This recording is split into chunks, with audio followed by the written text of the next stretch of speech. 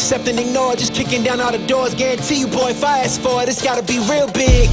I gotta make it just for my kids and for their kids' kids. That's wealth years and years. Promise my brother soon as he out and finished his bid, we finna do it bigger than anybody ever did. The odds is real big, jobs that's real big. Satan trying a little, my God is real big. Stayed up on the grind on the cars is real big. I gotta do it big, the only way that I can live.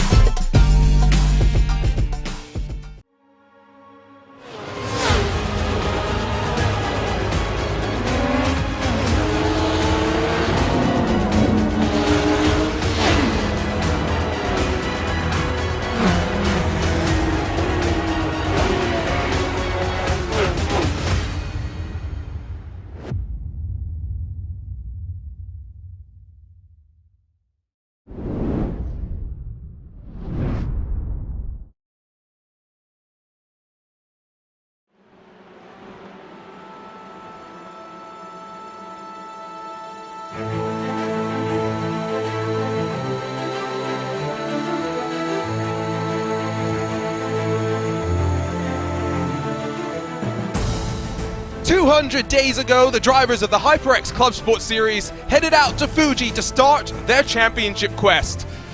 200 days later, they land back up in Japan in the land of the rising sun to close out the championship at the Suzuka International Circuit. Hello everyone, and welcome to the season finale, the 700 kilometers of Suzuka. Welcome to RaceSpotTV for the final time this season. Delighted to have your company here, Arjuna Kankipati on hand for the first half of this race, alongside with Cam, Roger, and Cam. Last week we saw what was an electric end to the GSI Endurance Series presented by IVRA. We take down the speed of the cars a little bit, but we're not going to reduce the intensity of the racing by any means. After 200 days, 3 champions are about to be crowned. Yeah, they certainly are, and there's still, of course, plenty of overtaking and potential crashes to round out the season as well. It's been a long old season, as you say, from October, and even though 2 of the championships are fairly sorted, anything can happen. And then, of course, in the Sport Championship, we are still pretty open with who's going to get the championship. What an interesting schedule we've had as well. We go to some really technical tracks, ones that maybe don't get used in the top level of motorsport too much, the likes of Mid-Ohio and Barber, but then we throw in Interlagos, Imola and Fuji. I really like this sort of a schedule, Cam. It goes away from the norms of the spas and those sorts of tracks, still lets these drivers take what are 3 technical classes of cars out to some fantastic racing venues, and then adds the multi-class chaos in some tight and twisty confines. Yeah, slightly tighter tracks compared to some that you see on a few schedules around, which is good actually. I should say there's slightly slower classes that we have in this championship as well, so that should hopefully keep the cars that little bit more alive. You don't spend so much time sitting and waiting on the long corners. Especially this track here at Suzuka actually is very narrow. It might be a sort of big Grand Prix track, but it's very narrow. It's very old school. You've got the gravel traps everywhere. It is going to be a pretty interesting one for the drivers. So that's a look at your schedule. Let's run you down through the format for today though, because qualifying just underway for the first of our 3 classes. The TCR is out on track right now. They get 15 minutes in the track to themselves before we'll switch things on over to the Sport class, which is GT4 spec cars, and then last but not least the Cup class with the 911 992 spec GT3 Cup car. They'll head out onto track to close us out. Brief warm-up session so that everyone can get settled into a race rhythm before we go racing for, I don't think it's 183 laps, that may be incorrect, but 700 kilometers here at Suzuka. It is going to be intriguing. Let's talk about the cars as well, because I've already mentioned the classes, but in one class, it's a single spec class. In the others, you got choices. GT4 is represented with an Aston Martin, a McLaren, a Mercedes, and a Porsche, while in the TCR, Audi, Honda and Hyundai, all options, although for the majority there, everyone has gone the way of the Hyundai. When we get these choices though, Cam, it also means that we get the BOP thrown into the mix. Absolutely, and that of course adds a little bit more of decision towards the teams. They'll of course have to test out on certain tracks what car they think is going to be the best one, and then of course commit to that and choose what they're going to take. It is a difficult decision because, as ever, you have the slightly different layouts of the cars. You've got the option of the front engines or the mid-engine cars as well, which obviously changes the way the car balances over a stint. So it's definitely a big decision that you need to make. And even in the practice session that we just had, the top 4 in your sport category are each of the 4 options. So definitely pretty close on time. So just a bit of preference there. Give a shout out to the TFR Lab guys for being able to put together the BOP as per usual for today's event. With TCR standings then up on your screen, they're out on qualifying. Let's run you down through their championship situation. The situation is Team Hoisingveld don't have to do much to be able to grab victory. For those new to the championship, we pay out not just 100 points to the winner at the end of the race, but 50 points halfway through the race as well. A maximum of 150, Hoisingveld leading by 129 points. Over the course of 700 kilometers, Cam, all they've got to do is effectively rack up about 30 points. Which they could potentially do already at the halfway stage in the race. So that's something that we'll have to look out for already after the first couple of hours of racing. But yeah, just like we saw in the Endurance Series last week as well, when you have this bigger gap, just keep yourself out of trouble, keep yourself going through the race, get those points to the halfway stage, and then just cruise for the second half to have a nice end to the season. Hopefully we're in for a relatively calm race today. The GSI Endurance Series finale over at Fuji a week ago was pretty calm, all things considered. We had some cautions early doors, but settled in after that. Qualifying, like we mentioned, underway for your TCR class, and it's the Frozen Speed Full Send Racing 285 of Mikel Garcia that currently sits at the top of the qualifying chart. So you've got Impulse then second and third, with Brabham down in fourth. Hoisingveld, the championship leaders, in fifth, while the Hydra Race Geodesic Racing 262 inserts themselves into sixth position. Totally chaotic racing is what we've dubbed this class on occasion on RaceSpotTV, but Cam, I always find that it's an interesting thing to think about, knowing how draft dependent these cars can truly be, that the first stint of the race is the most important. The first cycles through traffic break up this class the most, and so you need to make sure you qualify decently to give yourself track position.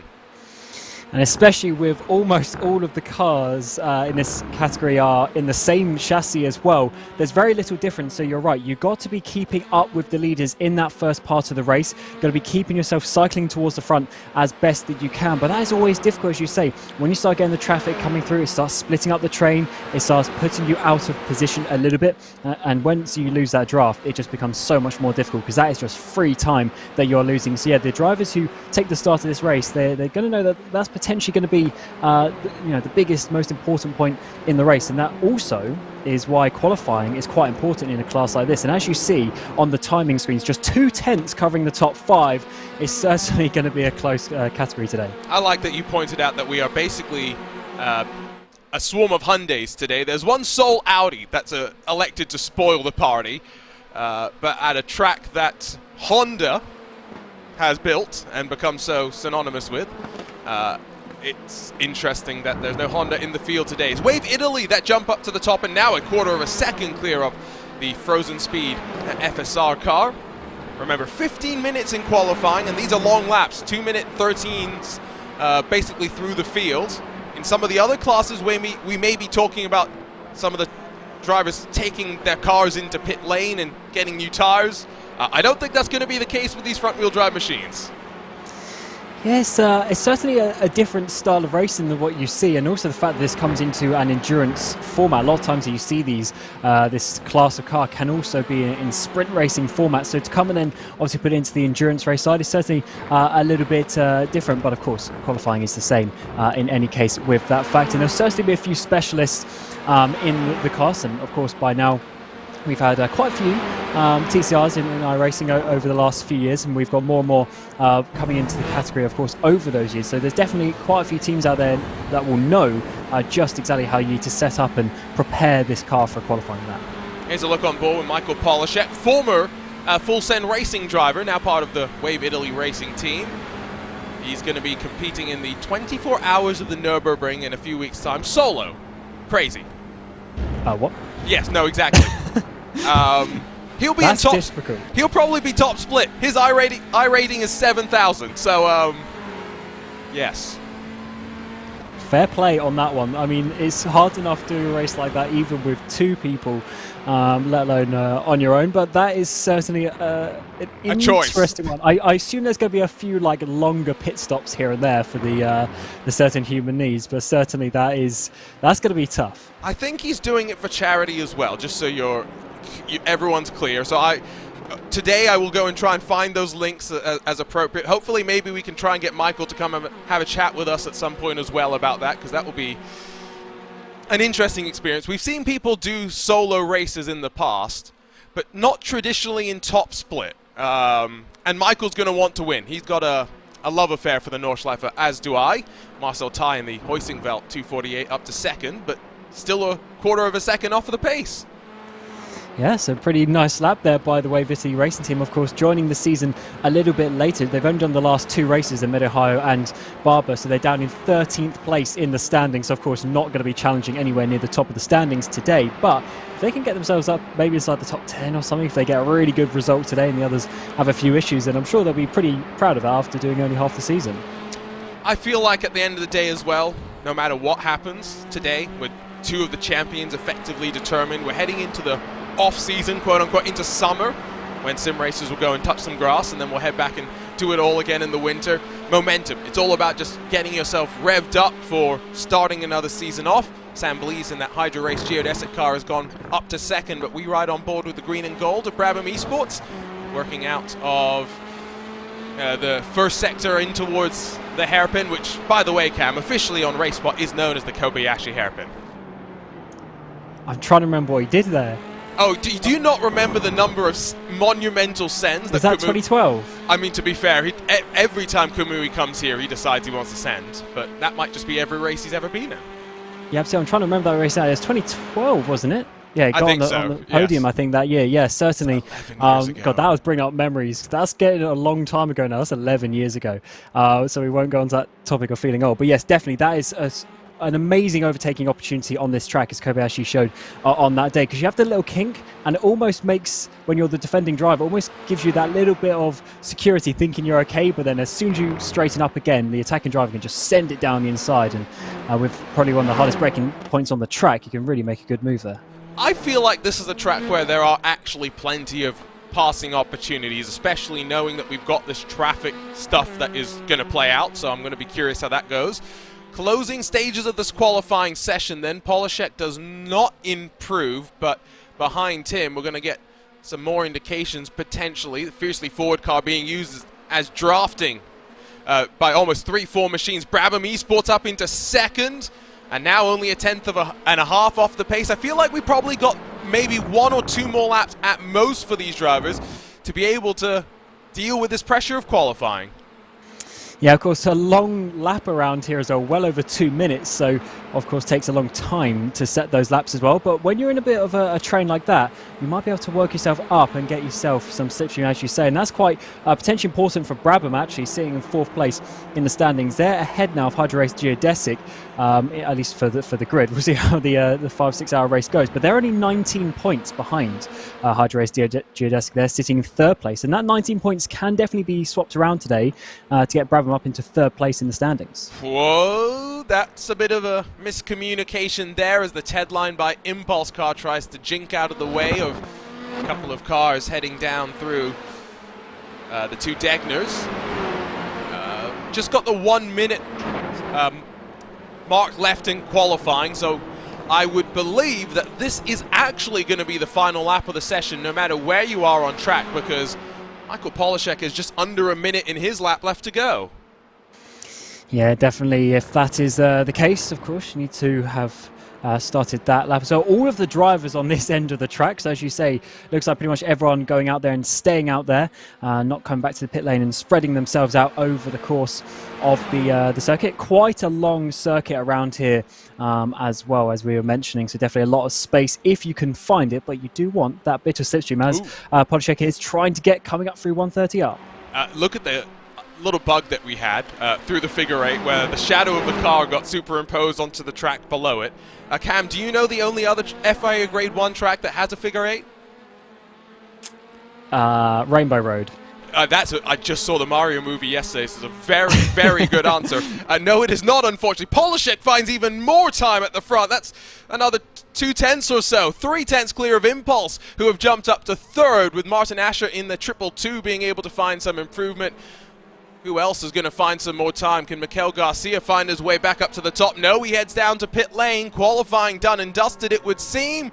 And it's Michael Polishek on top by what would seemingly be a country mile in these TCR cars. Yeah, that's looking very good for them as we get in the sport category coming out. And yeah, Waverty just showing the pace that they've got after a second place last time out of Barbara as well. Definitely taking some confidence into this final part of the season. And definitely a bit of a statement there with how close it is. To get a little bit of a step at the top is always, yeah, a confidence booster going into the race. Quick look at your TCR results then in qualifying, as you see the GT4 Sport class working out onto track. Confirmation of a 3/10 buffer at the front of the field. It'll be interesting to see how it plays out with the draft, if Polishek will be able to break away, how his teammates will fare out as well. Maximum drive time today, 3 hours and 5 minutes across of the classes. Brabham, Impulse, Hydra Race, and Hoisingveld, the rest of your top 5. With Impulse, Frozen Speed, FSR, Brabham Esports, Tedline by Impulse, and Ingersoll Rand, the rest of your top 10. There are a few names, Cam, there that I'm very scared for the rest of the race. I'm just pointing them out so you can start reading them now. Fiercely Forward and Olympus Esports, the rest of your TCR cars that ended up setting times, and we'll head out onto track in, well, just about 45 minutes time to get underway. Of course, though, with GT4 heading out onto track for qualifying, it means that we should talk about their championship standings, because this is the one championship where maybe, oh maybe, we still have a fight, because Huge Ass are here to try and spoil the Hydra Race Geodesic Racing party. 56 points the margin between first and second now. It does mean that Hydra Race cannot win the race and the championship at the halfway mark of the race, Cam. However, they definitely hold the upper hand through what's going to be a long race here today. Yeah, they can't, I'd say, officially win it, but they can still put a a really good shot at it if they can get a bit of a jump ahead. But for sure, for Huge Ass, that's going to be a really big jump anyway. 56 points, as much as it is the smallest of the 3 categories coming into this race, that's still a third of the total points you can get here today. It's still a lot of work that they need to do, but after getting a win in the second place already this season, they've certainly got it in them. They just need to try and find that, and maybe with qualifying up towards the front, they can try and hope for Geodesic to have a bit of a bad run. Qualifying going to be equally important here, because in the middle class, I feel like you are in the least control of how much time you're going to lose. You have the faster cars that will try and get past you. You've got the slower cars that you've got to work your way through. So compromise at the end of the day in the sport class. Like you mentioned, though, in practice, given that we have 4 different choices, Aston Martin, McLaren, Mercedes, and Porsche, all 4 of them looking pretty rapid in the practice just before this. Yeah, covering the 4 chassis, covering the top 4 places, so definitely looking like it's pretty even on the BOP. We'll see how that one works out, of course, by the end of this qualifying session, and that's always a really good factor. Just as I mentioned earlier, the different characteristics as we go across a full stint length, that's really going to be where the different chassis come into it. Some will obviously maybe keep the rear tyres slightly more in check, as always see the dive into hairpin a little bit further back. But yeah, maybe it keeps the rear tyres in check a little bit more. Maybe it's a bit faster coming towards the end of the stint. That can always be a big factor. Maybe it's just a bit more forgiving on the front end. You have a bit more feel. That can always help the driver's confidence a bit when the tyres start wearing as well. What are your opinions on GT4 cars, Cam? Now, Will Chadwick, RaceSpot owns, says he loves them. He likes that they have less downforce than a GT3 car. I hate them. Well, considering I come from a more open wheel background, GT3s already feel quite slow to me. Yes. But I don't mind a GT4. I wouldn't necessarily choose to run it, but I don't actually mind them too bad. And I definitely see they have a place in the world of motorsport and in the world of sim racing. Oh, that was big contact in the background. One of the McLarens there getting sent heavily off into the barrier. Ben Kelly, Macaulay, the Deutsche Payment Interceptor car. I didn't expect to see too much trouble on the first lap in qualifying, but there were a couple of warning signs even before that. Yeah, I think that was Hoisingveld, Mercedes as well. already diving up the inside to the hairpin half a lap ago, so they're definitely keen to get past, and obviously just making way too much contact there as well. Giudice go a bit wide into turn 1, so they have to try and recoup themselves and try and go for another lap. But yeah, definitely drama to start this sport qualifying. It is fiercely forward though, and Alvaro Gomez that land the first punch in this qualifying session. I believe our defending champions in that 101 machine, working through the S's in their Porsche Cayman 718. This is a discussion that I've been trying to get in trouble for on the Porsche Esports Super Cup. Been trying to make the claim that the Cayman is the superior chassis to the 911. I haven't been fired just yet, so all good there. Here's a look at what happened. Deutsche Payment interceptors in their McLaren. Slow off of 130R, to be honest, and I'm not really sure Hoisingveld do much wrong there. Yeah, I think they're slowing down to get a gap to the car ahead, but of course Hoisingveld, they're coming through full pace. I guess maybe just trying to heat up the tyres a little bit, keeping the load going. And yeah, definitely a big pace difference there. It looks like actually Deutsche Payment tried to get out of the way slightly, but just a bit, way too late. And wrong definitely side of the road as well to be out of the way, if I can be fair. Yeah, just bad body language and communication error there going on between those two cars. I don't think either one is necessarily at fault necessarily, because they were just trying to find some space in qualifying, but certainly not a pretty sight. Impulse is Mercedes out of Spoon. Now there are some curbs that you've got to watch here on iRacing at Suzuka. Keep an eye through 13 and 14 at Spoon for sudden loss of traction at moments. I think that's the best way to describe it. 15 times on the board right now, still waiting for Hoisingveld. Samsoid Race Anywhere, slightly new team name for that car, by the way. And then, of course, the Deutsche Payment Interceptor McLaren that had to come back to pit lane, get its damage repaired. Effectively, they get a free car, and they'll have to roll back out for qualifying. Pascal Stix will run his way to the line, and with a 208.088 jumps up to third, but two drivers have cracked into the 207s. Fiercely forward in Alvaro Gomez, and Hugh Jass and Sven Demel in the 137. Yeah, Hugh Jass with a very, very good time there. Just 5 thousandths off the provisional pole position as we're coming to the midpoint of this qualifying session for them. And that could be a big one, considering that the 162 is down in 7th place. But the times are so close once again. As we saw, actually, TCR is halfway through the session. It was top 5 within 2 tenths. And it's the same here for the sport qualifying as well. So just really close times. And it's just working out to be a pretty competitive race looking forward in about half hour or so time. And let's hope that continues towards the end of this qualifying session. Should probably talk a bit about weather conditions, because open qualifying sessions, it's only going to get slightly warmer because we're 9 o'clock in the morning, 29th of April in Sim. So morning, sun continues to bake the Japanese tarmac, which always does tend to be a talking point in the real world when it comes to tire life, conditions, etc., etc. Not sure that's necessarily the case here today, but I think it is going to be the case that you need to set your impressive times at the beginning of the session. We'll see how that ends up bearing out, though, especially with your cup cars. Dominic Engel jumps into our YouTube chat to say GT3 and GT4 OP. We've got two downforce boys in the commentary booth, so I'm not sure if we agree with that. Yes, I tell you what, it really depends how you've sort of grown up in the world of motorsport or sim racing, because these cars are good. And to be honest, it's amazing to see the sophistication that you can get of obviously a lower category car nowadays. They really are good cars. But when you get used to the cornering speeds and just the general ability of faster downforce cars, as you say, it does end up feeling a bit slow. And one thing I always find with a car like this, it almost feels like a bit of a go-kart with the amount of power that they have compared to the amount of grip they have. As Fissy Forward there jump up into 4th place in the standings. Hoisingveld jump up to 7th in the background. But yeah, they definitely have a lot more grip compared to the power you get out of the corner, so you spend a lot of time flat out in these cars. Yes, no, they are good if you're Thunderfoot, I think is probably the best way to describe it. HyperX in their championship leading car, Justin Ream up to 6th position. Sven Demel still 2nd in the Hugh Jass car that will challenge them. It's two McLarens that are fighting for the championship, by the way, if you're curious. Porsche on pole, and Mercedes 3 and 4, Aston Martin in 5th. So all 4 of the manufacturers up there and represented at the tippy top of the field. That fiercely forward 102, by the way, I believe is a new entry, if I remember off the top of my head. We saw them in round 1, but returning for the final round of the season with one of their new recruits, Beckham Jasir. Yeah, that's an interesting one to miss 4 races, especially as we mentioned, that was in October. I mean, that was a long time ago now, 6 months ago.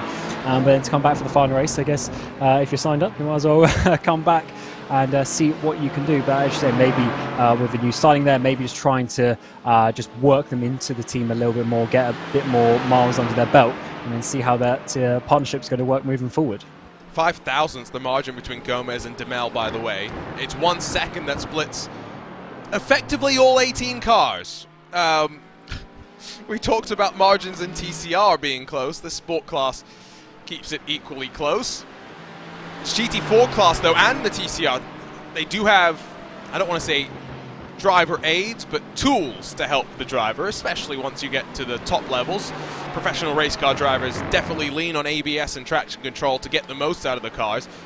The next machine that we've got coming up, though, the Porsche 911 GT3 Cup car, yes, it gets sold with ABS and traction control, and in most of the competitions it goes racing, in the serious ones at the very least. You're not allowed to turn those on. Which is good, because definitely no assist is the way to go in many ways. But the fact they have ABS and TC doesn't always mean, though, that it's easy to drive, because if you run too high of a setting, you actually go slower because of it. And things like your braking distances get longer, you have slower exits because obviously the car's pulling the power. So you do still want to run those settings as low as possible to still get the car as fast as possible. So it's definitely still a balance, and there is still a bit of skill that comes around that. But certainly with the fact that they're slightly underpowered is Deutsche Payne, they're getting massively held up into the final chicane. Will Dames in the Samsoid Race Anywhere car, I'm pretty sure. I don't know what Race Control's opinion tends to be on blocking in qualifying. It's about as slam dunk as they get, and poor Ben Kelly-McCauley, after the moment that he had with Huizinga earlier, which I think is a racing incident. Don't blame you, the driver. Stuff like that happens in qualifying. That one's a little bit more frustrating in my mind. Yeah, definitely, especially as they were obviously slowing down anyways. They kind of just misjudged that, I would say. And yeah, holding up cars qualifying, not ideal, especially when there are mirrors. You know, you've got relative timings and things like that. You definitely know what's happening. But yeah, this is just a little bit of awkward situation. Everyone trying to find some space, and unfortunately there, that Mercedes just parked right in the way of Deutsche Payne.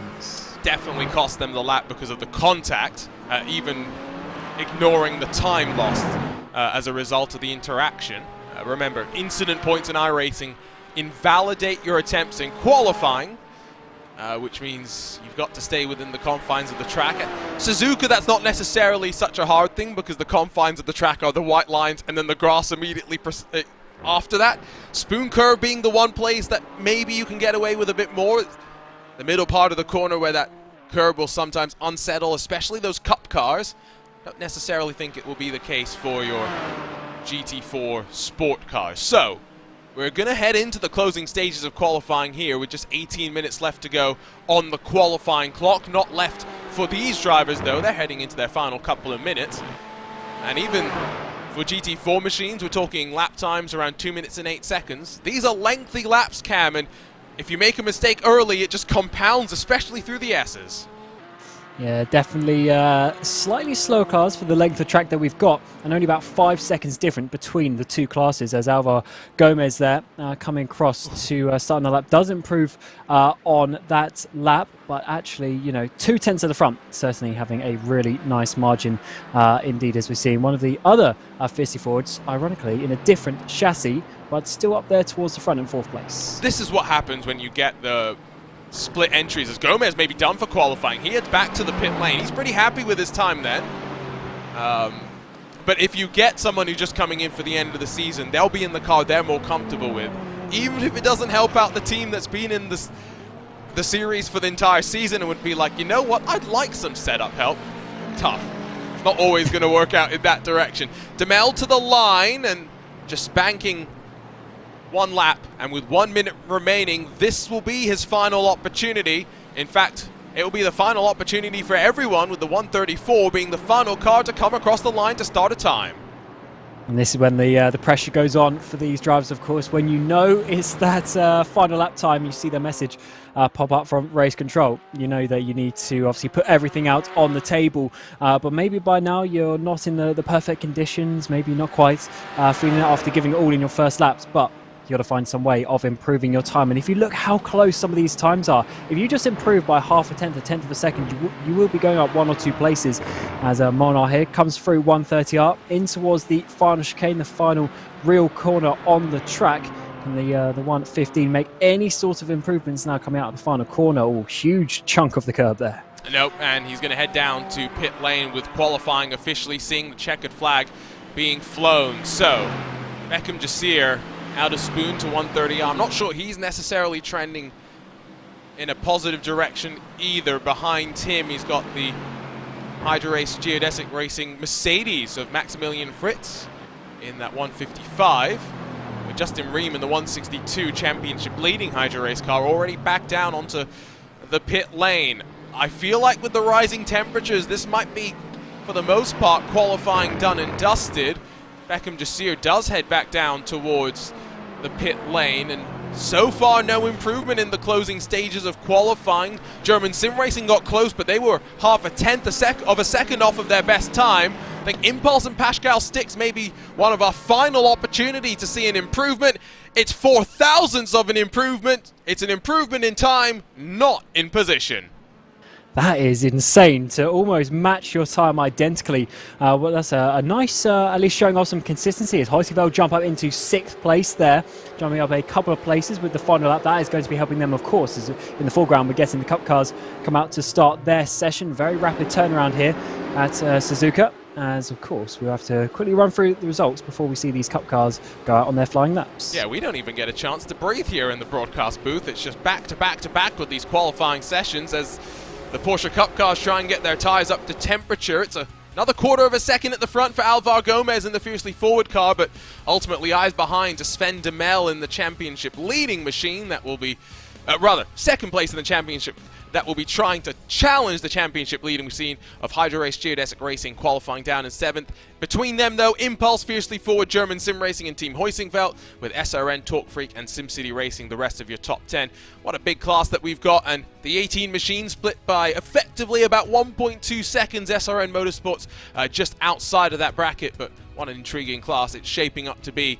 The closest championship tussle that we've got to look forward to as well. And that's because as we get ready to go for the Cup class here, Cam, it's 128 points. That splits the Aztec Sim Sports Visceral 96 from the Maniti Racing number 78. Now, 129 points split 1 and 2 in TCR. We said it really wasn't much of a championship fight. I think we can probably say the same here again.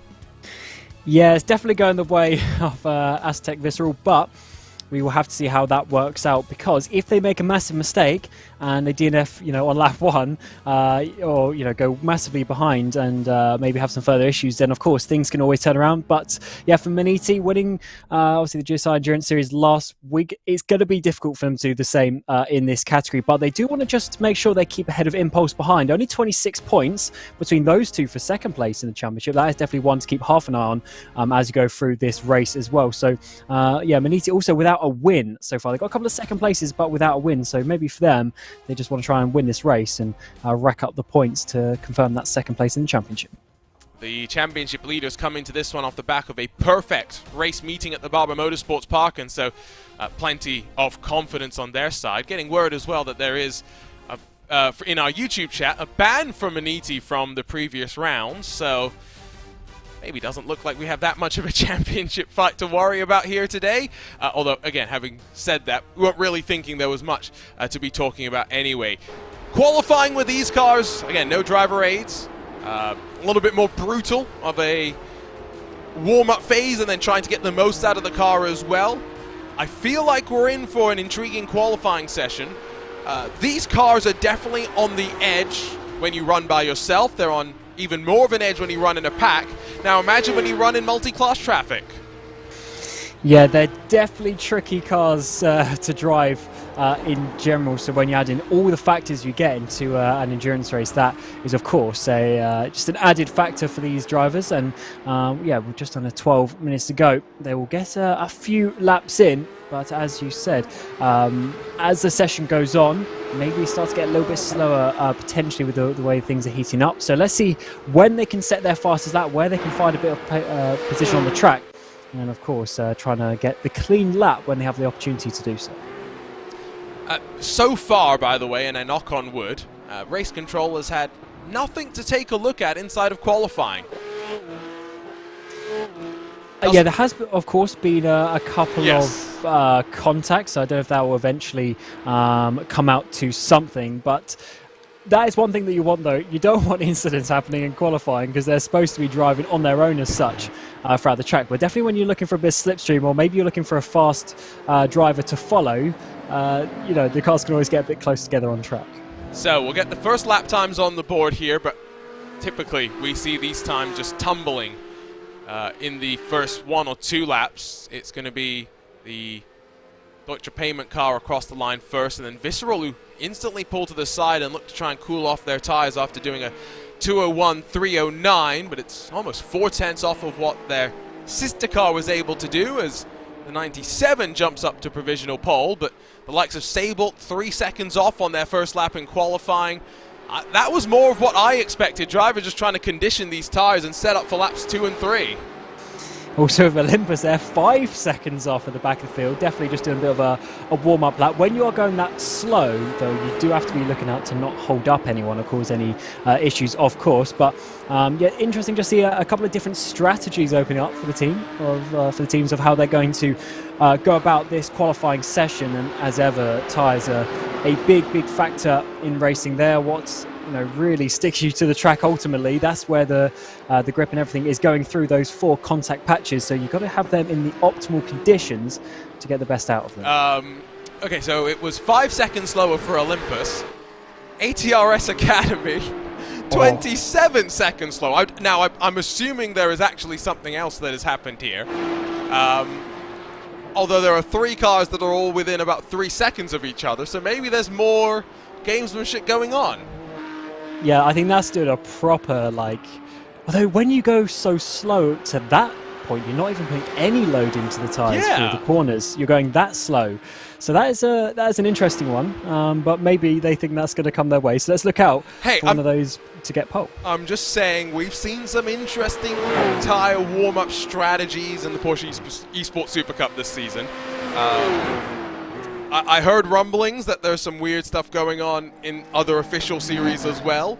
And so maybe there's just different things that drivers are trying to get the most out of their tires. Deutsche Payment's McLaren in the sport class got turfed off in the early stages, but Sascha Engelhardt has clean air at the front. Does not improve, though, on lap number 2. Yeah, of course, with how long it is, we'll have to wait for the driver to come around to get to set their second laps. Here's Sabal, of course, a bit far off in that first lap. They're going to jump up a little bit high. Yes, they do up into second place, 3/10 off. That's a little bit more like it. Yeah, it's a little bit more of a representative marker. Now, who else are we going to see jump upwards? Because plenty of cars slowed down on their second flying lap. Orion up into the top 5 now as well. But still waiting for, I think, the times to really get funneled in like we've seen in some of our other classes. 11th, 12th, and 13th, obviously about 30 seconds off the pace. And the Valkyrie Experience car, I think, having technical issues. Not sure if we're going to see them out on track for qualifying.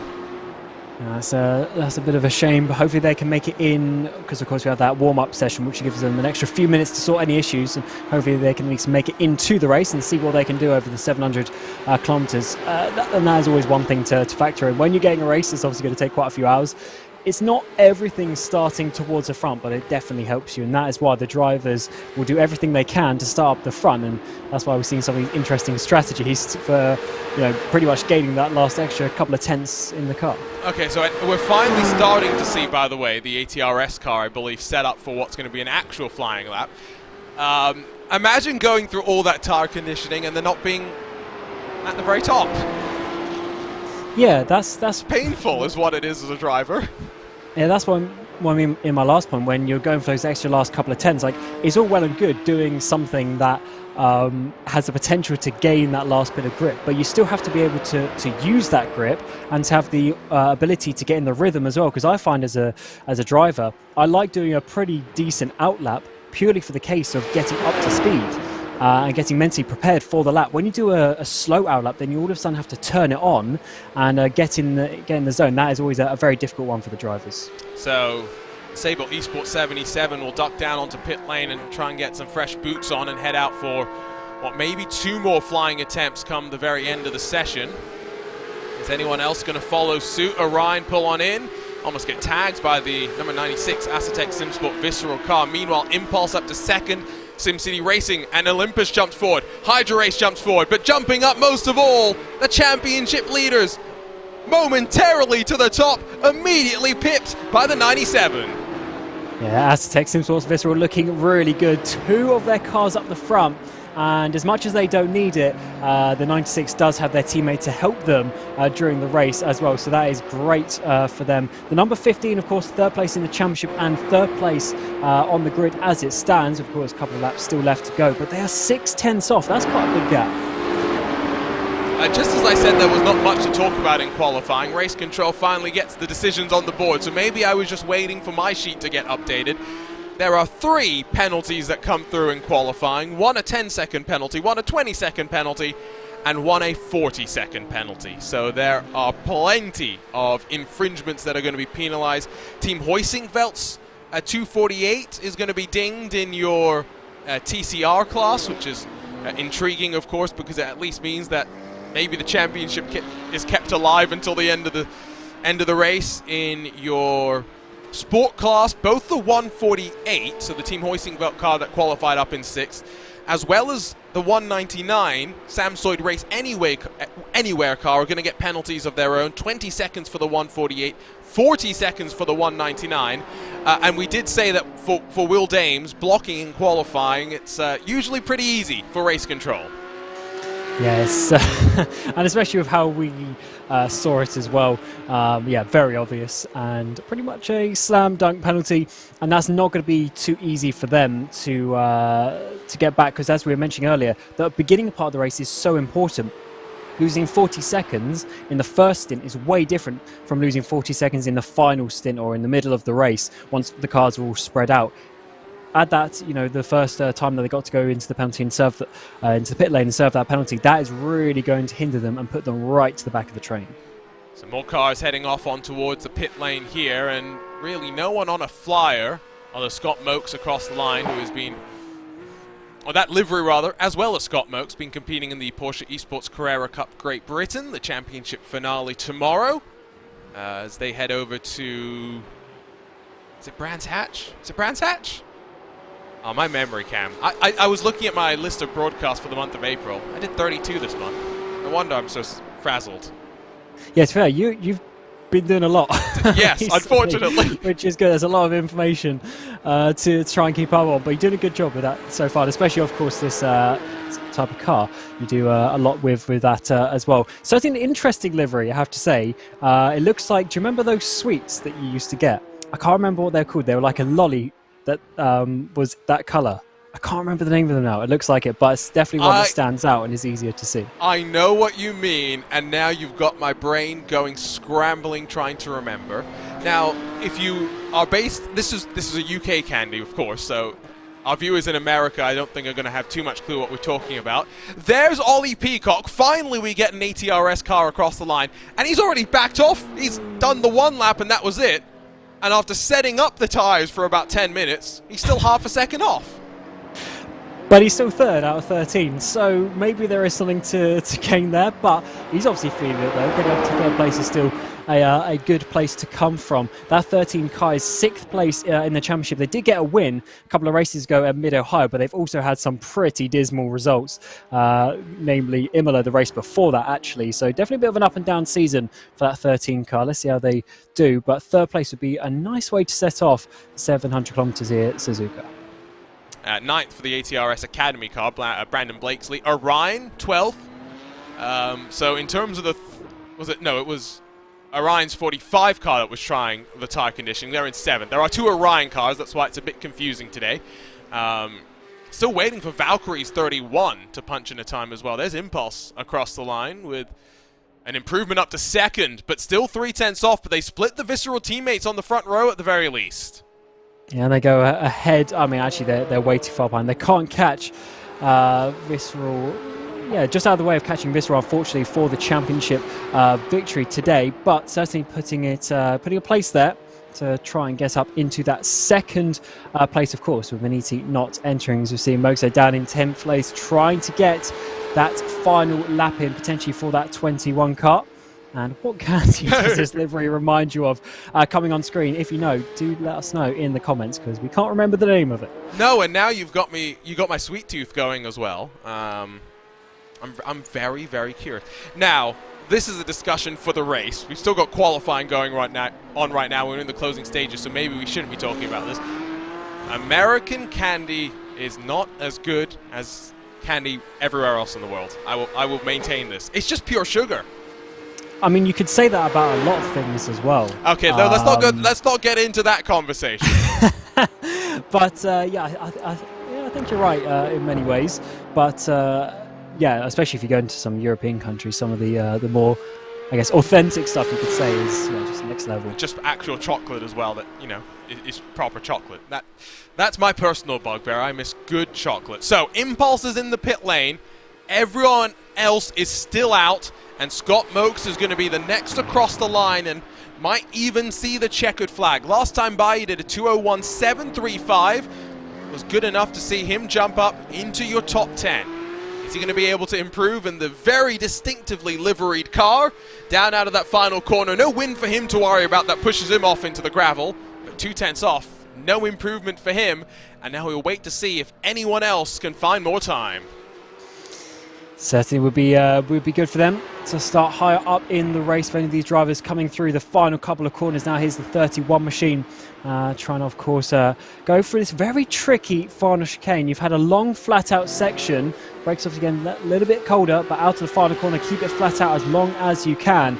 And number 31, can they make any sort of improvement? Yes, they can by 0.2 of a second. They're going to jump up a couple of positions there, which is going to be good for them. 9th place it will work out to be. Greg Salmon's backed out of that one, and Graham Saunders jinks off the pit lane in the HyperX Geodesic Racing entry. Mixed opinions on these final laps. A big improvement from Sable Esports, who will jump up into 3rd and push back the WS Racing Esports car that had just jumped up into the front 2 rows of the grid. Final couple of times will come on in though. Will the car with pole position extend? It will, and it will be Aztec Simsport Visceral 1 and 2, the teammates working together to draft on the final lap. And as they look to coronate themselves as champion, the 96 will go into this one second, and their teammates alongside. Let's give a shout out to them as well, because they've got 2 identically named teams, Cam, but they made our lives as commentators easy. 2 different liveries on the car.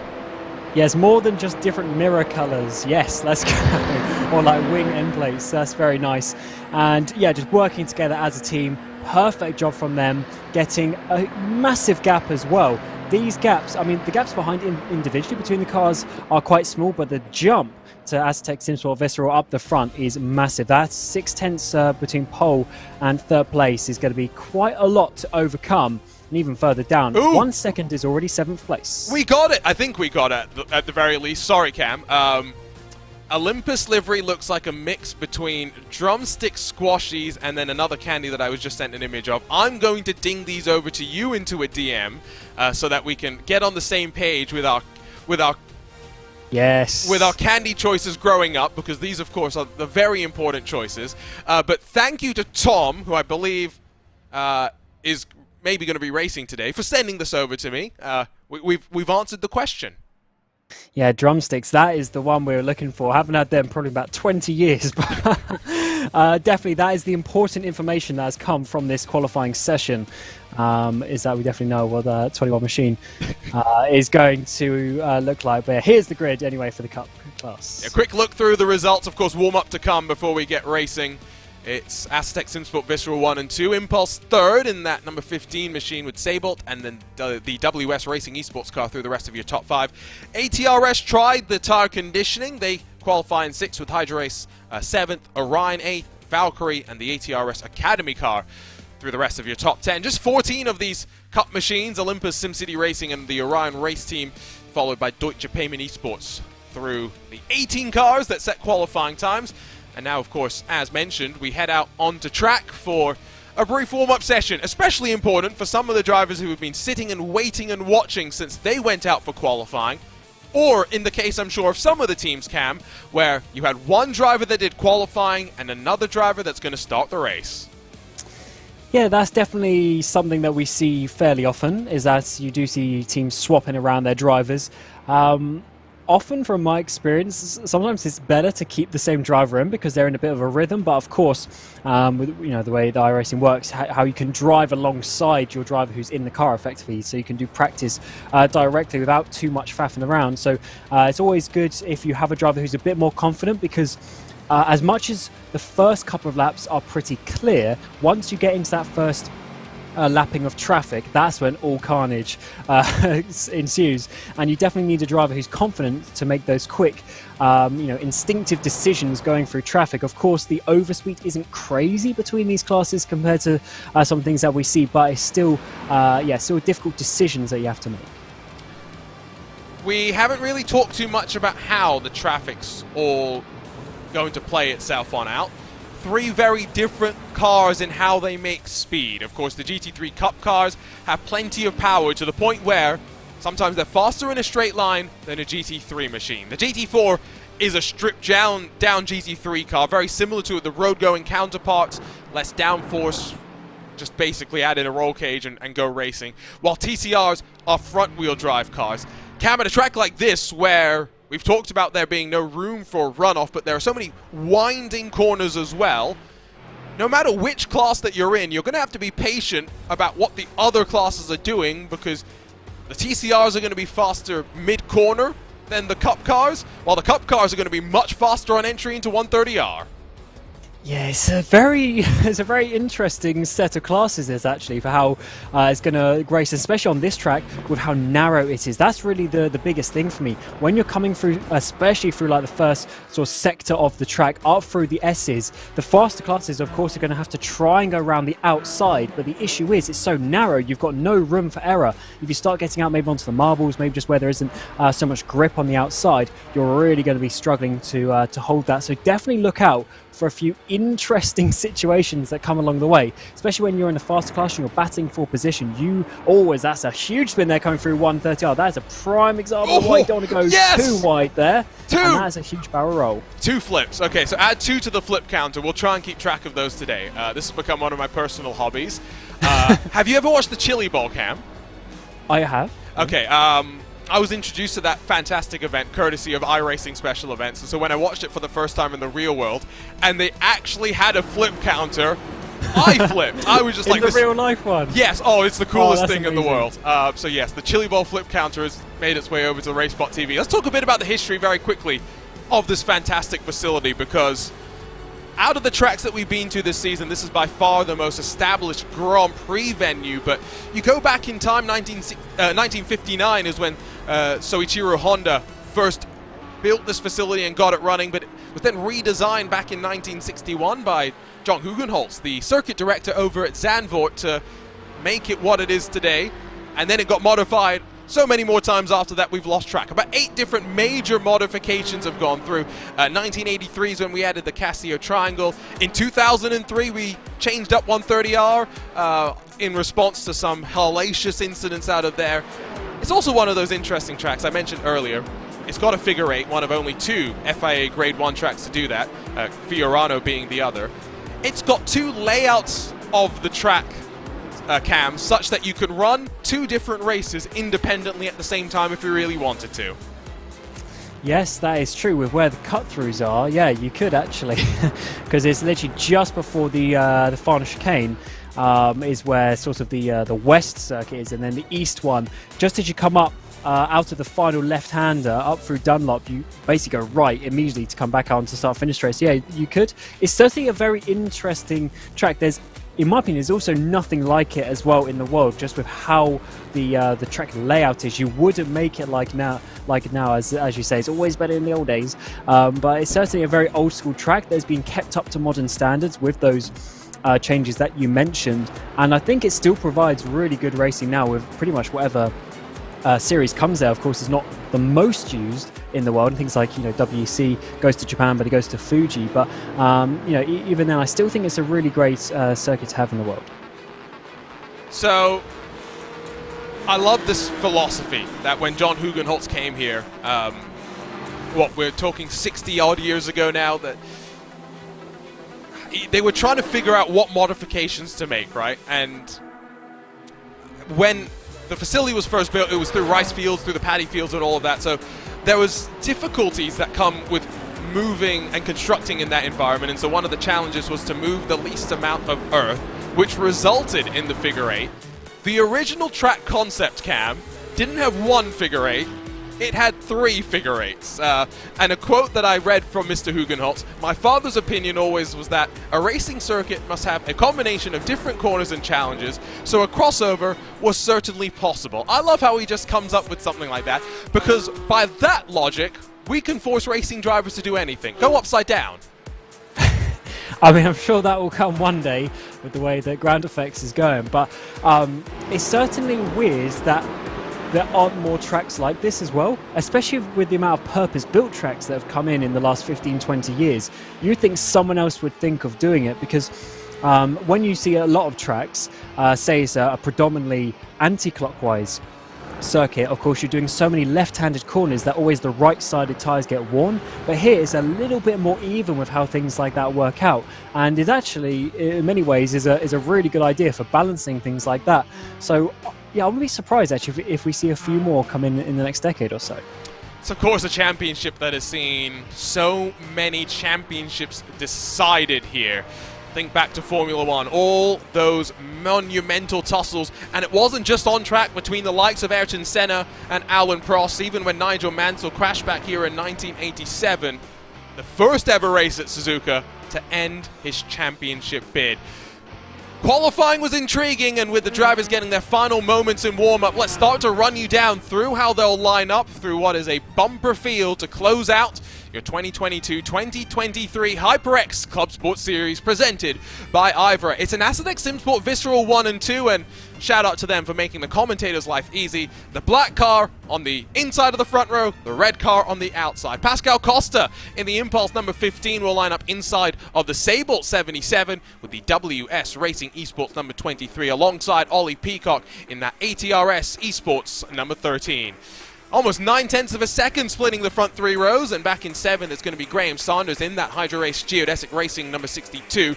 Akira Iwata in the Orion Race Team number 45 on his outside on row number 4. Valkyrie and then the ATRS Academy car bookending your top 10 in class. Scott Moakes in the Olympus Esports number 21 has SimCity Racing's machine alongside for company, while Orion Race Team and Deutsche Payment Esports complete the 14 Porsche 992 Cup cars getting ready to tango for the final time this season. The sport class is the biggest of them all, and so as Fiercely Forward and Sven Demel line up on the front row, it is going to be a monumental gap at the front for the Porsche. Let's see what the McLaren can do to chase it down. Pascal Stitz for the Impulse 157 lines up inside of the sister Fiercely Forward car that returns for the season finale, while German Sim Racing in the best of the Aston Martins have Team Hoisingfeldt's Mercedes for company, a car that already has incurred a penalty from the stewards. They will be heading down to the pit lane for 20 seconds come the first cycle of pit stops. Lining up behind them, John Baderfer in the Hydro Race Geodesic Racing 162 Championship leading car, while SRN Motorsports and Jason Gerard roll alongside. 90s David Barraclough and Talk Freak Racing, Chris Beats in the SimCity Racing Mercedes rounds out your top 10. Ben Kelly McCauley was able to recover after an incident in the early stages of qualifying to be 11th in the Deutsche Payment Interceptor McLaren, while Sam Soyd and Race Anywhere involved in said incident have a 40-second penalty come the first cycle of pit stops. Matthew Molnar, one of the final times in qualifying, Archer Brothers Esports 13th, with Maximilian Fritz 14th for the Hydro Race Geodesic Racing team. Niels Van Payne for the German Sim Racing 168 has Hugh Chassis 138 alongside Ingersoll Rand and SRN Motorsports 17th and 18th positions. That's your sport class, and last but not least, a championship that's already all but decided. Michael Polishek comes up and blows the field away in qualifying, even though he's not fighting for a championship. He'll lead us to the green with Jordan Backmeyer alongside in the green and gold for Brabham Esports, the 222 of Martin Asher for Impulse Racing inside of Sam Blease in the HyperX Geodesic Racing 262. Team Hoisting Belts 248 just has to basically hold on. They'll line up inside of the Impulse 233, while back on row number 4, Mikel Garcia and Stefan Warkup in the Frozen Speed FSR and Brabham Esports machines. Ted line by Impulse and Ingersoll ran 9th and 10th with the fiercely forward 299 car inside of Olympus's 221, the only non-Hyundai in the field. It's the Audi RS3 LMS that's going to roll from 12th position. So that was a look top to bottom at your field. Still waiting for the drivers to finish up and finish up with warm-up and head on over to the grid. Halfway points are such a major talking point here, Cam, and let's focus in on that sport class in particular, which is 56 points splitting Hydra Race and Huge Ass. It's not halfway points when you really think about it in some ways, because it pays out 33% of the total points that you can accumulate in 700 kilometers today. Yeah, it's a big chunk. And it's definitely one that we need to look out for, because there's a couple of places a little bit further down, but specifically for that first and second place, 56 points, you'll get 50 for the win, which means even if you just get the full 50 points and Geodesic gets 0, then of course they can't go over top. However, let's see how it works out, because if they suddenly gain a lot of points, then that really puts the pressure on Hydra Race Geodesic to try and do a bit of a comeback in the second half of the race. Safety cars an ever-present threat as well. It's one of the fun things about the IVRA suite of competitions, and so it will mean that we are very much expecting drama through the course of the race, and fightbacks will be possible. Again, thank you for joining us on RaceSpotTV. Arjuna Kankipati on hand alongside with Cam Roger at the start of this race to walk you through. In a couple of hours' time, Ewan O'Leary will jump in to close the books on this HyperX ClubSport series, and what a fun season it has been. Expectations, Cam. I don't want to ask you for a prediction, because I feel like this is going to be one of the most unpredictable races of the season. But what do you expect? What are the drivers going to be going through in this first 15 minutes of the race?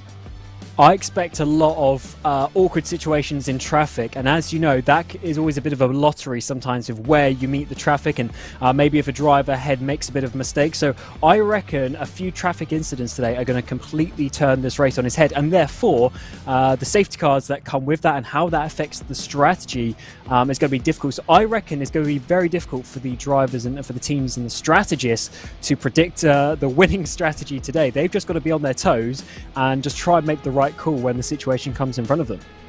121 laps our race distance here today, by the way, if you were curious. Green flag, that would estimate at about 4 hours or so. I will ask you for a prediction on the number of cautions though, Cam, because I think that is a very fair question. Cautions breed cautions, as they say, but I reckon I'm going to say 4. 4? Oh, you're asking for some, aren't you? 1 an hour? How do you see the trend going? I reckon we'll get 2 within the first 45. We'll stay calm. We'll get another one in hour 3 and another one in hour 4. Okay, that's Cam Rogers' expectation. If you're watching on RaceSpotTV, let us know what you think. What a blockbuster season this has been for this HyperX ClubSport series, and now it's time to put the book on it. And where else better to close it out than in the land of the rising sun? A track that has seen so many championships decided in about 121 laps. 3 champions will be crowned. One class, it's a big old fight. The other 2, less to talk about. Ultimately, though, as a season winds to a close, it's an opportunity to sign off with a statement. And that's what Aztec Visceral SimSport want to do at the very front of the field. They're 1 and 2, and they'll see the green flag wave for the 600 kilometers of Suzuka, the final round of the HyperX ClubSport series. 1 and 2, the teammates will lead us down in towards turn 1 and onto the brakes for turn 2. Impulse having to defend from Sable, trying to look the long way around, but almost leaning on each other. Everyone gets through safely. Now we turn our attention over, though, to the sport class. The Cup cars winding their way through the S's, the GT4s onto the brakes for the very first time. And it looks like Fiercely Forward holding it very nicely there, but side by side a little bit further back. The other Fiercely Forward trying to keep on to that 4th place. They just about managed to do so, but still side by side now for 6th place. The thing is, Hoisting Bell trying to dive up the inside. Bit of contact maybe in the midfield there. A couple of checkups have to be done as they try and find into single file formation as the TCRs come into turn 1 now. They're almost 3 wide for a moment, but they decide that discretion is the better part of valor and will work their way through. TCR is the most susceptible in my mind to cold tires, especially with front wheel drive, trying to put the load of turning and getting the power onto the ground. But in through the first part of the S's, they will single file themselves out with the Wave Italy Racing team able to convert that pole position into the lead of the race, but checking back up front with the Cup cars as they work out of the hairpin. Already now a bit of a breakaway starting to build for the front 5 or so in towards Spoon Curve. Now a bit of a run wide there by the 97. They're all feeling the pressure at the start. Yeah, I wonder if at some point Viscera will try and do some sort of swap between their teams to get the 96. Of course, they don't necessarily need it, but it will always help. Either way, they're looking very quick in qualifying. Remember, having a 6/10 gap to that 3rd place car of Impulse in qualifying. Oh, he's got a couple of the GT4s. That is huge ass. That's not the one that we've been looking out for. The 137 is the sister car. The 138 has had contact. That's an interesting place coming up the run towards Spoon Curve. That was with the Deutsche Payment Interceptor car, but back up front, bit of a mistake there by the 97 as Sam Hammerstedt almost runs wide through that final chicane, but still, Aztec SimSport Visceral run 1 and 2 with the 96 half-heartedly looking to the inside. Not going to see a shake up in positions this time at the line. Indeed, relatively calm for your Cup class, all things considered. Sport cars through that chicane now, though. Fiercely Forward leads from Huge Ass, Impulse, Fiercely Forward and German Sim Racing. No change in the top 5 here either. Yeah, funny that Impulse are 3rd in both of the top 2 categories as we speak. Coming down the front straight away for the 2nd lap, of course, and actually having just defend a little bit potentially. Fiercely Forward having a look towards the inside, but not making any sort of move for now. This is one point we're mentioning. When you've got these clean laps at the beginning of the race, before the traffic becomes a factor, you want to have just a clean start. You want to follow the leaders effectively and make sure that you're not dropping back further and having issues and going to the back of the pack. End of lap 1 for the touring cars. It is Polishek that leads from Backmeyer, and by almost, 9 or so tenths of a second. Deutsche Payment Interceptor did have to head to pit lane, the only car to do so at the end of lap number 1, but no real fighting inside of the top 10 in class here, outside of the Tedline by Impulse car that has a bit of contact with Ingersoll Rand in through turns 1 and 2. Tedline by Impulse and Sijard Nagy able to hold on, but all they've really done is detach themselves from that train in front and will now hope to latch back onto the draft. Yeah, that's why you don't want to fight so much, especially in that TCR category where we've been mentioning the slipstream is so important. You don't want to let gaps open up at this point in the race. Once the traffic comes into it, sure, have your fights, try and use the traffic to your advantage. But when you've got the clean laps, you've got to be very tactical about it. You've got 121 laps, remember, to try and make your move. So you just got to be keeping the leaders in sight. And that is certainly what we're seeing at the front of the Cup class. The 97, interestingly, still staying out the front. I did think at one point there would be a bit of a switch around, but maybe this is a fuel-saving strategy for the 96. Yeah, I'm sure at some point we'll start getting into the strategy games as well, because I'm sure there's plenty of that. Here's, whoa, it's just tripping up over each other on lap number 1, isn't it? Yeah, let's see a little bit further back. Obviously, we've got the huge ass car, the yellow machine on the inside. They're touching the white line there. Do they? Oh, they run onto the grass potentially a little bit, going wide. Deutsche Payments can't really do too much about that one. Huge ass definitely very tight there. I didn't see too much of a bobble, but maybe it was just enough to cause some understeer. Let's see if we can jump on board with the German sim racing car from behind. Yeah, you can see it just unsettled and pushed out wide. And the second time today, Deutsche Payment, wrong place, wrong time. Yes, it's really unfortunate, to be honest, because also for Huge Ass as well, that wasn't the biggest wiggle in the world, but when you're side by side, every centimetre counts, unfortunately, and that was enough for the 138 there to just push the Deutsche Payments car off into the barrier. And it's a shame for was it Deutsche Payments there, obviously ending up in the pit lane and of course sitting there for a couple of minutes with damage repairs to start this race. Yeah, they haven't rolled back out just yet either, so we'll see if they are going to be able to recover from a couple of laps down. There's the margin at the front, by the way, for your touring car leader, because Polishek is already 1.2, 1.3 seconds clear. I'm I'd be slightly worried if I'm anyone else in that touring car class, because that's a type of speed that is unbeatable.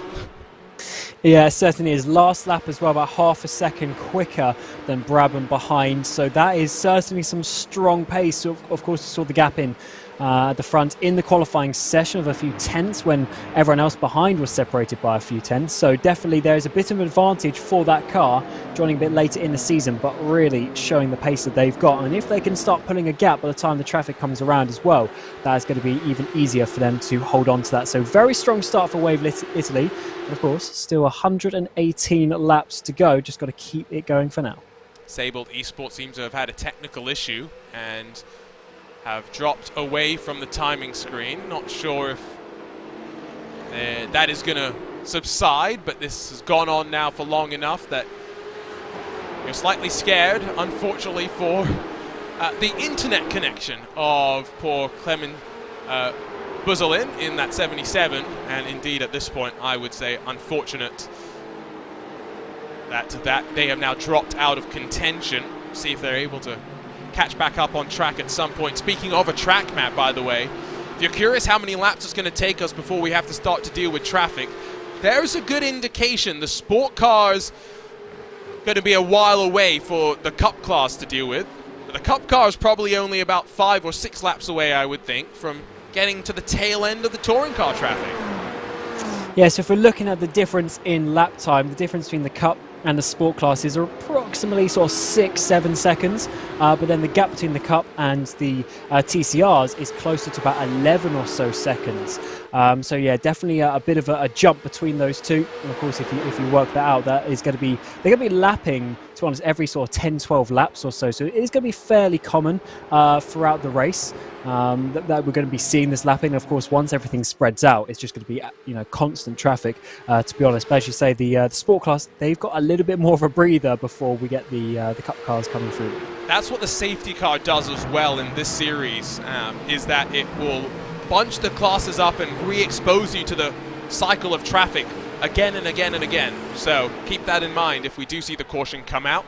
Starting to see some slight breakaways though. ATRS, after being promoted up to 4th after Sable's technical issues. Don't tell me now Ollie Peacock's about to have a similar technical issue, but you can just see the margins starting to stretch on out. You wondered if maybe the 97 wasn't as quick as the 96, but at this juncture in time, 1, 2, and 3, looking pretty comfortable for the time being. Not too worried about tire management, I would say, at this point in the race. Still cooler track conditions, and we mentioned this earlier. It's likely to get a bit warmer as we work our way through the rest of the day, although it's already gotten up to 38 degrees Celsius. Yeah, and it's getting, of course, closer and closer to midday, so it's just going to be getting hotter for the first probably 3 hours of the race. Maybe just right at the end, it might start just taping over as well. So definitely going to get more difficult as the race goes on. And of course, fatigue's not really going to come into it in sort of a 4 to 5 hour race. But still, when you get a bit later on and some pressure starts to come on with the results and maybe a few positions to be battled for, that could always be a little bit of a factor. But of course, the teams should know the cars by now. But as we go side by side up towards 130R, that's always a pretty interesting situation. No one wants to back out, but I think Impulse there just been able to just really hold on to that 3rd place that they've sat in, but that has allowed the top 2 to get away. Yeah, I think they maybe squabbled through Spoon. Not a traditional side-by-side spot for sure. I wonder if Sam Blease in the Hydra Race Geodesic racing car is just being patient for long enough and knows that the traffic's going to start closing from behind and doesn't necessarily want to wait too long. But now on to the next lap of this race. Cloud cover, I think, is one that's going to play an interesting part as well, because at a track like this, one part of the track can have plenty of cloud cover, the other part can be as sunny as you'd like, and you've got to make sure you're adapting to both parts of it. You're going to have plenty of grip on one side of the track and a lack of it on the other. Yeah, you're right. The track is sort of in a big, long shape. It's not sort of a circle. It's quite long. So therefore, as you say, the difference between turn 1 and then all the way up at Spoon Corner is obviously a good couple of miles, to be honest. So there's definitely a lot of difference that can be had with that. And the drivers will have to feel that as the stint progresses and also as the lap progresses, what the grip is like in the car underneath them. And that is just the mental calculations that the drivers are thinking about. And it's so cool that we have that the dynamic coming into racing and into iRacing, I should say, of course, over the many years that has been implemented, because it just adds that extra factor. As we're seeing up towards the front in Cup, Peters here maybe making a mistake because he's starting to drop off his teammate. Yeah, and the Ollie Peacock ATRS car straight into the mix now as well. 1.5 seconds the gap between first and second now. Peters definitely increasingly under pressure. Quick look at a replay, by the way. Ingersoll Rand in their Sport Mercedes. I did mention Magic Curb. There's our first indication of just how innocuous that curb can truly be.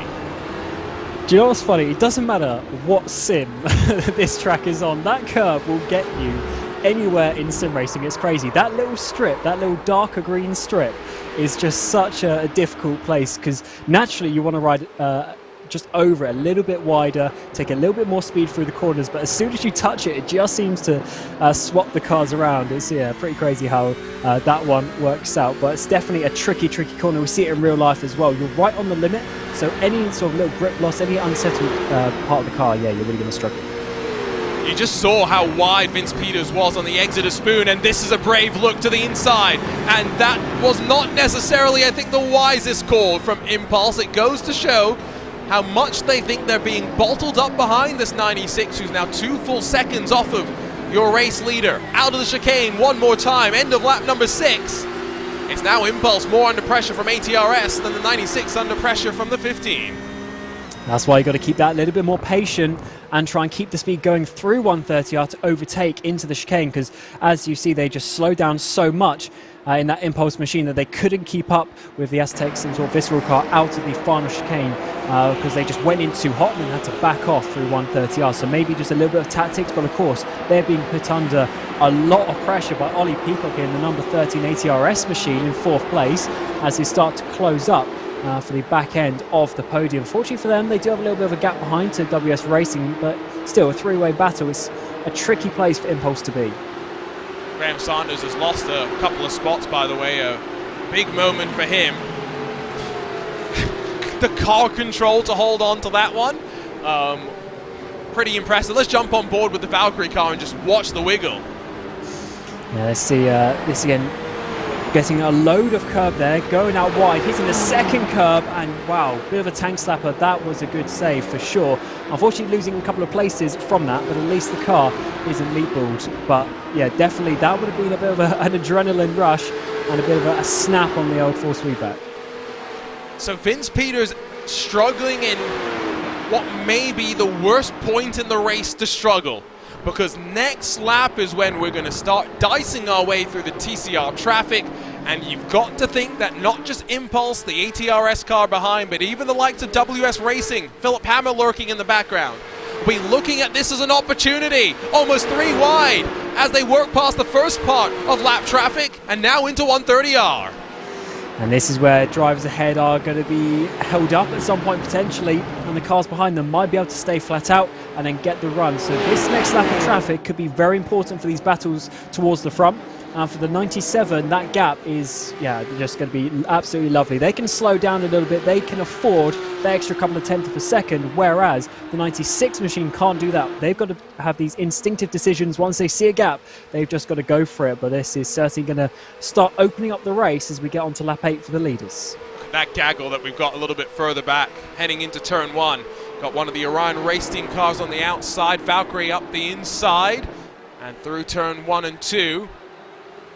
All calm for the time being, not so calm further back, and it involves one of our championship protagonists. Huge ass through Spoon Curve, have lost the rear end of the car. Fortunately, it does appear as though they've gotten away without too much damage, and look at the Hydra Race championship leading car that has just scampered on by. Well, side by side in towards 130R. Huge Ass going to have to back out of that one. They're going to lose another couple of places. The Cayman also has to back out. That is a very tricky situation, as one of the geodesic cars up ahead was basically bomb drafting to make sure they got past the Huge Ass car, which has dropped down to 11th place in class from 2nd, I believe. So that is a huge time loss due to that little issue, or I'd say this, which is probably quite a big issue actually. Let's see this one though, coming through Spoon Corner. Is that the same? Yes, it is, on that darker green curve and getting hit as well. German sim racing, I think, Patrick Proust did about as much as he could to minimize it. And let's just ride on board with the Aston Martin, because I think Sven Duhamel has gotten away with this one. Yeah, he did a good job. The best, as you say, to slow down, but the car was just completely perpendicular to him, covering the whole road. Yeah, just absolutely nowhere to go. Bit of an unfortunate contact for them, but this is certainly going to be a difficult one to come back from, dropping so far down, as this is a bit of chaos coming to 130R. That's going to be a big corner for the Cup cars, having to slow down more for the TCRs. You can also see that you got Martin Asher, or some of your TCR cars also duking amongst themselves. That might be the second Braverman Impulse car, excuse me. Stefan Warkampf trying to hold off the 233 for 6th position in class. First cycles through traffic are always the most frenetic, and already a 3-second margin now opened up by your race leader. Sometimes it's a benefit to have the number 1 next to your name. Sometimes it's a hindrance. In this case, seems to have helped quite decently, but through the traffic, no changes inside of the top 5. Yeah, which sometimes is to be expected, but this is where you get a difficult place. You've got Impulse trying to go through on their sister teammate, and then that, of course, opens the door for ATRS potentially at some points, because what you're going to see is the Cup cars won't be able to go full speed into these corners, and that just means everyone has to check up, everyone has to find a gap. As they dive up the inside of Brabham, up into Dunlop Curve. That's always a bit of a bold move. Fortunately, Brabham saw them coming, and ATRS get through as well. Hart skipped a beat there, but we keep rolling for the time being. And speaking of rolling, by the way, here's Sven Duhamel. Quick check-in with the huge ass 137. 11th in class, and not too far off the back of the 162. So with safety cars still the threat, championship is not done and dusted by any means for the 137. And at the same time, and by the same token, the 162 cannot just relax, especially with them yet to work their way through traffic for the very first time. Still waiting for the Cup cars to filter through all of these cars for this first time, through the midway part of the traffic for the time being. And now your race leader has just the class leader left to deal with. Michael Polishek has a 3-second advantage at the front of TCR.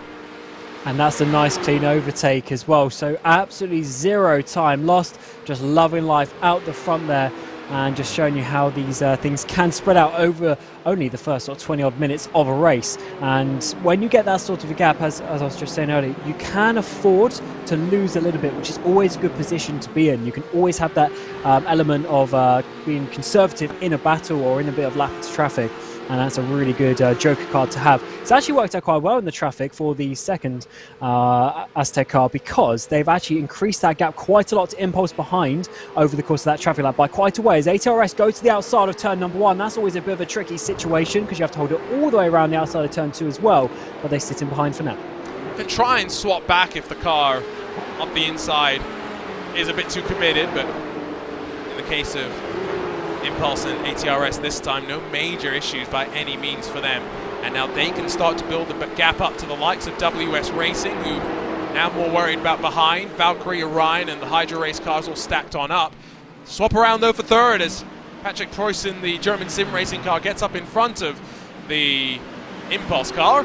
And right on cue, just as we looked away from this little gaggle, they decide it's time to tango.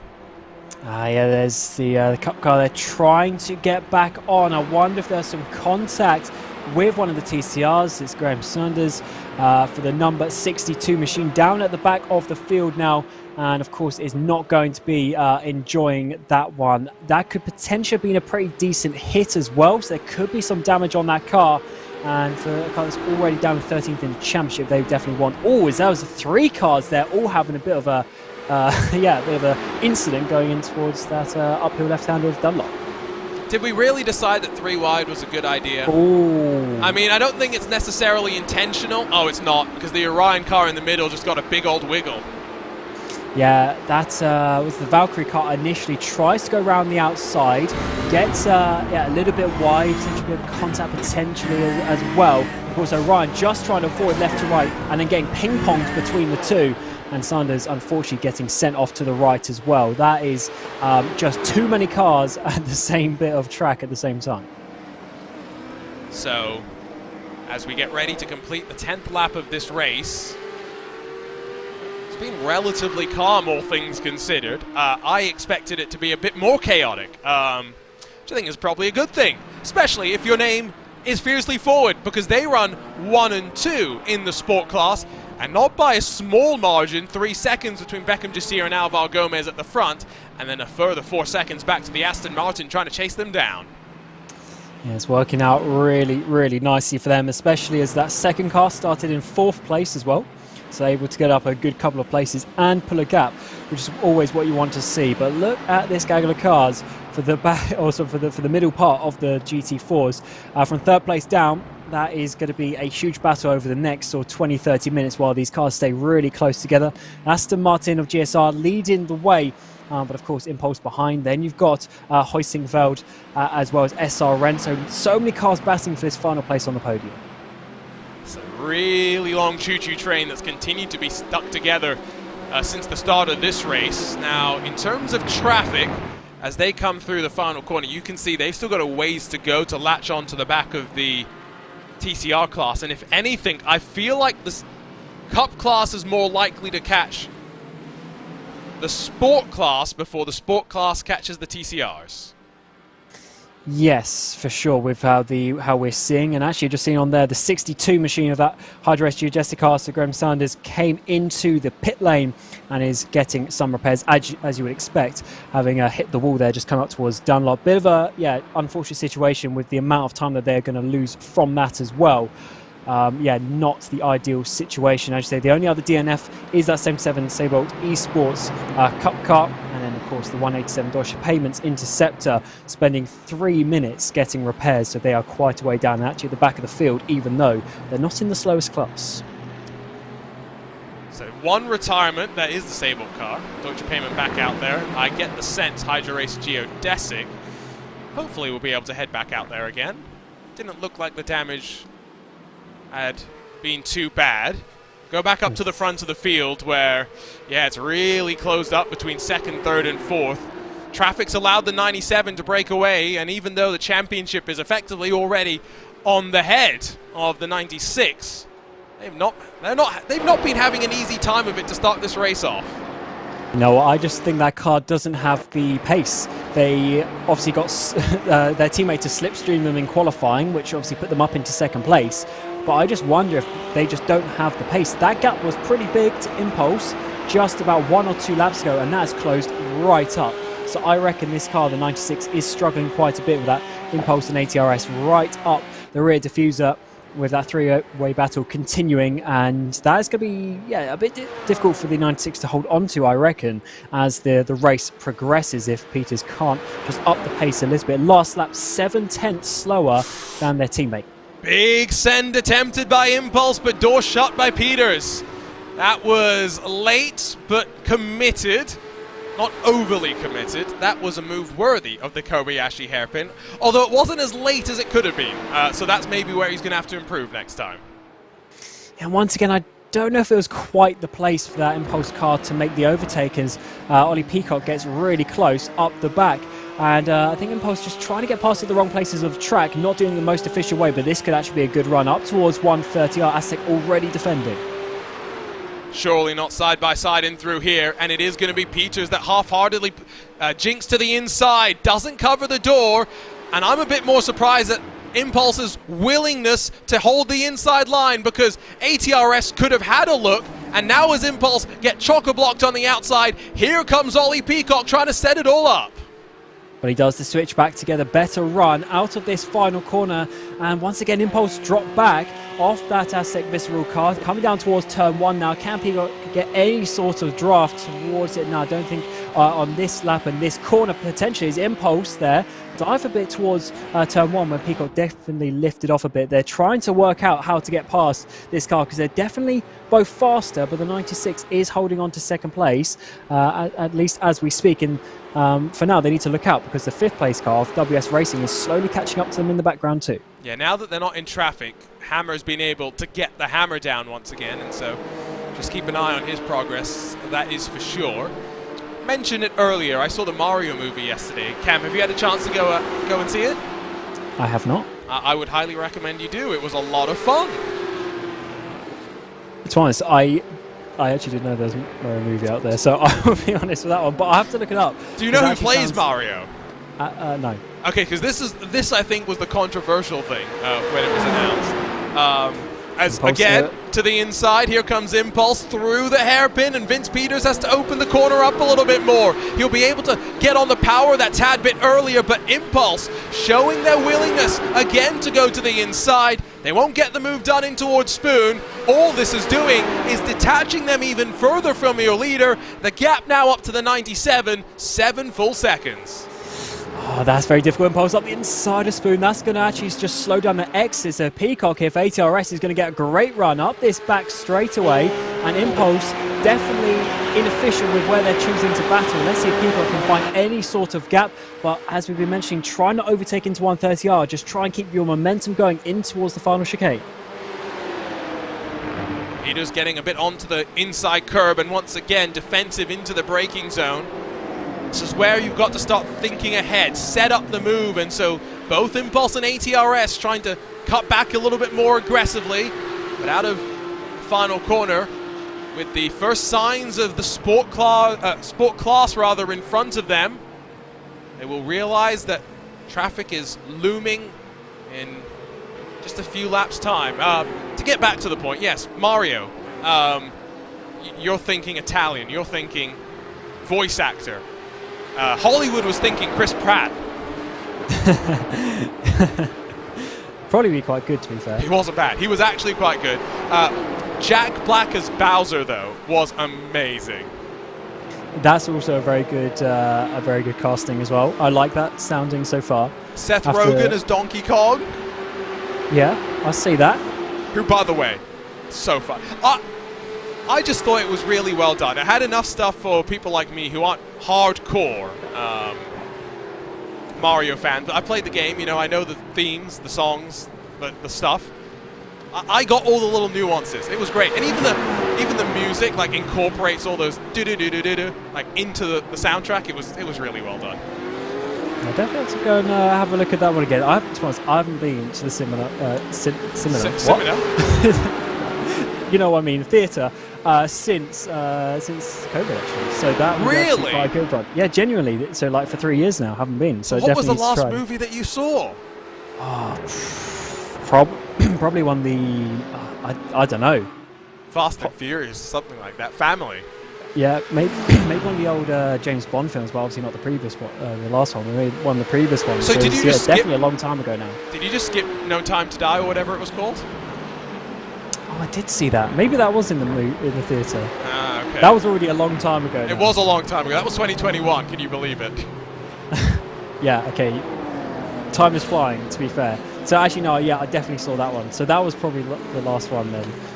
But yeah, certainly things have changed with that, with how people watch things online. Actually, though, talking watching things, Peacock got a really good exit out of the final chicane there. He's been feisty and finally able to now pinch potentially that Impulse car. They fan out 3 abreast, but Peacock's the bravest of them all. Fans his feathers out and sails around the outside into 3rd. He's going to try and challenge for 2nd, but now more concerned about Impulse trying to fight back.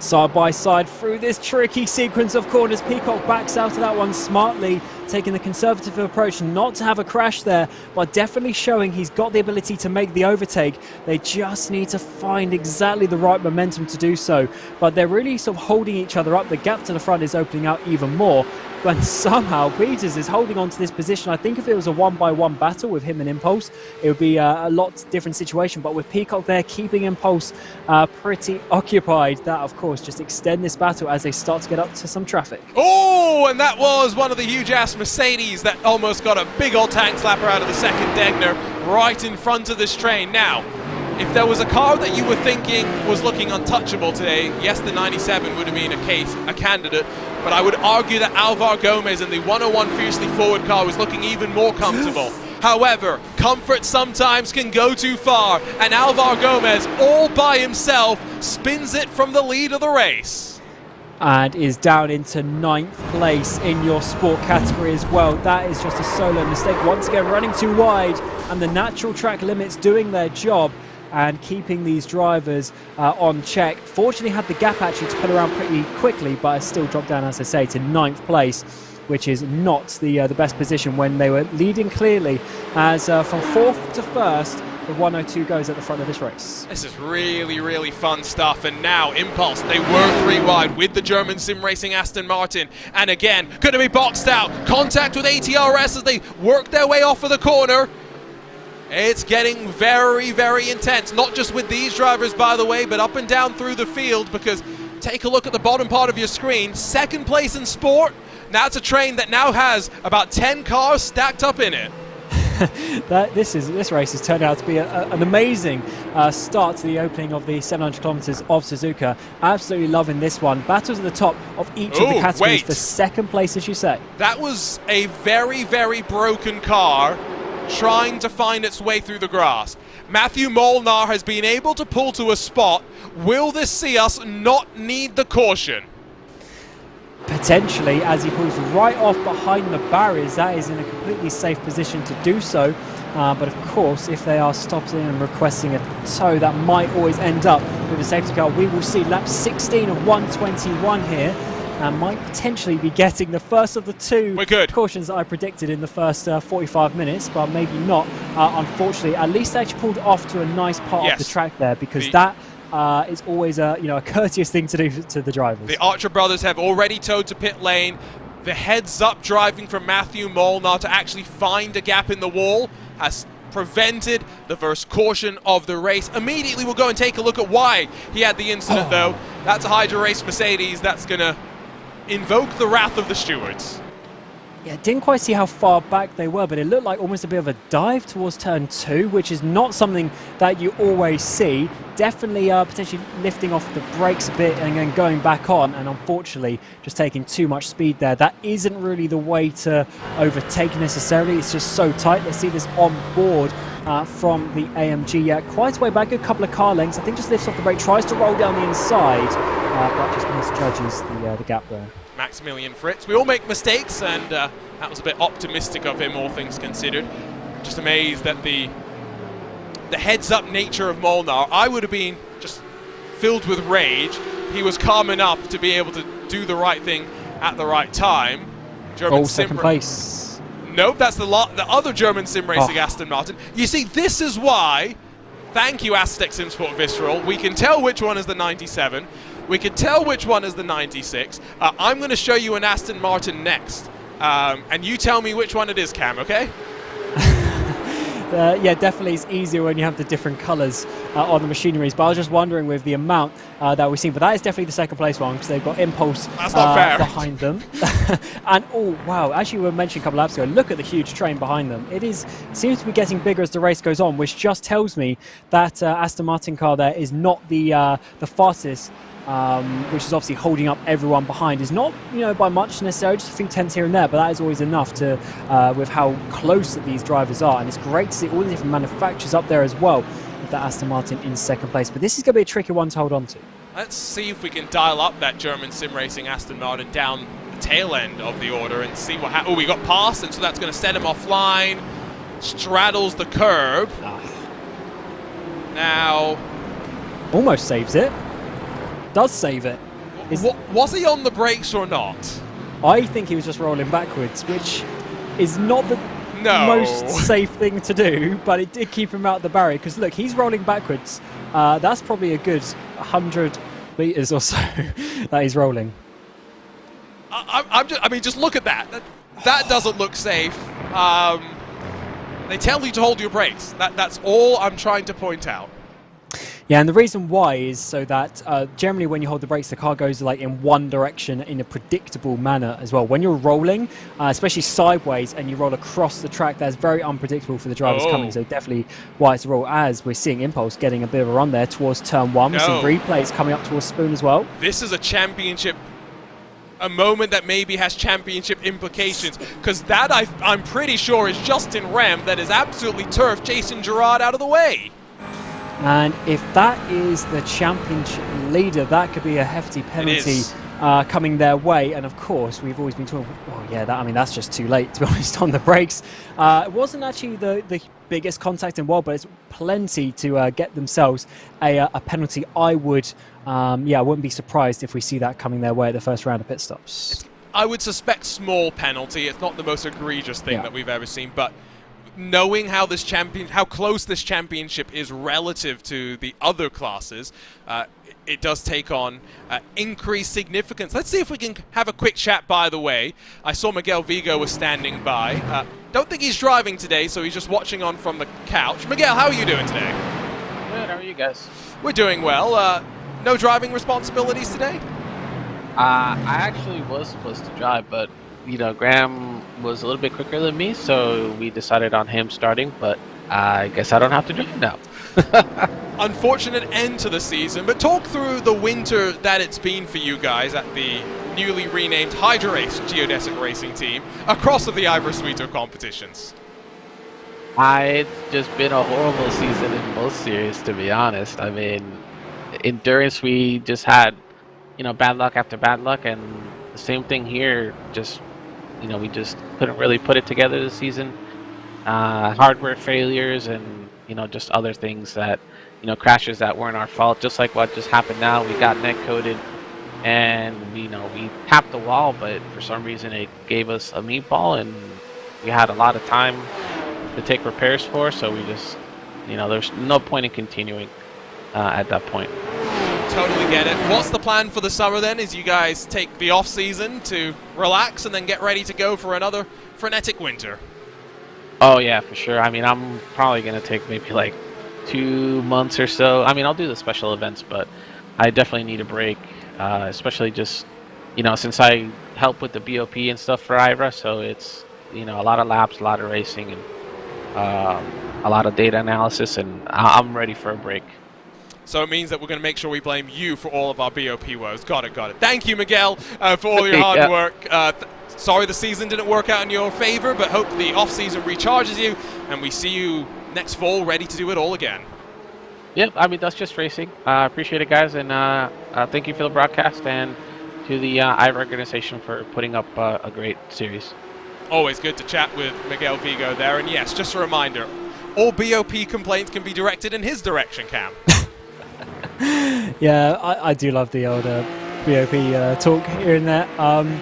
For the most part, we are seeing a pretty wide range of cars at the top of the sport category, but as always, the drivers like to have some talks about those sorts of things. But one thing that we've been seeing during that interview is this battle for second place in the Cup Series, where we don't have the BOP to talk about. It's just about the drivers, and is certainly a four-way battle now with WS Racing all over the back of ATRS as well. And we're even seeing another car trying to come into the background as well of Deutsche Payment. So this is really starting to turn into a bit of an issue for Peters holding up these cars. It's now 10.5 seconds up to his teammate.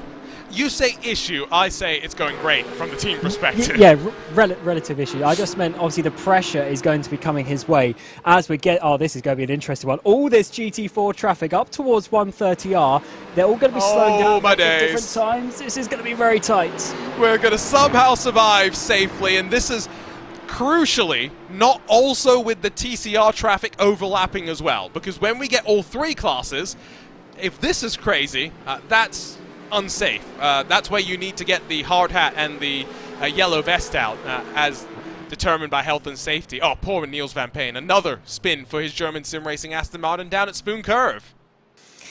Yeah, when the floodgates open, you can get mistake after mistake, and I wonder if that is another one touching that green sort of anti-cut after the curb. We've seen that a few times already, and I wouldn't be surprised if we see that multiple times in the final, just over 100 laps to go here in Suzuka. 100 laps left to go this season. That sounds like a nice round number. Yeah, that's nice. And actually, because this track is so long, the lap count is a lot shorter than what we see at some other tracks. Yeah, because our graphic that I totally forgot to update at the start of this one said, well, 180 laps. Yeah, that was totally wrong. I was sitting there going, that does not seem right. I want to go back to the Mario movie for a second. Did you really not know there was a Mario movie? I mean, I did see some adverts about it. Did you not see Jack Black on TikTok and stuff singing? I didn't. Wow, okay. I don't have TikTok, to be fair. Do you not? Neither do I. Do you not use Instagram though? Yeah, and then I see the TikToks from 2 weeks ago. Yeah. Yes. Okay. So that's where I see all my TikToks on Instagram as well. But even I saw Jack Black and pirouetting and singing. All about the Mario movie. So clearly this tells me that the algorithm has identified me as someone who hasn't played a Nintendo game in going on 4 years now as a Nintendo fanboy.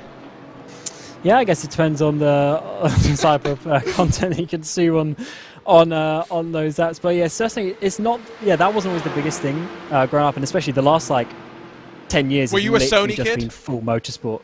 Not particularly.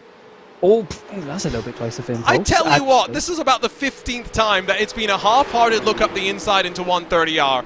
It's going to end in disaster before it ends in success at the end of the day. Yeah, it's just not... I just don't see it as the right place, because look how much time they lose, and then Peacock gets close for ATRS coming down the front straightaway. The issue for Peacock is he's too close to actually get a bit of a run with the slipstream. Now actually coming to the outside, getting the draft off the Visceral car towards turn 1. This could be an amazing overtaking opportunity if he can do it like he did a couple of laps ago, side by side, all the way around the outside of turn 2. Almost a bit of contact between the two. Impulse managed to get the run. Now up towards turn 3. Hold on to it, but this is turning into a great battle. Miguel Vigo, by the way, just asked in our YouTube chat if we calculated the championship equations in GT4. Never trust the commentators, man. Never. Yeah, that's Ollie Peacock again trying to go around the outside. The problem is because of the way that it funnels back in. If you're on the inside, you're actually allowed to run out wide. As Justin Ream in the championship leading Hydro Race Geodesic Racing McLaren has been forced off the road, and I think miraculously has no damage apart from potentially a slightly crinkled in front splitter. Potentially, and this 162 has actually been in an incident. There also another incident's come on race control as well. So definitely, yeah, potentially penalties coming their way. There's actually about 6 or 7 penalties now in the list for the stewards to go for. It's starting to get a little bit messy here at Suzuka. Oh, that's the Valkyrie Cup car behind as they came through the middle part of the S's. It's a hole that's never there. You've got to be patient in traffic. And we'll look from up above, but Justin Ream fortunately didn't lose too many positions. Yeah, I mean, I've done this track quite a few times, and yeah, you have to go on the outside of that corner in the faster classes. You cannot be going up the inside, and that just is, yeah, the proof of why you can't do that. It's a cracking race right here. Just trying to keep on top of everything is probably the hardest part. See if we can see what happened to Will Dames in that Samsoid car, by the way, in through the Degners. Live pictures swap around for second. That was the issue for through the Degners, but as they descend down the hill, Impulse have got up to second, and now Ollie Peacock maybe has a way to force his way through to third. We may go 3, if not 4 wide. Amazing stuff, 3 wide especially, coming towards the breaking point. Somehow Visceral holding on to that. Impulse keep into that 3rd place, and ATRS in 3rd. They go wide though. WS Racing come up the inside as well as Deutsche Payments. So ATRS, after looking to be in 3rd place and now down towards 5th, 6th position. This is an intense fight, and you have to be on it at every moment, otherwise you're going back like that. 17 seconds though, the margin now up to the leader, and just look at the queue of traffic up through the S's. You've got the TCRs, you've got those sport cars, and you've got the cup cars now. 3 classes of traffic having to coexist and run 3 independent races all at the same time. I'm not sure if this is related to traffic or if this is a strategy call, but Team Hoisingveld and the 248 have just brought their car down to the pit lane. Not sure, again, if that is an enforced pit stop. It may open the door, though, for the 222 in that Impulse Racing car to be thinking their championship hopes are maybe still alive. Maybe they think there's some sort of safety car coming and they can cycle towards the front. With how chaotic that it has been, but certainly some strategy calls coming their way. And the way things have worked out actually with the traffic this time around is 2nd, 3rd place here. They've actually got a bit of a gap now. Oh, it's one of the car goes massively sliding. That's one of the TCR cars, I think, trying to keep his foot planted to turn that car back around and managing to save it there with Garcia. That could have been a big accident, but fortunately front-wheel drive, I think, actually saved the car there. Yes, front-wheel drive is a cheat code. Yeet the throttle and it will save itself is the motto at times. No change around between WS and Deutsche Payment in towards 130R. The gaggle slightly split up as a result of all of this. More issues out on track. This time it's Jason Gerard, I would assume, by himself, because it's through Spoon, where we know there's a curb that is uncomfortable to use. Kel Garcia pointed in the wrong direction, though, and this is where he's got to be patient. Certainly has. Do not reverse out. You've got a bit of a gap now, but you've got to go for it. Get yourself off the racing line and stop being sideways at a very dangerous moment. Actually doing a pretty decent job of it. Going to lose some time as the GT4s, some TCRs as well, coming into the pit lane as the pit window seems to have opened on lap 23. I wonder if this was actually in response to the issue for Mikel Garcia. Did they think the car was more damaged than it was? Garcia is going to be able to roll, but it had all started to kick off, to be fair, and so maybe it is not the worst idea to try and come on in and get into pit lane. If there is a caution, you would cycle all the way to the very front. Let's check out, I guess, both bits of Mikel Garcia drama, because the first part of it, I'm not sure he could really do too much about.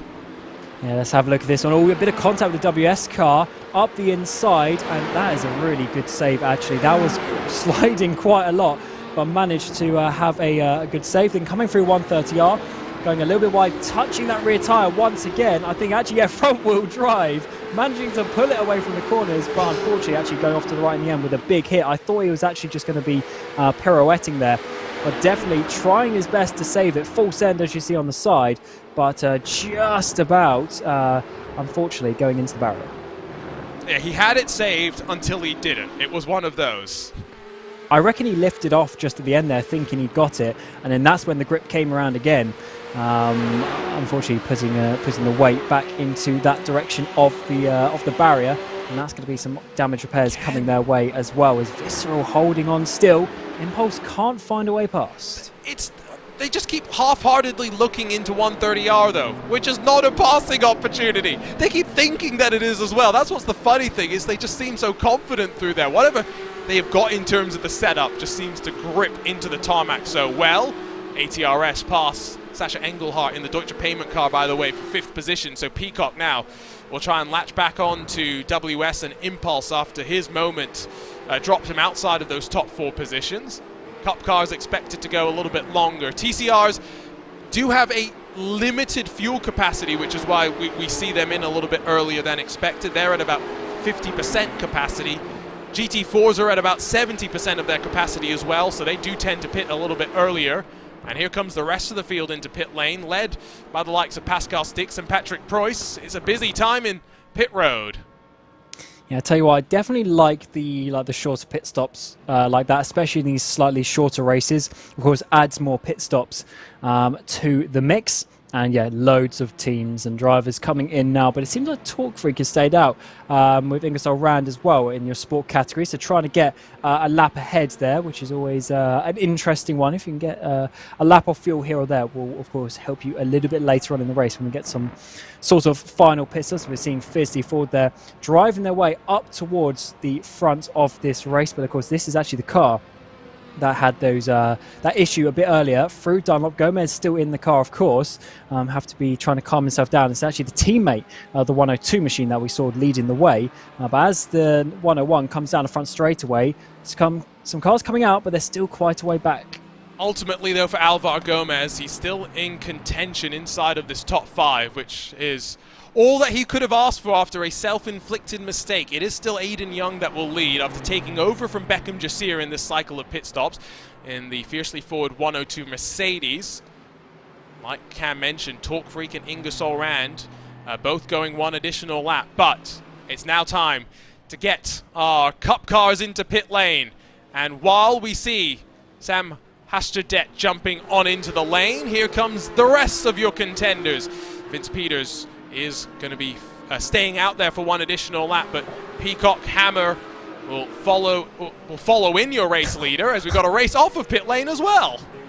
Wow, that is a crazy sight to see down the pit lane. All of the cars literally like a train, a proper locomotive train coming through, and yeah, just everyone seeming like they're not going to be saving a lap of fuel as of course we've been mentioning, it's such a long lap, and with the shorter tanks, there's even less time, less laps to be able to save that margin.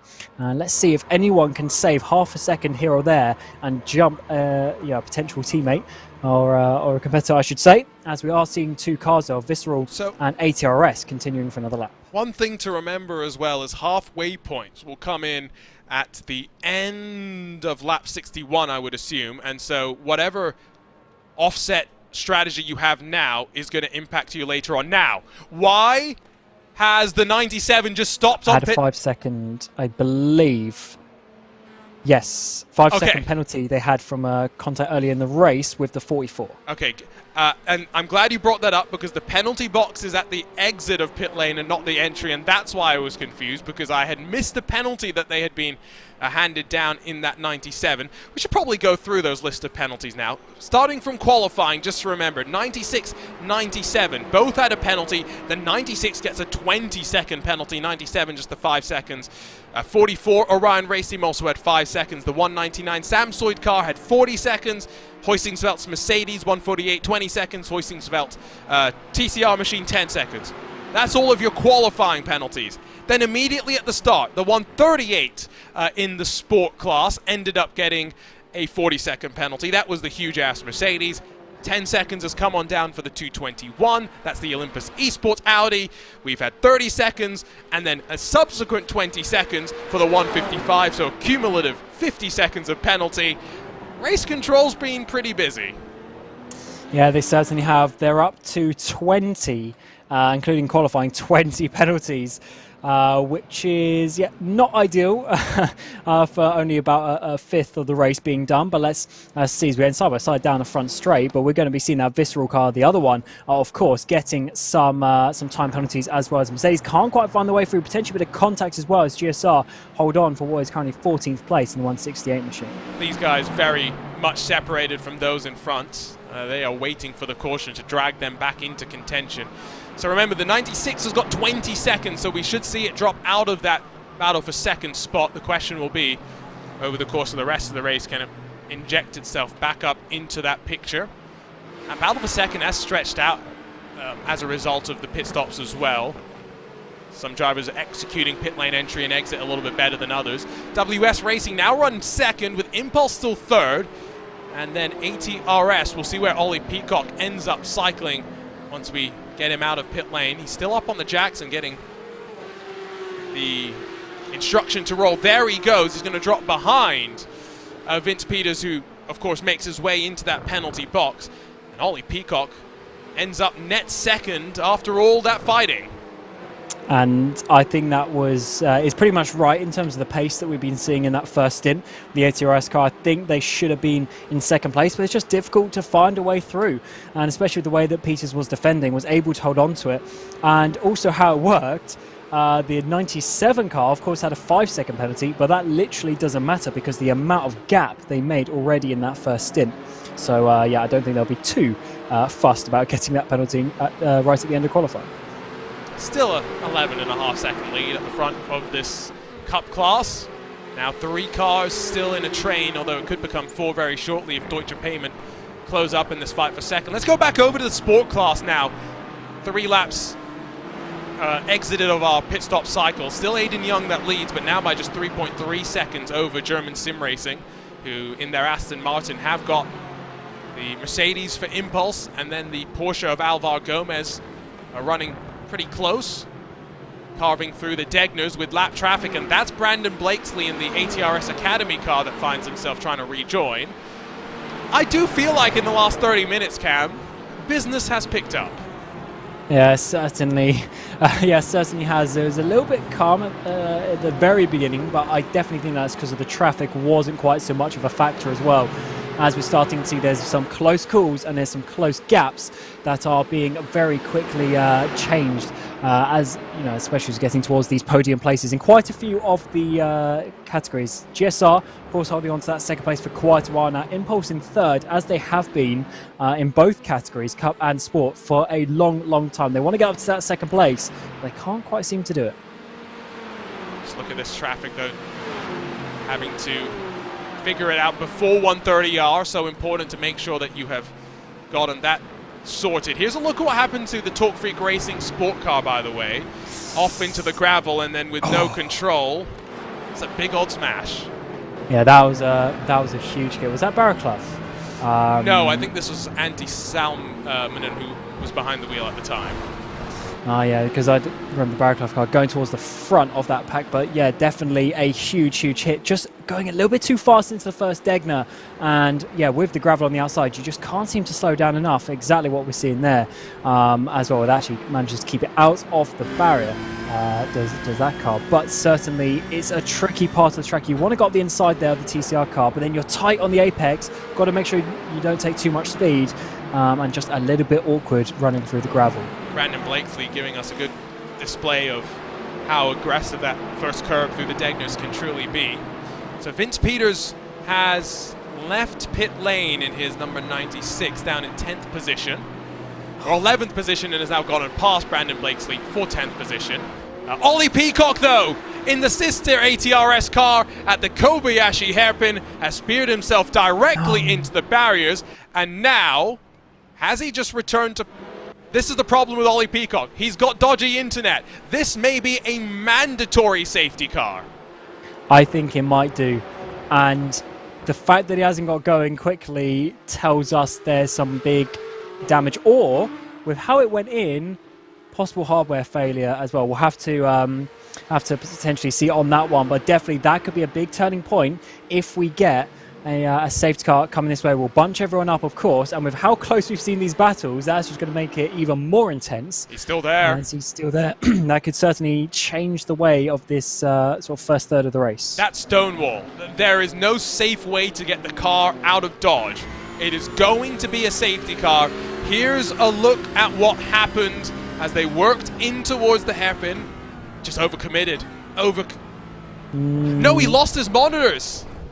Oh no. It looks like he lost his monitors. Yeah, definitely looks like some sort of hardware failure. That is so disappointing. Second place after an amazing first stint and just wasn't able to make the corner, and that explains why he hasn't moved as well. But we haven't seen the safety car come out yet. Didn't. He was allowed to tow back to pit lane, or at least towed back to pit lane.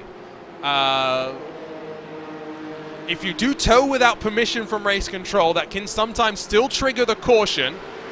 I will be honest in saying I have absolutely no idea if we should expect a caution or not.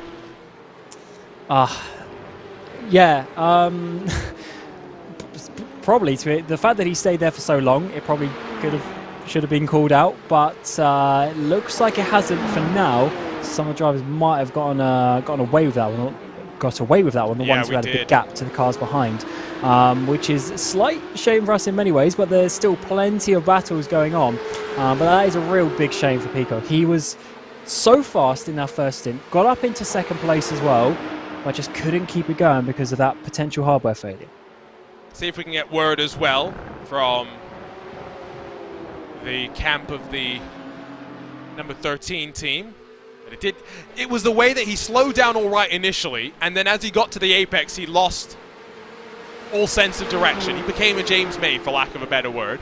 That doesn't happen to someone like Ollie without VR failure, monitor failure, whatever the case will be. In through 130R again. We've seen this out of Impulse so many times. They want to make that corner a passing opportunity. Wait until here and try and get past in through chicane. Don't know if it's going to be too easy, but down in this battle for second through the final corner they go. And a hip check for WS. They get sent out, lose 2 places because of that, as this is turning into a great three-way battle. Deutsche Payments, they were quite a way off this battle in that first stint, but now looking to get up into second place round the outside. Could that be the move? Impulse make one. Are they going to lose one in the process? No, they don't. They hold on to that second place. Deutsche Payments up into third. And WS Racing will be not too pleased with that contact out of the final corner, I don't think. Sasha Engelhardt had a great first stint in the Deutsche Payment number 87. Got that car inside of the top 5. To qualifying down in 14th spot, and now Kevin Crosney has taken over and is really wringing the neck of the car as well. 17 seconds though back of your race leader, who again, remember, had a 5-second penalty in that last cycle of pit stops that we had, and has been able to re-establish the 17-second margin that he enjoyed.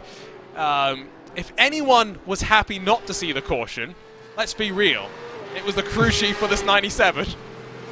Yeah, especially as even with that 5-second penalty, they got a 16-second lead. That is, yeah, amazing stuff there for Hammerstead. They're going to be very happy in that machine. They were so fast in qualifying, and they've continued that with their speed in the race. And in some ways, they're fortunate they had their teammate behind them, because that was able for them to not really get involved in that battle, and they could just do their thing out the front. But certainly, I think they have the pace to hold on to this. And even on that, on the last lap, yeah, I mean, they were pretty much one of the fastest guys still out on track, a lot faster than the cars behind specifically. So yeah, really good pace, and just showing why they're out the front. The reason why that caution, or lack thereof, is so crucial as well is it impacts that sport battle, with both of our championship leaders having been impacted by incidents, and therefore a safety car enables them to twist how they play this next phase of the race. It's almost like every time we turn away from some action, they're crashing, because now Kevin Crosney's been involved in something through the final corner. Yeah, I saw them flick around on the tower, and things are swapped around once again. Deutsche Payment's dropping down a position. Looks all right for now. Was there a bit of contact with the grass? Just going too deep. Just simply going too deep. Having to go around the motorcycle chicane, which is actually quite a bit slower, but at least is the safe way to do that. Was this maybe just locking up a front tyre? Potentially looked all right. Didn't seem to be braking too late, but just not enough to make the corner. I think he realised at some point that he wasn't going to make it, and so elected to try and bail. He was not the only issue on that lap, because Øystein Herford in the HyperX geodesic racing car is going to again display to us the treachery of spoon curve. I like how you described it as well. No matter what simulator you are on, that curb is a troublemaker. Yeah, I think I've crashed on every single that corner. It is crazy. It's just obviously the exact style of that corner. Oh, that is Deutsche Payment's going onto the grass. The Audi, I think, trying to move out of their way, but actually going in their way in the process, and that was very close to a big accident. This is why they tell you, run your line as a slower car.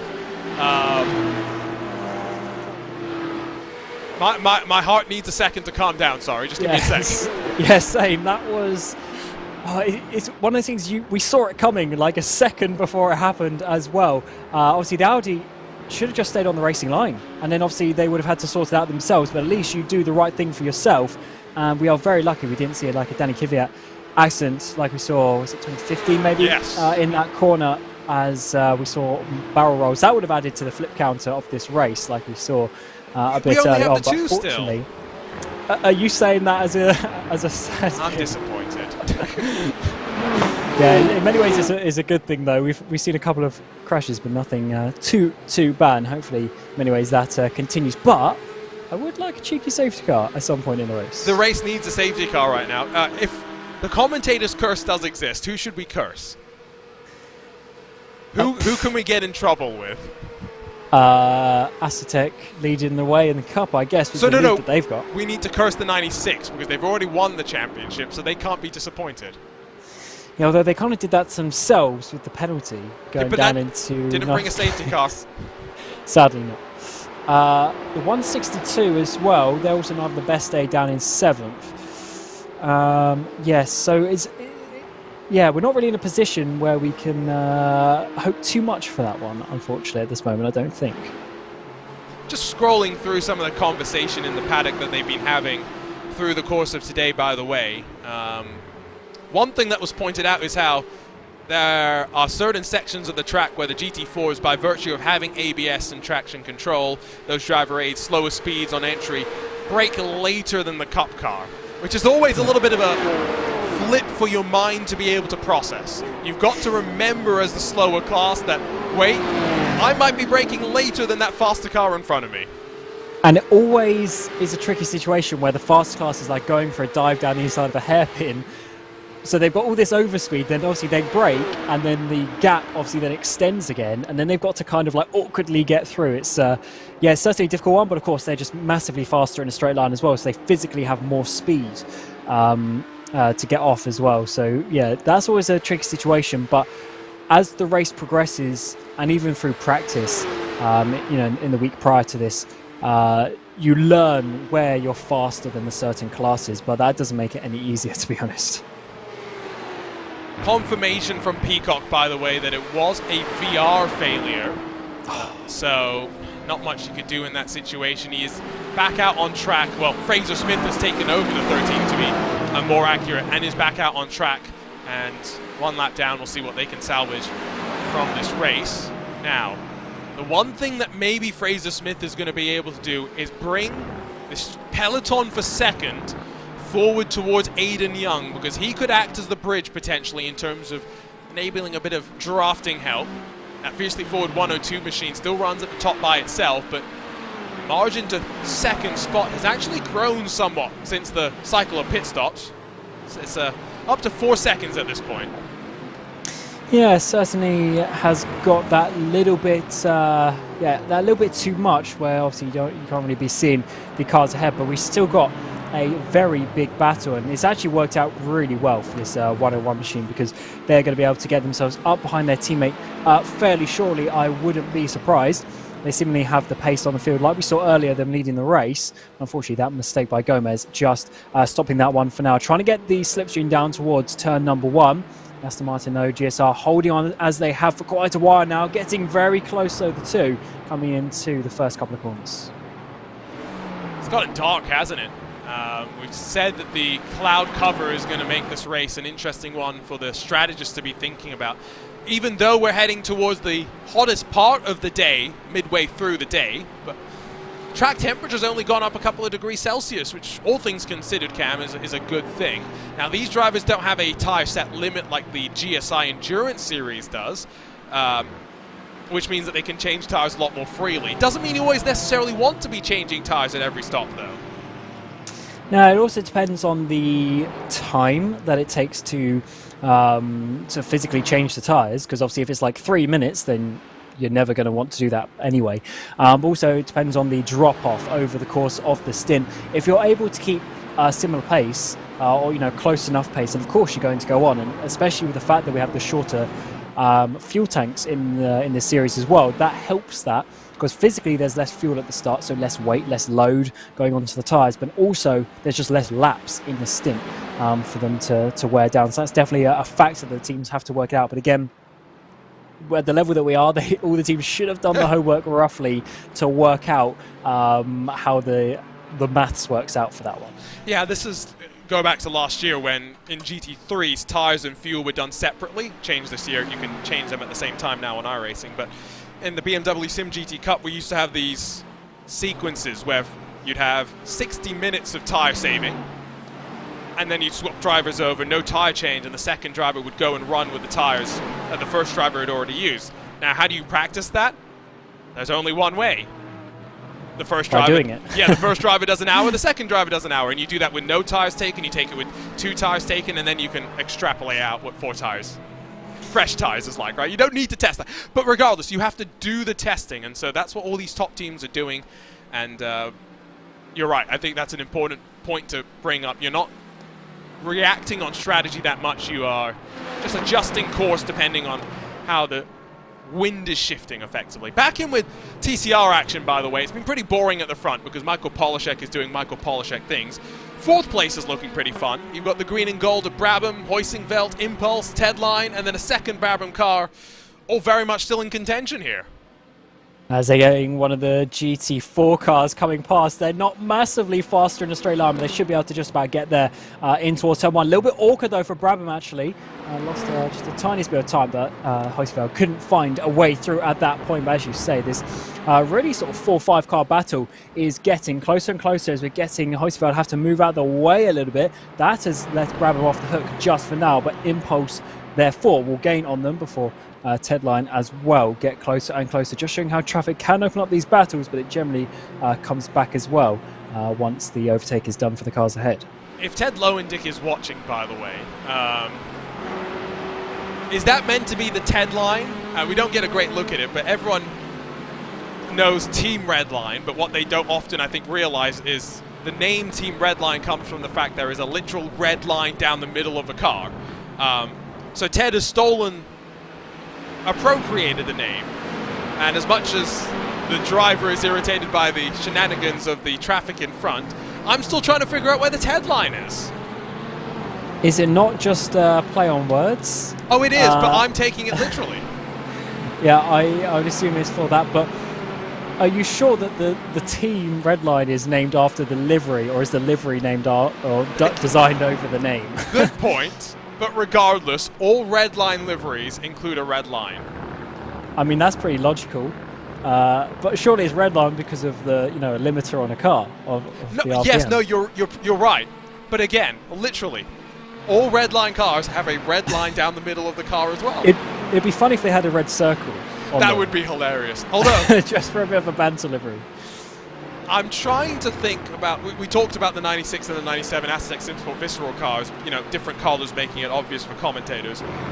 Redline may actually be the best team in terms of making life easier for commentators, because they're able to swap around the colors on their car in such an easy way. You've got Team Redline blue, orange, I've seen green, red. I've lost track of... Yeah, no, I've seen them all, basically. I've seen the gamut of colors. Yeah, I mean, this is going quite a way back now, but I remember back in the World Championship Grand Prix Series days, quite a few years ago now, when they're all that's a massive dive in there by the Impulse car. I remember they used to have literally obviously 5 or 6 drivers obviously qualifying and getting themselves up into the top. So they had to give them each a different color, but it was actually great for identifying them because back in those days, literally the whole car was that color. Okay, so we're talking about how Redline might be some of the easiest to identify. Who is the worst? Who are the hardest to identify? Apex, Pure Sims, and who's the other one? Who's the other? Oh, I can't remember it now. I'm trying to think. There's a third team that's like that. Oh, you're thinking blue and white. And Okay, so no, that's BS competition. I'm thinking just of the same team. Who makes it the most difficult for us to pick apart? I think Apex is up there. I'm not sure. Alvaro Gomez, by the way, I did see in chat, and I did note it on the track as well, has jumped up in front of everyone except his teammate now and is bringing the gap closer to his teammate. Problem is, he's going to bring a couple more contenders with him, and so it may not be such an easy, fiercely forward 1 and 2. It certainly won't, but it's worked out great for him either way how the race has gone. 2.5 seconds off, with the massive spin going down to 11th position. What a comeback that is in only sort of 20 laps, 15-20 laps. So that is a great one, just showing the pace that they've got. So you'd expect them to get towards the front again fairly shortly. You can just see their teammate up the road. It's just certainly worked out really, really well for them, as they need to obviously get past their teammate nicely and just try and pull off into the distance. So on to lap 35. Still no safety car. And I'm not knocking on wood because right now I do want to see the safety car come out. Battle for third in the Cup class has seen Kevin Crosney back up in front of Lucas Lang. We've got the Valkyrie car behind them as well. But they have lost 4 and a bit odd seconds to Impulse, which goes to show that that 15 machine was quick. It was just, I think, maybe inexperience. I think that's maybe the right way to say it, in the racecraft, because again, 130R is not a passing opportunity. If that's the same, if you're getting the same opportunities lap after lap, that's where the race driver in you has to say, okay, how do I convert this into opportunities elsewhere in the lap to actually get past? Yeah, being adaptable and reading the situation is what you need to do to get obviously to the top levels of racing. And as you say, and also if you're getting that same opportunity every lap, you know where you're going to be fast. So you need to try and work around that to use that to your advantage. But they're actually using it to their disadvantage at the time, because it always gave them the opportunity for Ollie Peacock to then come at them. So then they couldn't gain the time back over the next half of that easily. So it just wasn't working out very well. But as you say, the pace is really, really good. Last lap, in fact, the fastest in the Cup category with a 2-minute 2.8. So definitely the speed is there, as this battle for third place now has obviously turned into 3 cars that we weren't necessarily expecting to be in this battle about sort of 45 minutes ago. But that is just the way it has worked out in this category. So we've got less than 3 hours of racing to go if we go green from here. I think it's probably time that we step aside for a bit of RaceSpotTV fan immersion. Cam, pick a number, 1, 2, or 3. 3. Okay, so we're going TCR. We've got a huge train here. I think it's probably only fitting that we jump on board somewhere in this train. Now, the unfortunate thing is we don't get a choice of which spectacular engine we could treat you to here today, because everyone's in the same Hyundai. So what we'll do is we'll jump on board with, I feel like, being biased towards Impulse for a little bit. So they've got a great view of Hoising Velt and Brabham as they duke it out into the chicane. Impulse is now going to be the one trying to chase the Brabham car in this fight for 4th position. You're watching RaceSpotTV and the final round of the HyperX Club Sport Series. Don't go anywhere. We'll be right back.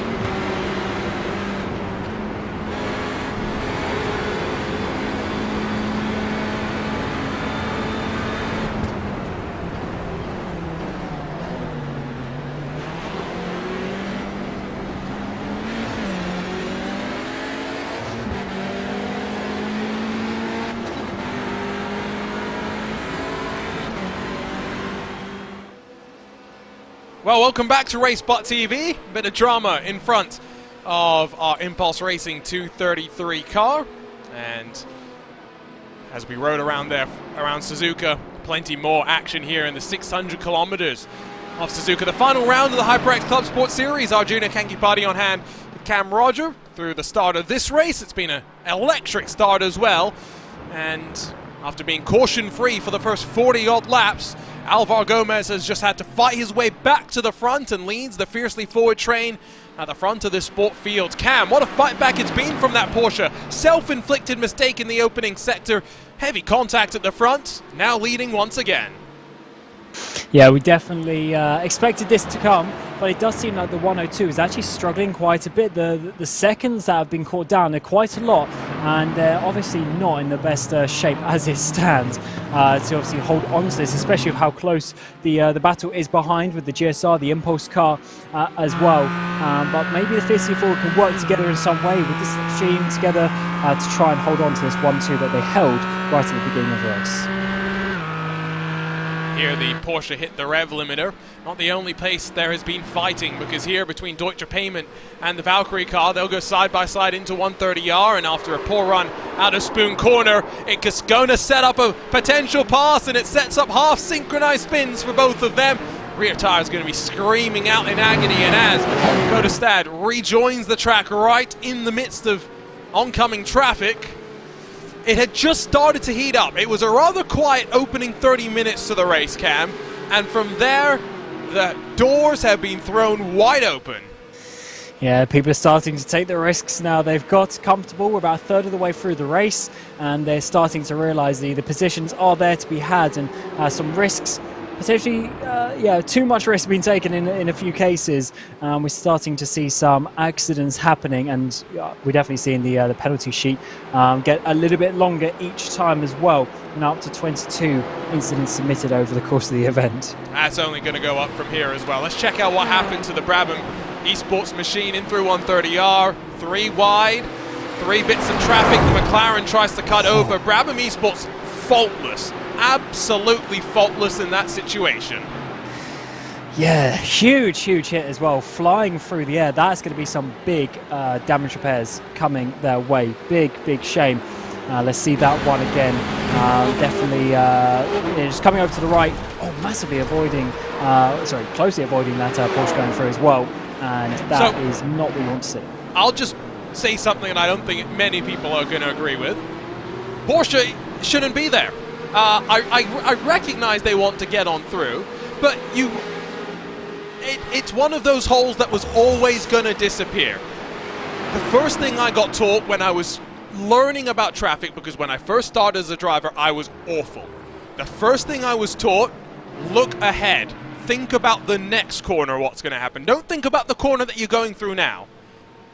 Yeah, you're right, and going 3 wide as well at a very narrow part of the track, and also not only is it narrow, but it actually kinks right a little bit in towards the braking zone. It's not a dead straight run from the exit of 130R, so you're always going to be slightly pinched with the cars naturally coming over. So yeah, high risk situation, and they were very lucky to get away with that. You make your own luck in multi-class races. Brabham Esports did nothing wrong. You can't make much more luck than that. Let's check out what happened here. Was there, well, we check out the very tail end of it. Was there contact between the two, or did they both just enter a bit too hot? They were just so committed.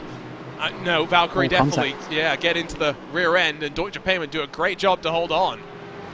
Deutsche, I don't know how they saved that actually. That was almost like a front wheel drive save with the fact the front was able to come around. And yeah, that's just going in way too hot, to be fair. Quite easy to do actually. When you're that close to the car ahead, you can't quite see your braking zone, etc. Unfortunately for them, when they had to rejoin, there's all those cars in all potentially almost a bit of contact actually. See the two teammates at the front of the sport category. It all checks up through the hairpin, and after Alvaro Gomez broke away in the first stint of the race, he's not been able to do so, at least just yet. That's Stephen McGarvey in the SRN Motorsports 174. This is at the very tail end of the S's. It's a bit of an unusual place to be around. Yeah, especially on the inside, so I wonder if there was an issue in the corner previous in the left-handed kink where we saw some contact earlier as well.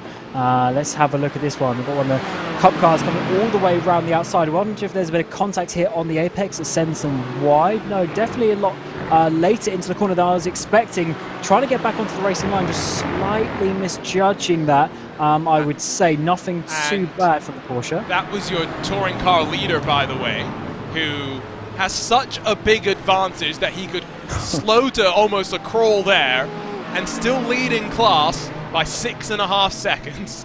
And to be honest, I was mentioning that earlier, actually. I'm like, when you get to that point of the lead, you're able to be that conservative. It's such an advantage if you've got a big gap behind, because you can avoid things like that a little bit, you know, easier, because you haven't got the pressure of the cars coming in behind. And fair play to read that one and slow down enough to not cause any further contact.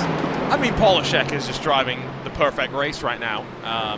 As we get closer and closer to the halfway mark. Now, again, championship equation, let's not forget halfway points are awarded, but realistically in Cup and TCR, the championship is done and dusted. It's only in sport where we continue to keep a relatively keen eye out on what's going on in class. And speaking of one of our championship protagonists, well, Justin Reams going to be in pit lane in that 162 car. Now, we did see him get into the back of someone else in the early part of the race. He did have a 5-second penalty as a result of that one.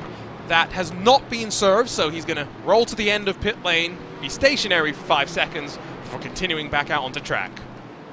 And also their sister car, the 155, got 2 penalties, also pending, a 30 seconds and a 20 seconds, so 50 total, 50 seconds for that sister car as well. So not the best stint there for Geodesic. Yeah, that's going to be a difficult one. 5 seconds isn't too bad, it's more of a slap on the wrist, but either way, you do not want to be getting any sort of penalties during these races. It's just yeah, time that you're giving away. Most significant penalty that we've still seen was 40 seconds. That included, though, the doubling for probation. Drivers can get themselves off of probation by doing enough laps in practice. Stiffest penalty period was the 30 seconds that was handed down to Maximilian Fritz in that 155 HyperX Geodesic racing car. But back in with this fight for the front of your sport class, and as they work through that chicane onto lap 19 of their run, shouldn't be far away from seeing them onto the pit road as well. But crucially, Alvar Gomez not breaking away. Not sure if that's necessarily pace related or if he's just managing and working with his teammate, because like you mentioned earlier, Aiden Young maybe not as comfortable as Beckham Jasir. You still want to make it fiercely forward 1 and 2 to close out the season, though. Yeah, I reckon so. With how fast that Cayman managed to come up through the field and get back to the front from 11th place, remember. So it wasn't just, you know, a couple of seconds. It was quite a long way, a lot of overtakes. And as you say, they're just not pulling away now. Almost slowing down through the S's here, actually, bunching everyone up. A very interesting situation we have coming through here. And I wonder, as you say, is this some team play trying to help each other hold on to the 1-2? Is this also maybe some fuel games going on? Because if we go green, now these drivers came in on, never trust the commentator's math. I am putting the provision on it right now. They came in about on lap 23, and they should be down onto pit lane in about the next 3 laps or so. It's German Sim Racing up the inside into the hairpin. I'm going to get past Aiden Young, who's going to have to defend from Impulse Racing now as well. But I do just wonder, are they thinking about the possibility, if they only do 118 laps, of being able to cut out a pit stop? Potentially, and also if you're close, because sometimes when you pit, well, most of the time when you pit, you don't have absolute 0 in the tank. Sometimes you may have a litre or so spare. So you might be at a point where you're almost like half a lap of fuel. Therefore, you only need to save another half a lap of fuel rather than the full lap to go extra. So sometimes it's worth doing that, and especially up through the S's, that's a good way to not be full throttle as long, just to roll through those corners. But what it's doing is really bunching up the cars behind the teammate now, getting very close in the 102 machine, having to go almost a bit defensive there. GSR, of course, got past as such through the hairpin, couldn't keep it on the exit, but this is certainly a very interesting battle where they're almost battling the clock as such rather than themselves. It's a bit of a weird one. Yeah, I'm trying to figure out how many laps down they're going to go on your leader come the end of the race. That's the key metric that's going to determine how many laps. Now, if they end up doing 115 laps compared to a class leader, or rather race overall leader 121, 23 laps divides it equally into 5 pit stops. I really feel like there's some fuel strategy and wizardry that can be played here. Crucially though, Cam, you know who are the 2 drivers and teams that cannot worry about the strategy? Sven Demel in the huge ass car, Justin Ream in the Hydra race car. They're already down and pitting before these markers. They're trying to just get the fastest race that they can though. Yeah, I reckon so. Just flat out try not to save too much fuel. Potentially that can work actually, especially if there's a safety car. You never know where that's going to work in your pit cycle, so sometimes it's not worth worrying about that. But with how short the race is, you've got to half think about you've really got to half think about how that's going to work. It's certainly an interesting one of how the strategy's working out for some of these teams, and even though it's a shorter race and there's less pit stops and stuff, people are still trying different things, which is, it's definitely something that I like to see. The lack of caution after Ollie Peacock's VR failure as well very much has changed it, because I think the timing of that incident was such that all the drivers were just kind of waiting for a caution, and when that didn't trigger one, they all kind of could reset into, okay, maybe this is going to go green, let's work our way backwards. We've been watching a lot of this fun fight for the sport class lead, and I have no doubt that we'll continue to do so plenty through the course of the rest of the day. But let's shift our attention back up to the fight for the final step of the podium, where WS Racing Esports and Lucas Lang currently still running in front of Kevin Crosney. Now, even though they are not closing up on the Impulse Racing machine, I did note that there's apparently damage to this number 15 car, Cam, to the tune of about 3 kilometers an hour in straight line performance. Oh, that's a lot. That is a lot of, as we see, actually, GT4s and Sports coming in now, following each other. A couple of the cars have continued there. GSR and Impulse, interesting fiercely forward, pitting together, even though they're in different cars, potentially different fuel consumptions, but they do pit first that time around. But yeah, back to the other Impulse car, the number 15 Cup. Yeah, that is a big amount, and that is going to be a significant or noticeable amount of lap time loss as well. So with Fiercely Forward coming on in, I'm not really sure how this is going to affect their strategy. The 102 is doing another driver change, by the way, so second pit stop, third driver for the day in that car. In the 171, we'll have SimCity Racing stepping on out. And the best part about being on commentary is that once in a while, Cam, you'll see a name, and it's a friend that you didn't know was racing, and you go very ready to roast them if anything goes wrong. Kevin Carlisle jumps into the SimCity Racing 171.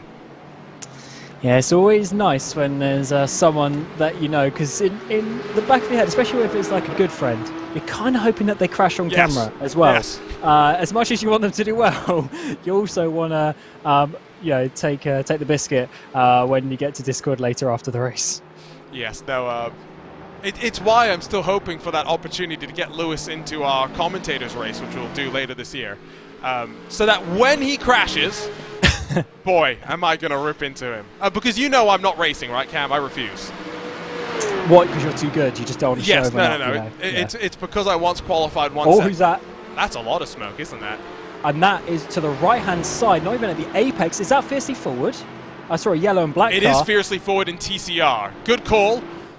They were outside of the top 5 initially, so I don't want to say not a big drama, but unfortunately, it wasn't a Fiercely Forward car fighting for the sport class lead, which is, I think, what you feared for a second.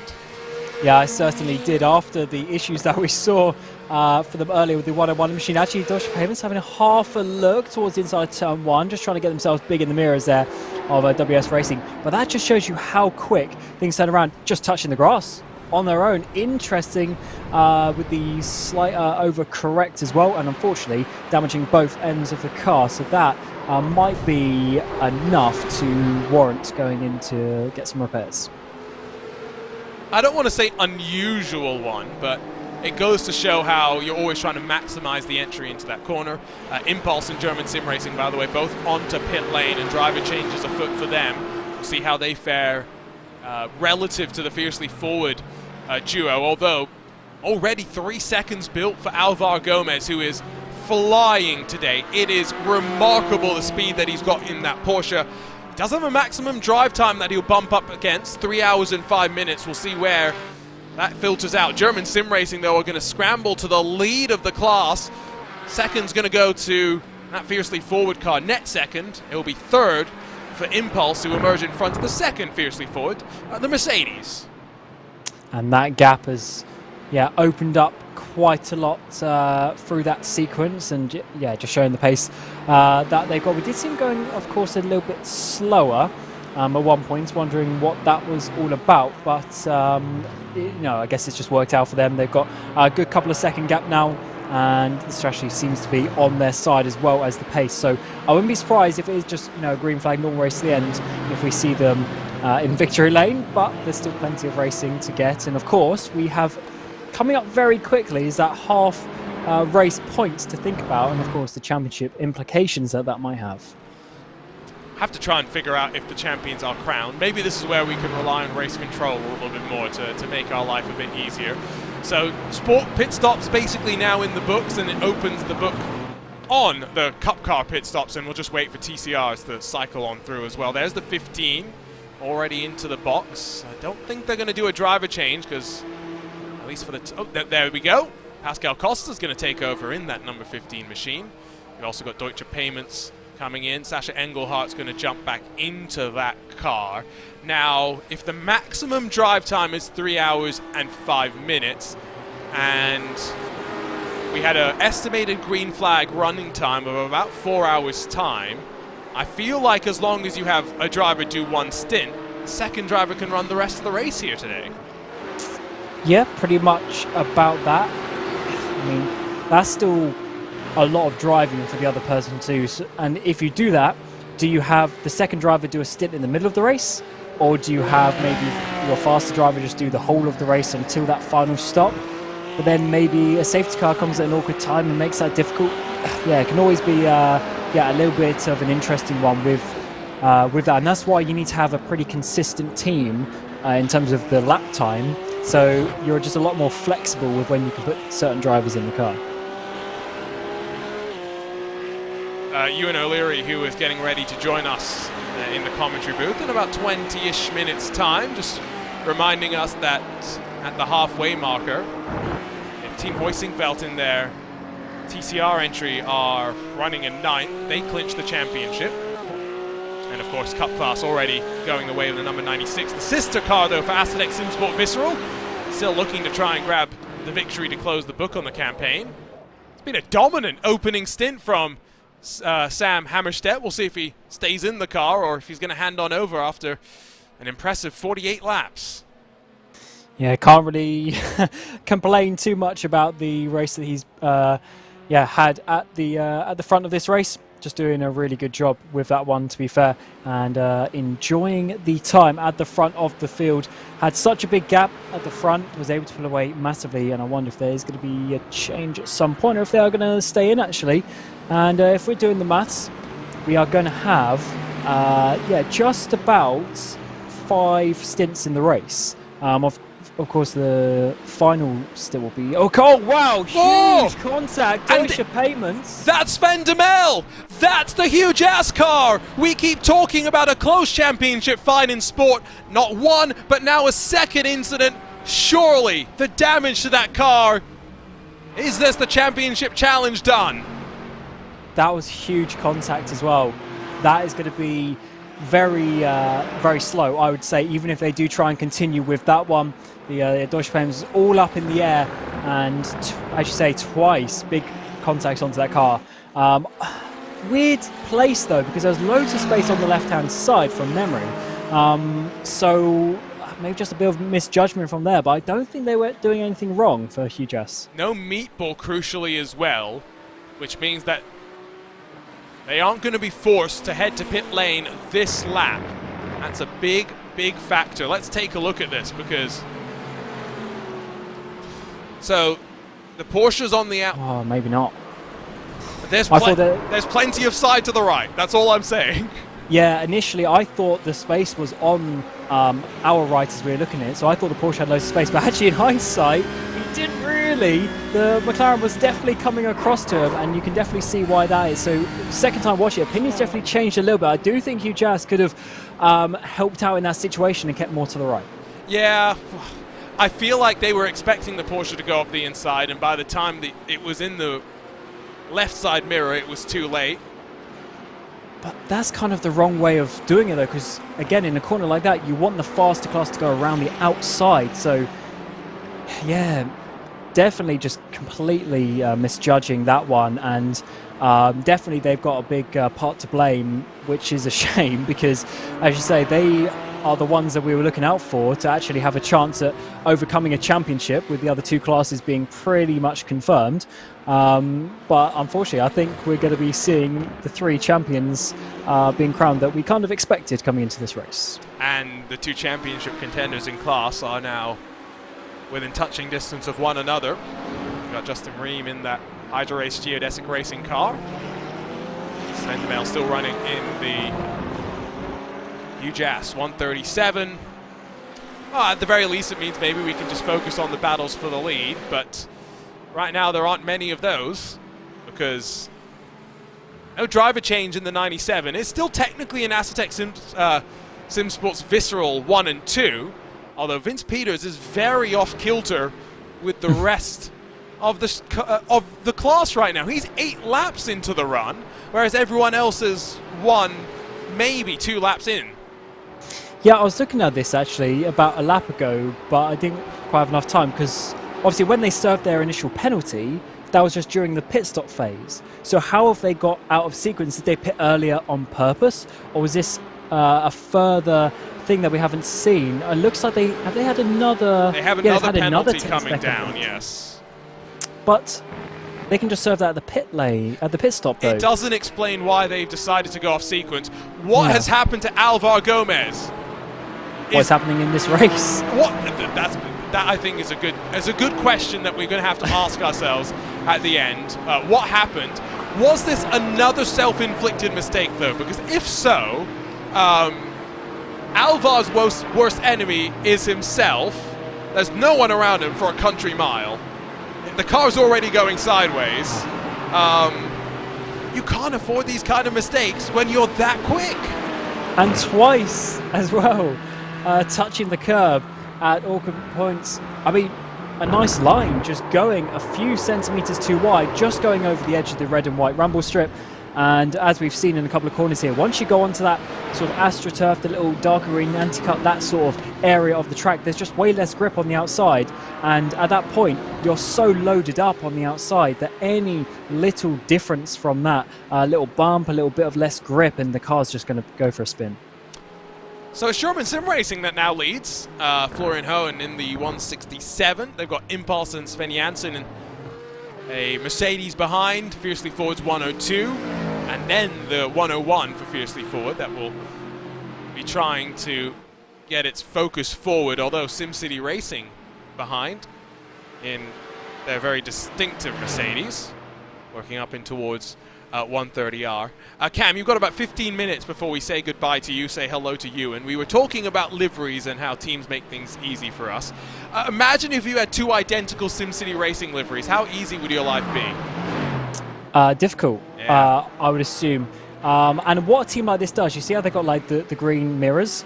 The other car would be black. That's what some teams do, but that's not quite enough when you're hundreds of meters away at a back-end shot. So it definitely would be nice with a little bit of different color change or something like that. No. In the PRL GT3 series, they've decided identical liveries. Yeah, that is very difficult one. Oh, you commented on it. Yep. The Raw, with all the Urano cars at the front. Yes, that was fun. And you've got Urano 1, 2, 3. Which one is which? I've got no idea.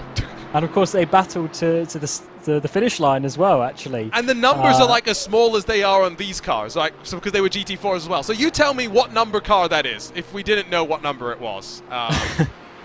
Yeah. I don't know why we're complaining, Cam. We got the easiest job of them all. just get shouty. Yeah, I had a good one actually with my team at Burst when they were in Le Mans Virtual. The two cars we had were the number 4 and the number 444, and the only difference between the two was one had like green mirrors, the other had red. But obviously, you can't really tell that. Right. And like on the end plate, it said 4 or 444. So I remember Lewis, obviously commentator on that series, literally was like having a go at me as if it was my fault. That it was difficult. I mean, it was. Clearly. Yeah.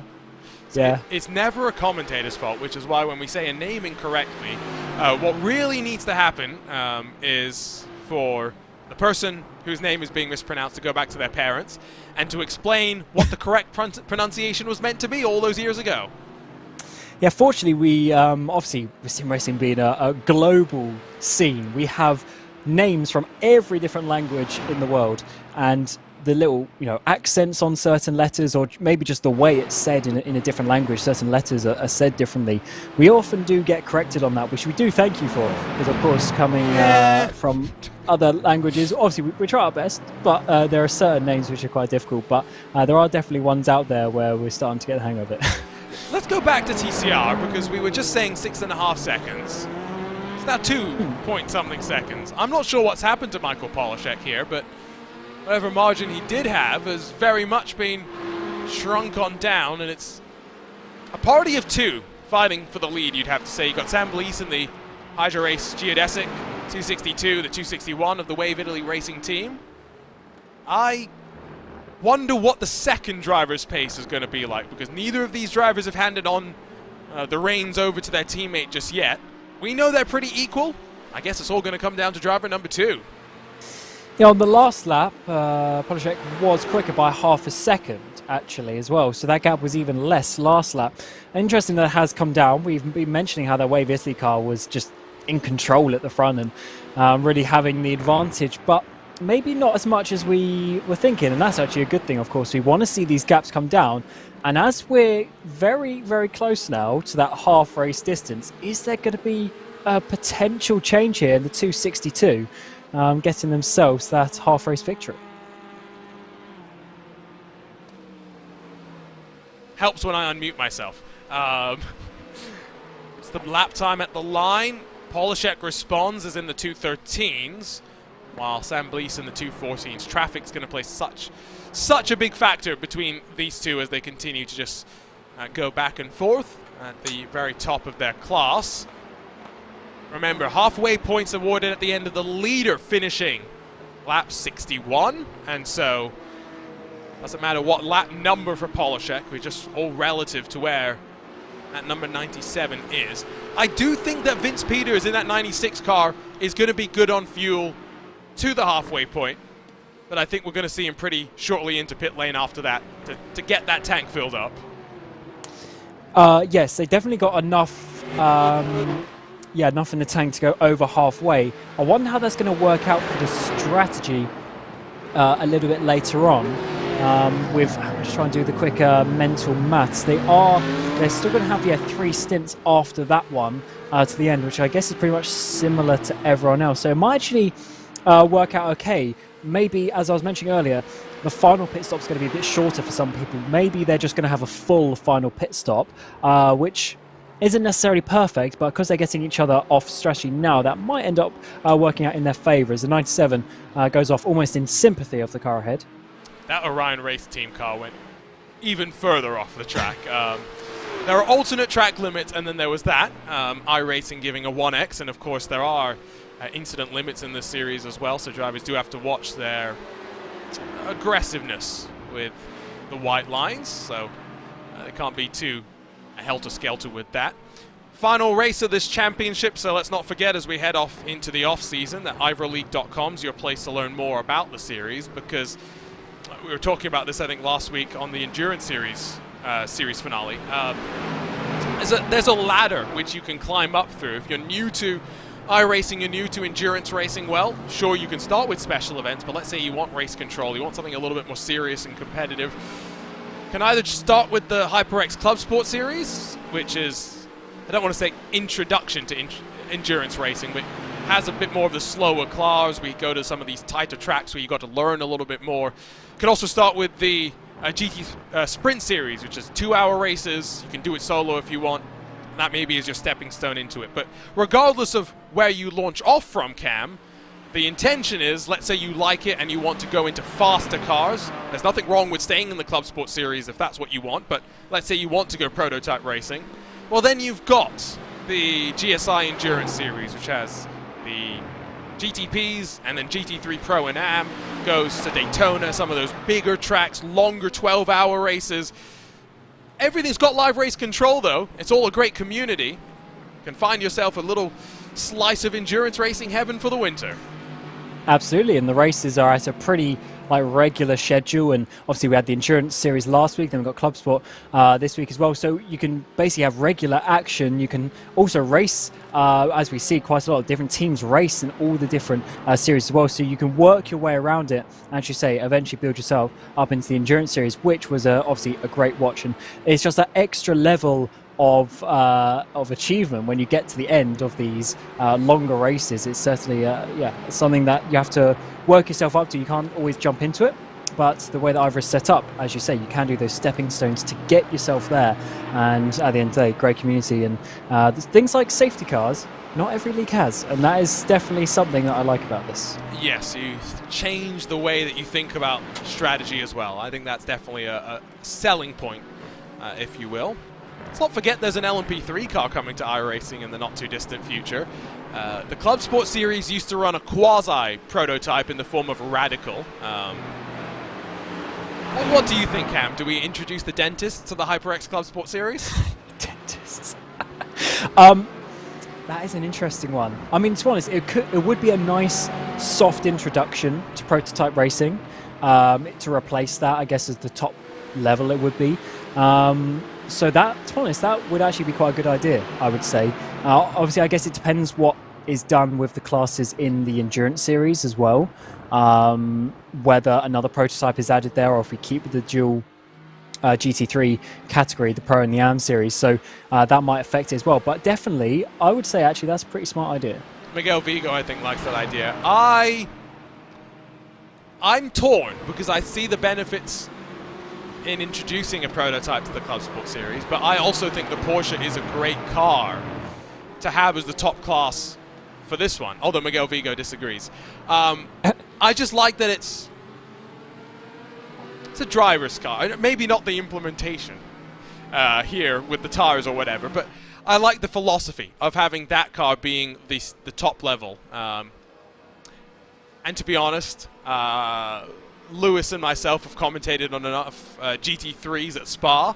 At this point, I've commentated on plenty of prototypes as well, so I would not be opposed to not seeing a prototype. Fiercely Forward switching around the ordering. Alvar Gomez in front of the 102. By the way, gotten word that the 102 is, of course, cycled Beck and Jasir out of the car after the first hour. Two drivers doing subsequent stints, but Beck and Jasir will get on in then to the end of the race. They're just trying to obviously swap around a little bit with the drivers, which is interesting. Sometimes you might see half and half almost with how they separate the races. And you don't always see a driver getting in the car twice as well, especially in these slightly shorter races. But of course, that's just how they want to do it. And the driver management is, of course, a big part of the team play of these races. And I think obviously the team aspect is probably one of the biggest things that sim racing actually teaches you in many ways. It's very, I would say, realistic in the fact of how you have to control the stints and control the drivers, especially when you get to the endurance series and you have, as you say, a 12-hour race. You've really got to manage the driver times and the fatigue of the drivers and making sure that they're getting adequate rest between their stints.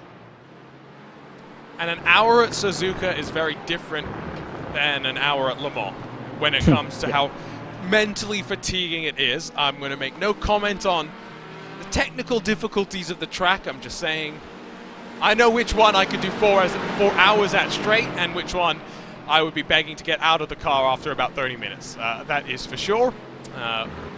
German sim racing, by the way, continuing to lead in sport with the gap being brought down to about a second. Impulse and the two Fiercely Forward cars working their way just closer and closer. Cam, we're only 5 minutes away or so from saying goodbye to you. Your prediction for safety cars was what, 4? It was 4, and it was 2 within the first 45. Good. So I was a little bit hopeful on that one. No, that's good. That's the one that it's good that you're wrong about at the end of the day. To be honest, as long as if there is a safety car, as long as it's also sort of late enough that it causes a bit of carnage towards the end, that can always be good. I do remember unfortunately the series doesn't seem to be around anymore, but the old AHU Endurance, if you remember that one. Wait, that's not around anymore? I don't believe so. No, I don't believe there's been a series since the one that was about this time last year, unfortunately. So I commentated on the death. Oh my, it was all my fault. Oh yeah, absolutely. But the race at Hockenheim, I can't remember if it was season 1, season 2, but I remember you and O'Leary doing the finish of that, and there was a safety car that came in with about 20-30 minutes to go, and it was just absolute chaos at the end, with obviously the drivers fighting. I think Shane Van Gisbergen getting the victory in LMP2 on that occasion. But yeah, a late safety car is always something to spice it up a bit. Bedlam is traditionally what happens with late race safety cars. Now, it used to be a staple of IVRA competition in our very first IVRA season, so winter of 2020. 21, but it's definitely calmed down a little bit since then. We'll see how it works. Ewan O'Leary saying he remembers that race, the AHE race. Says he's lost the plot. Don't think he's going to lose the plot at this race, because most of, I think, the tumultuous action has hopefully been in the rearview mirror. We're only about, 4 laps away from halfway points as well, so it's settled into a pretty nice rhythm after a tidy start, clumsy hour or two, and now I don't want to say sedate, calm middle phase. Although we still have some really close gaps for some of these positions, as we're seeing on the screen at the top of the sport category. Also, just a 2-second gap at the front of the TCRs and a couple of seconds back, or so about 10 seconds back as well to third place Impulse. So definitely some positions to be looked out for. And these could always change around very quickly in the last sort of 4 laps before we get to these halfway positions. Is there going to be anyone doing some absolute sends to try and get an extra few points to the halfway? That is always an interesting one to see as well, with the level of risk that the drivers want to take when you're only halfway in the race. We're about to get the TCR championship done and dusted, by the way. Marcel Tai in the Team Hoisingfeld 248 currently scored in 6th. All they need to do is be 9th come the halfway mark, and so looking on track for the time being. As we look to next season, though, Cam, one of the discussion topics that I always like to have is, what do you want to see next season? Whether that's cars, whether that's tracks, distance of races, etc., etc., etc. We're given the microphone and given the opportunity to speak our minds. So what would you love to see? I guess, well, this is my first ClubSport race of the season. Did the back half of the GSI Endurance Series. But for ClubSport, looking at the calendar, I guess I would say just a couple of slightly different distances. That's way too deep in the almost contacts with Impulse fiercely forward. Just maybe a little bit more changes for the actual distances of the races, so there's a little bit more variance here and there. But to be honest, I actually quite like the categories that they're in. Maybe, as we were mentioning earlier, swapping the Cup for a P3 potentially. That could be something to do. But to be honest, I actually quite like the general concept of this series from what I've seen so far. So I think maybe just the top class is the only thing I would change, and a couple of different distances purely for the fact of having slightly different strategies and things like that. Okay, I'm going to pose something to you. Let's get rid of the Porsche Cup car. You're on board with me so far? Yeah. Let's introduce the GT1 cars. Jeez. Which cars do they remind me? The Aston Martin and the Corvette. Oh, yes. We're talking proper sequential shifters, V12s. Come on. That would be very, out of concept of what the series is, but I'm definitely down for a completely different car like that, and that would be a very interesting sort of side project for some of the teams as well, to go to something a bit more old school. I'm just saying, I love that car. Cam, thank you so much. It's been a fun 3 odd hours that flew on past. we'll say goodbye to you now. We'll say hello to Ewan O'Leary, who's seen plenty of this HyperX ClubSport series over the last couple of years. Ewan, it's been a fascinating race so far, but let's be honest, you really want to talk now about the GT1 cars. Well, I was just agreeing with you strongly, that's all. Yeah, I fully agree. But I also agree with Cam in that it's very left from what they're trying to do with this series, to be fair. It wouldn't really fit quite what the series is, I guess. But absolutely no complaints from me about the GT1. I would have all the complaints, though, if we added an LMP3, because I don't know. I'm not a big fan of that type of racing. So Ewan doesn't like dentists, confirmed. Got it. Fiercely forward, trying to get past on that Impulse 157 as the traffic stretches that gap back up to the German sim racing Aston Martin. No dice for the time being. Mixed opinions. I see Miguel Vigo's not happy with me right now. David Barraclough, on the other opinion, very happy with me. And I knew I would please at least some of the Talk Freak Racing contingent.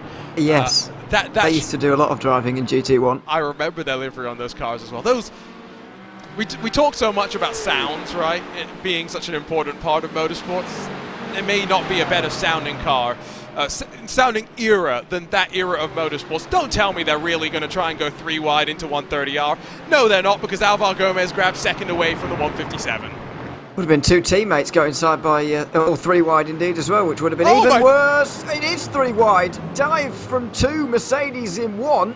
And Alvaro Gomez has scared himself out the way almost, and I can't blame him, because that was huge there, and thankfully he steered out of that. Welcome to the commentary booth, Ewan. Yeah. Well, I've been watching it. It's been crazy, really, especially the sport category. I've not seen a race like it for quite some time.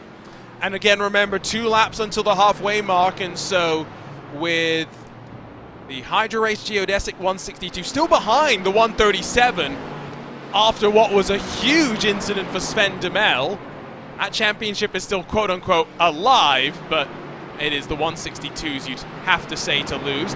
Let's go back and look again, if we can, at this, because it was optimistic to think you were going to go side by side into 130R, and so it was good that Sven Jansen backed out. However, when the second opportunity was opened up for the fiercely forward Mercedes to go to the inside, Sven Jansen wasn't having any of it. Well, yeah, I think both fiercely forward drivers realised that wasn't the idea, or a good idea, and so they both backed out of it, thankfully, but it might not matter too much because Impulse have now gone wide at Degner 2, and Alvaro Gomez has got another chance. It is the Kobayashi hairpin, though, so if you send it up the inside, you can't hold on, and Gomez had to delay his turn and actually had to cut back in a second time, and that's going to now check them up once again. They've lost a good 3 seconds now up to Florian Hohen in that German simracing.de by ACV car. They did have a slightly shorter pit stop last time in the lane, and they're going to take maximum points at the halfway mark, I would have to assume. They are sitting 4th in the championship, trying to close up to Team Hoisingveld, so that's important points for them to be accruing. And that's the thing, we talk so much, Ewan, about the top of the championship, but everyone is fighting to finish off the season on a high. They absolutely are, and it's really close in the sort of below the top 2 sort of area in all of the championships, below the top 3 in Cup as well. It's all very close there, and so there's a lot to fight over here. And second place in sport category still won't leave us alone. Alvaro Gomez does get himself down the inside and finally through on Sven Jansen with the other fiercely forward Cornel Matthias. You gave it a try. I haven't tried all today. Well, yeah, I'll figure it out and get back to you on that once I've Googled it. But anyway, he's down the inside and should be through into 3rd place as well. Yes, no, for me that is the fiercely forward 102. I've butchered enough names today. So I haven't seen the 102 so often, by the way. It's not so often been on the grid. It's a returning entry, I think partially because Beckham Jasir, who's someone you are very familiar with now in a GT4 car, courtesy of his exploits in the PRL GT4 series, with his switch over from Delta Sport / Race Factory to Fiercely Forward. He jumped into the car in the first stint of the race. He got out. We've seen 2 drivers take over from there, and we're going to see him back in. I feel like for this team, that's a really, really good signing to add to the roster. It's a very good signing, and yeah, did notice that his livery had changed on a Monday night, which sorry, not Monday night, a Tuesday night. No, Monday night. And a Monday night. Yes, both of them. Yeah, it is both of them, to be fair. I wasn't wrong. So, yeah, that's a fantastic signing, because we've been seeing what Jassiro's been able to do in that series in a Mercedes GT4. That's over a sprint distance, of course. This one very much different to that, but even so, the pace is still there. Consistency is something you can kind of learn yourself. Pace is a lot more difficult to actually, drill into yourself and learn. Yeah, he's got all the pieces of the puzzle. Just needs to put them together. Miguel Vigo, by the way, is trying to set up the IVRA Retro Series with a GT1 class, the rough C-Spec as well. What other old school cars could we throw into the mix there? You did make me think of an IVRA Retro Series. I'm not sure the organisers would like to organise a fourth series. No, they've got too many things on their plate already. We don't need to add back a fourth series. We're just dreaming here. Yeah, we had the MX-5s for a while. You could add the Ford Mustang in, I guess. I don't know. That could be your entry level. The 8PD for a retro series. That's retro. No. We'll put the old Corvette DP. Yes, the most awful car in the history of motor racing. I love those days. You know why they're so bad, right? Because they are prototypes built on shoestring budgets. They don't drive like prototypes in any normal sense of the way, but I've got fond memories of them. Yeah. I love that era of racing in IMSA. It was fantastic. True. But because they were all just trying to go racing at the end of the day. They were just happy to be out there. But they consistently got absolutely smacked by the European LMP2s, though. Oh, of course. Real life. Of course. But proper race cars.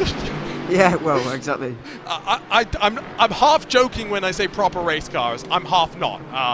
I've got a lot of respect for that era and for what they did to survive the times. But I'm also very glad that we're in this new era where we have a lot more money to spend on prototypes. I'll leave it at that. Every time we talk about the DPI, I do also have to mention, past the halfway mark, by the way, so halfway points have been awarded. Team Huizingveld officially your TCR champion, so congratulations to them. They've got about another 61 laps to hold on and hope there's no major drama left to go. Still, of course, title open in the sport class, but we assume that Justin Rem, as long as he gets to the end of the race, should do enough for the HyperX Geodesic Racing team to be able to hold on. Anytime we talk about that DPI, I always bring up, because I got to inflame and stroke my own ego, did you know, Ewan, that I once competed in the iRacing 12 Hours of Sebring Top Split back in 2020 when I entered with 90 minutes of total practice and I qualified only a second off of Joshua Rogers? Who are you with to get onto the top split? This was back in the day when you only needed one person's iRating. Yes. Okay. And to be honest, we did not want to actually get into top split. We ended up in top split. Well, you wouldn't do, would you, really? Well, we certainly wouldn't. No, not nowadays, but back when I was iRacing a lot, and I say iRacing in particular because I did nothing else. You do? 4.5, 5,000 iRating wasn't bad. It wasn't going to get you into a top split necessarily, but iRating inflation is real. My 4.5, 5,000 is probably like 7. I know it's 7 odd K now because my teammate who was the same iRating when I used to race has consistently raced and gained iRating and is now 7 and a bit K. So it's like, just all those people joining iRacing. Well, it means we keep moving the goalpost, though, doesn't it? Because now we're searching for the first driver to make, 11K, 12K, 15K when we get there. Yes, but no. What do you mean, yes, but no? Inflation doesn't stop. No, because the way the distribution works hasn't really seen the top number get inflated, right? Just more people have got to 10K? More people are at the top end of the it's more, the bell curve is widened rather than stretched is probably the best way to describe it. There's a lot more people now between 6 to 8K than there were even between, I'd say, 4 to 6K when I was actively racing. It just, anecdotally, I have no actual data to prove this, but the proof that I have to say that the iRatings aren't getting high universally is the fact that on both oval and road, we haven't seen the top iRating really increase too much. I mean, that goes by the very nature of how iRacing works, to be fair. In official in official series, you've got people losing and people gaining iRating in roughly a similar exchange, if you like, throughout a race. It helps that you've got people like Casey Kerwin, who, even though they are 10,000 iRating on like every single discipline, don't use Smurf accounts, right? So when they go and race a weekly race, they have jeopardy. If they crash out, they lose 200 iRating. If they win, maybe they gain 5 iRating. And so that's where it becomes harder to stretch out how much we can get. Although I will be curious, because you're not wrong, at some point we will get to a stage where we have so much iRating inflation that it's not 10k Benica anymore. Which, by the way, never actually worked as a rhythm device, because now is pit stop start. Past the halfway mark, obviously, crucially. His name is Max Beneca, it's not Beneke. Yeah, but we don't need to say that. It's fine. No, we do. I'm joking, by the way. No, I know. It really irritated me because I didn't know his name was Beneca. I always thought, listening to people, it was Beneke. And so then when I found out, it's like the Bono House thing. No one says his name properly. Yeah, it's well, yeah, we're all just sheep, aren't we? Really, in the media business. So there we are. Driver change is very much happening with alarming frequency at the moment. With all 3 teams down on pit lane currently going through driver changes, because Giovanni Romano's got into the Hugh Jass car, John Butterfield's gotten into the Geodesic car. And by the way, Hugh Jass gained 3 points on Geodesic's championship lead to stretch it down to 53, which means a top 9 for Geodesic here will seal them the championship no matter where Hugh Jass finish. Pretty easy goalposts in terms of the championship there. We'll see if they can at least grab 1 championship, because the Hydra Race Geodesic Racing team, as Miguel Vigo told us in our chat with him earlier on, have not enjoyed the best of IVRA seasons and are going to be looking to regroup and go. Fiercely forward, and Alvar Gomez on the back of that German sim racing Aston Martin once again in the so quick, isn't he?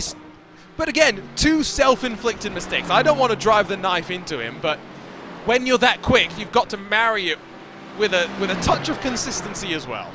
Yeah, he has been the architect of his own downfall, as he said earlier on, but it's made it more interesting for us, and it's just made us realise it even more, really, arguably, that just how quick he is here today in this car. Not really sure where they found it from, because Fiercely Forward have struggled really badly this season. They did get a podium at Mid-Ohio, but they didn't score a single point in the first 2 rounds of the season. They were nowhere from the very start of the season, but now they're showing some of the form that allowed them to clinch a championship, I believe, with a round to go. I think I remember calling them across the line at Zolder in the penultimate round last year, with them already having the title in sport, and it's amazing how different it is this season. Things change so quickly in the world of sim racing, both at the top levels. Seen this year with the likes of ESL R1, how that's seen new teams join, driver lineup shakeups, but also that shakes up the pipeline lower down as well. And Fiercely Forward have seen some of their top drivers go and compete in some of the other championships. Has Sean Campbell raced for Fiercely Forward, or was he always on Delta Sport? I'm pretty sure he's always been on Delta Sport. He's on raced RSR for before that. He's raced for Brabham as well. Like, yeah. You know, Got who he raced for in IMSA now. that was Delta Sport, hardpoint by Delta Okay, Sport. that was Delta Sport. Right. But I feel like Sean Campbell's raced for like everybody at the end of the day. I didn't know that Michael Polishek had left Full Send Racing until a couple of weeks ago, and I didn't realize he had gone over to the Wave Italy Racing team. No, he's been there all season, I think, Wow. here for these guys. So that's a rare occasion where I've known something before you. Well, Wave Italy only started midway through the season. That's why I was, I guess, so confused. Well, yeah, there you are. Then I'm pretty sure that he was there from the start of the season, and also alongside him, I think, is Damien Owen Harris in these races. Who left Maniti? Yeah. Yeah, who left Maniti. So it's a team made up of drivers from elsewhere, and yeah, it's slightly bizarre. You don't often see that, really. A team made up of entirely new drivers, but that's what they've done in the 3 races, 4 races they've done. When you think of Damien Owen Harris, what do you think of? Well, Maniti TCR in this series, pretty much. I thought you were going to say VCO Infinity. Were you not part of that fantastic moment? I don't know which one you mean. The gun show that is Damien Owen Harris? No, I know. Oh, wow, I okay. wasn't, He's an impressively physical guy. Like, you know, there's the refrain, sim racers don't touch grass. Yeah, Damien has touched a lot of weightlifting stuff, I would say. a lot of weights. Yes, Right. I was really impressed. No, because you're American, I did not think you were talking about muscles at the start of that sentence, but now I understand what you mean. Okay. I yeah. was like, what is happening? But yes, That's more worthy of RaceSpot only fans. that's worrying, really. But yeah, well, I did not know that. We I'm had him in clearly- a tank top, like racing in VR. It was Okay. great. It was a sight. Well, to be fair, I may have been asleep because you did put me on until about 4 a.m. so, You volunteered. that evening. I did do that, yeah. So, no, I quite like it being in the middle of the night. You got a taste of what my everyday is like. Well, that's true as well. Although you don't stay up past the midnight, you usually wake up. I did not for long after it. AHU that one time and decided, yeah, That's I true. hated it. Oh, yeah, right, okay. I prefer. Well, I can't tell which one I As prefer. long as I don't mind both. as long as I get a couple of hours of sleep, I can force my way through. I felt horrendous this morning, even though broadcast start time was like 7:10 a.m., which is like late for me. As long as I get a bit of sleep, I'm good. Oh no, Gomez again! Third time today, and this time he's lucky to not get tagged. He'll drop outside of your top 4 and has all that work to do again. But Alvar Gomez, you can have all the speed. You've got to be able to keep it on the straight and narrow as well. Oh, Alvar Gomez. That's such a shame for him. Once again, Florian Hearn will be breathing a sigh of relief there because he was starting to come under increasing pressure from the Porsche behind. Now that gap is well over 10 seconds, and you're right, he was pretty lucky to avoid getting hit there by somebody. Indeed, 3 impulse cars from 3 different categories came through all at once there, which was bizarre, and he got a great view of it. But unfortunately, it's the spoon curve again that you were talking about earlier on, one of the deadliest curbs in all of motorsport. It's just dropping away. This one maybe not as much his fault, to be honest. It's that deja vu. We've seen that 3-4 times already today. Does happen just as we head into a pit stop window, though. GermanSimRacing.de down from the lead of the race and now promoting the 102 fiercely forward car to the point. Surely Alvar Gomez is going to be getting out of the car, if not this time in pit lane, the next time. Remember, 3 hours and 5 minutes, the maximum drive time for these drivers. And we're, what, a good 2 hours and 15 minutes already into the race. I'm pretty sure you'll be getting out this time. He might well have to, yeah, and we'll see who gets in place of him instead. We'll find that out. But yeah, I don't reckon he'll be able to go another stint in this one. But as you were saying earlier on, this race is actually going to end up being so short with the wrong green flag run who've had to open this one. This race is ending up being so short time-wise that actually only one driver change is really needed, whereas previously you get someone to qualify the car, do the first stint, probably nothing more than that, and then you'd get a double stint from somebody else and then another double stint at the end, and that would turn out to be somewhere in the region of 5 or 6 hours, judging on past races in this series this season. But this one's barely over 4 hours projected at the moment. You really don't need to change more than once in that case. Haven't talked much about the Cup class since that first stint of the race, and what an exciting first stint it was.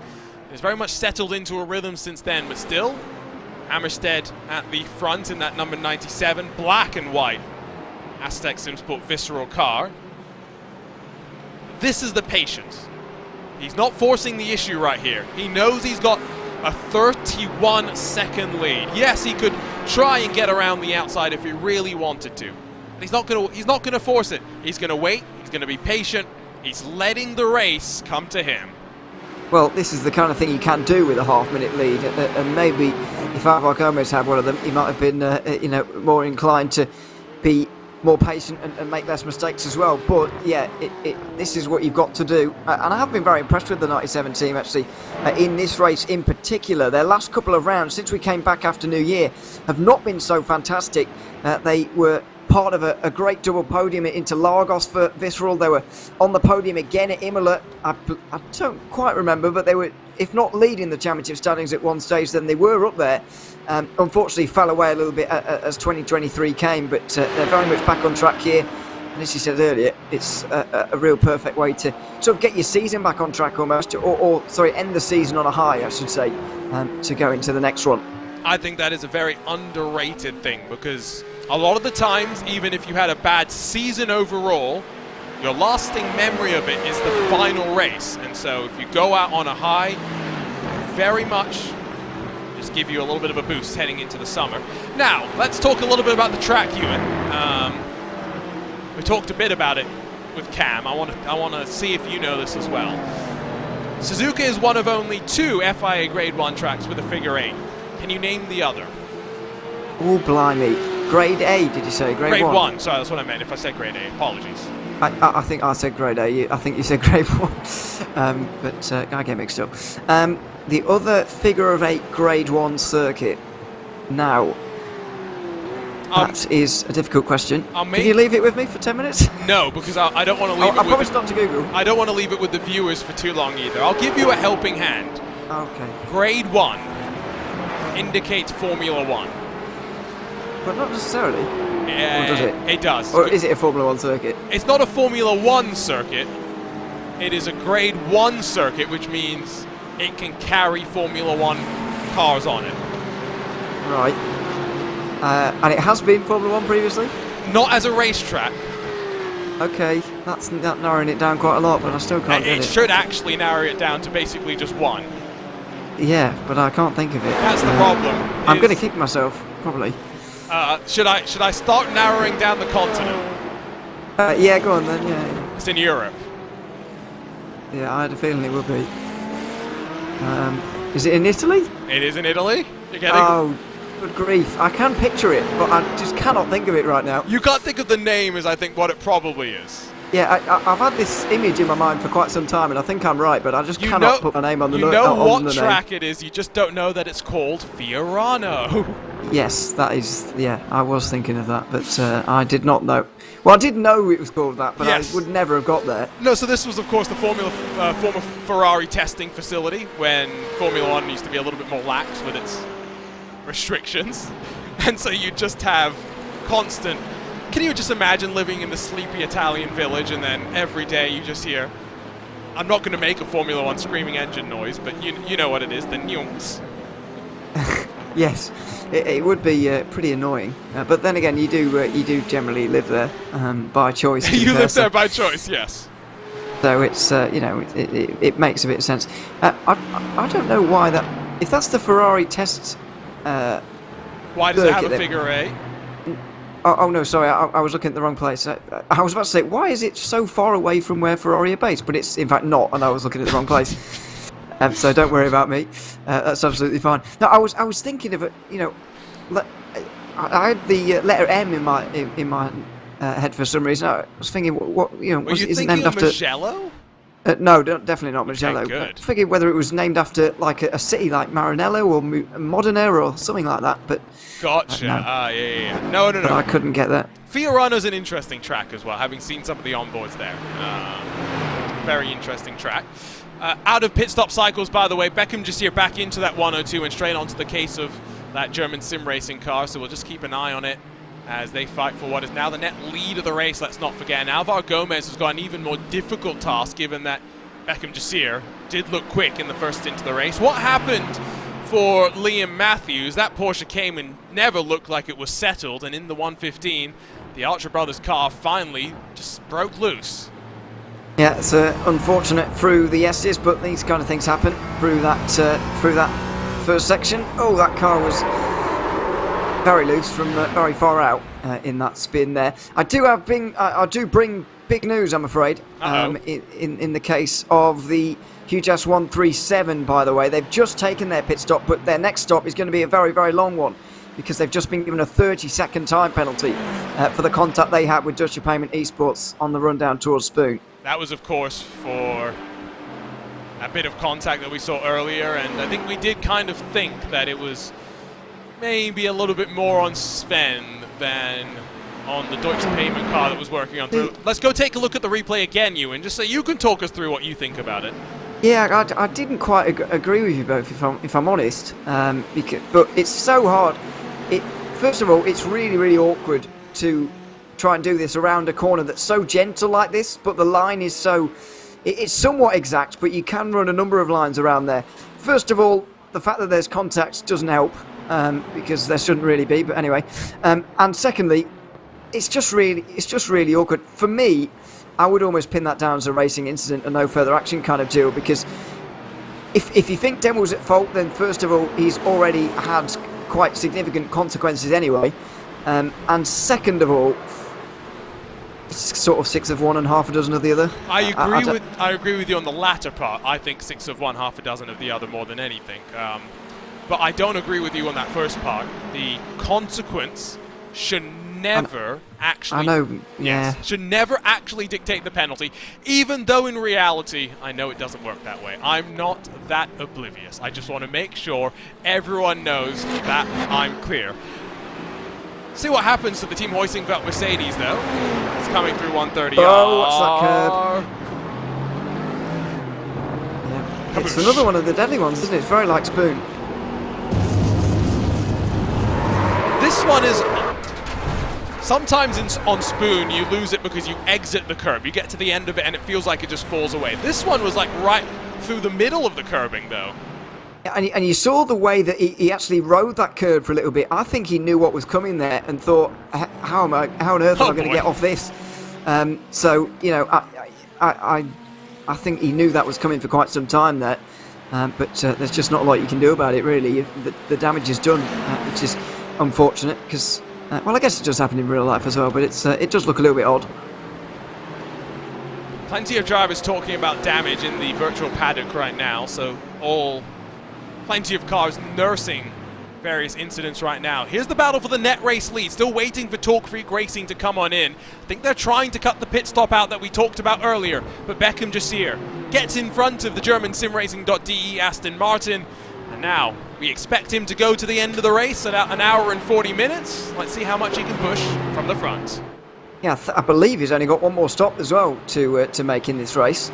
Maybe Torque Freak have as well, but I am sceptical about that. To be fair, they've only on their 22nd lap of this stint right now. If they can make it to about 85, 86 kind of area, then maybe they can make this. And maybe they'll be able to cut out a pit stop. But then again, you've also got to think about actually staying in front of these guys, which is not going to be easy at all. Based on the pace in sport right now and just how many there are at the front in sport, they're kind of egging each other on to go even quicker. Pit stops will begin in the Cup class now, by the way. That's Pascal Costa in the Impulse at number 15 that rolls his way into the box. So wait then for the rest of the class to descend their way on through.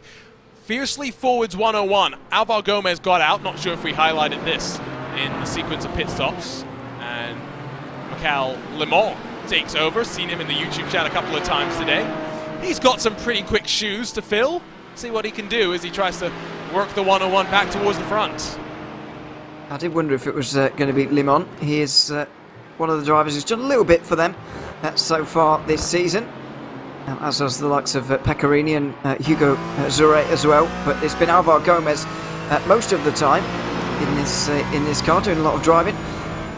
And yeah, they're just looking to end this season on a high so that maybe they can regain this title once again. But I do want to commend the Fiercely Forward team for using the number 1 in their reigning champion season as well, because I do enjoy it when a team do celebrate the fact they won the previous season. Nobody else decided to do it in the ClubSport series. I know that Pure Sims never returned to do that anyway in Cup, but TCR champions Hoisingveld were not interested, and I think they should put the 201 on next season, just saying. I feel like for Hoisingveld, the 48 is an important number to them. Yeah, so we'll I get see. that. There's your race leader in, and I would assume Sam Hammerstedt is going to hand over the reins of that number 97, who's queued up and ready to go. Santeri Marchkinen will jump in there. The pronunciation book is getting a proper workout here today, by the way. There's been plenty of new names for me. I'm not sure about you, Ewan. You've commentated on more Club Sport this season. Oh, goodness. Sorry. That was 3 wide, though, as Valkyrie's Cup car blasts around the outside. SimCity Racing go up the middle, and that was a pass by Gottestad in the Valkyrie car on the SimCity 71.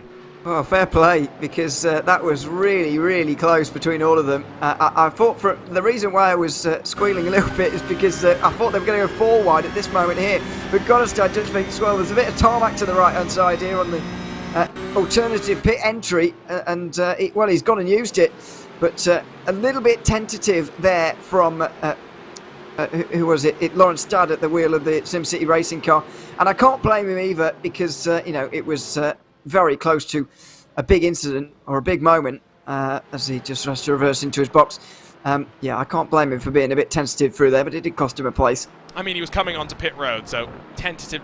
Going back to what I said earlier, being tentative will only cost you time. Being aggressive could cost you a race. There's a very big difference between the two. You have to decide which one is more important to you.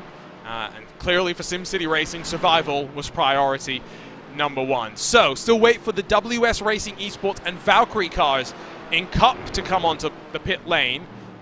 It means that the 97 now has what is a 31-second advantage over their teammate. But Nicholas Lash, on a offset strategy to the rest of the field, is going to have Pascal Costa now just 1.5 seconds back.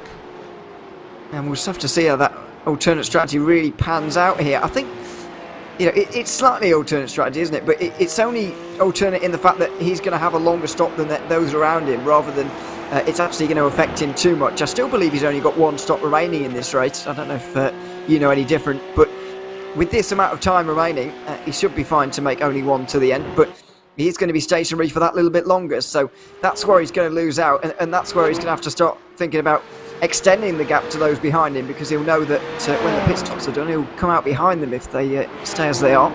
This, of course, I think the response to the weighty penalty that they were handed down at the start in this 97. It was 20 seconds for qualifying infringement, and so it's enabled them to clear themselves of some of the traffic. It's quietened down relatively for race control in the last hour or so, but having said that, I'm assuming business is going to start picking up for the team of stewards. In fact, there's a car serving a penalty. I believe it's David Barraclough in the Talk Freak Racing 181. Meanwhile, Philip Hammer finds his way to pit lane, and such was the dominance of the 97 in the first half of the race. They're already back to the front of the field.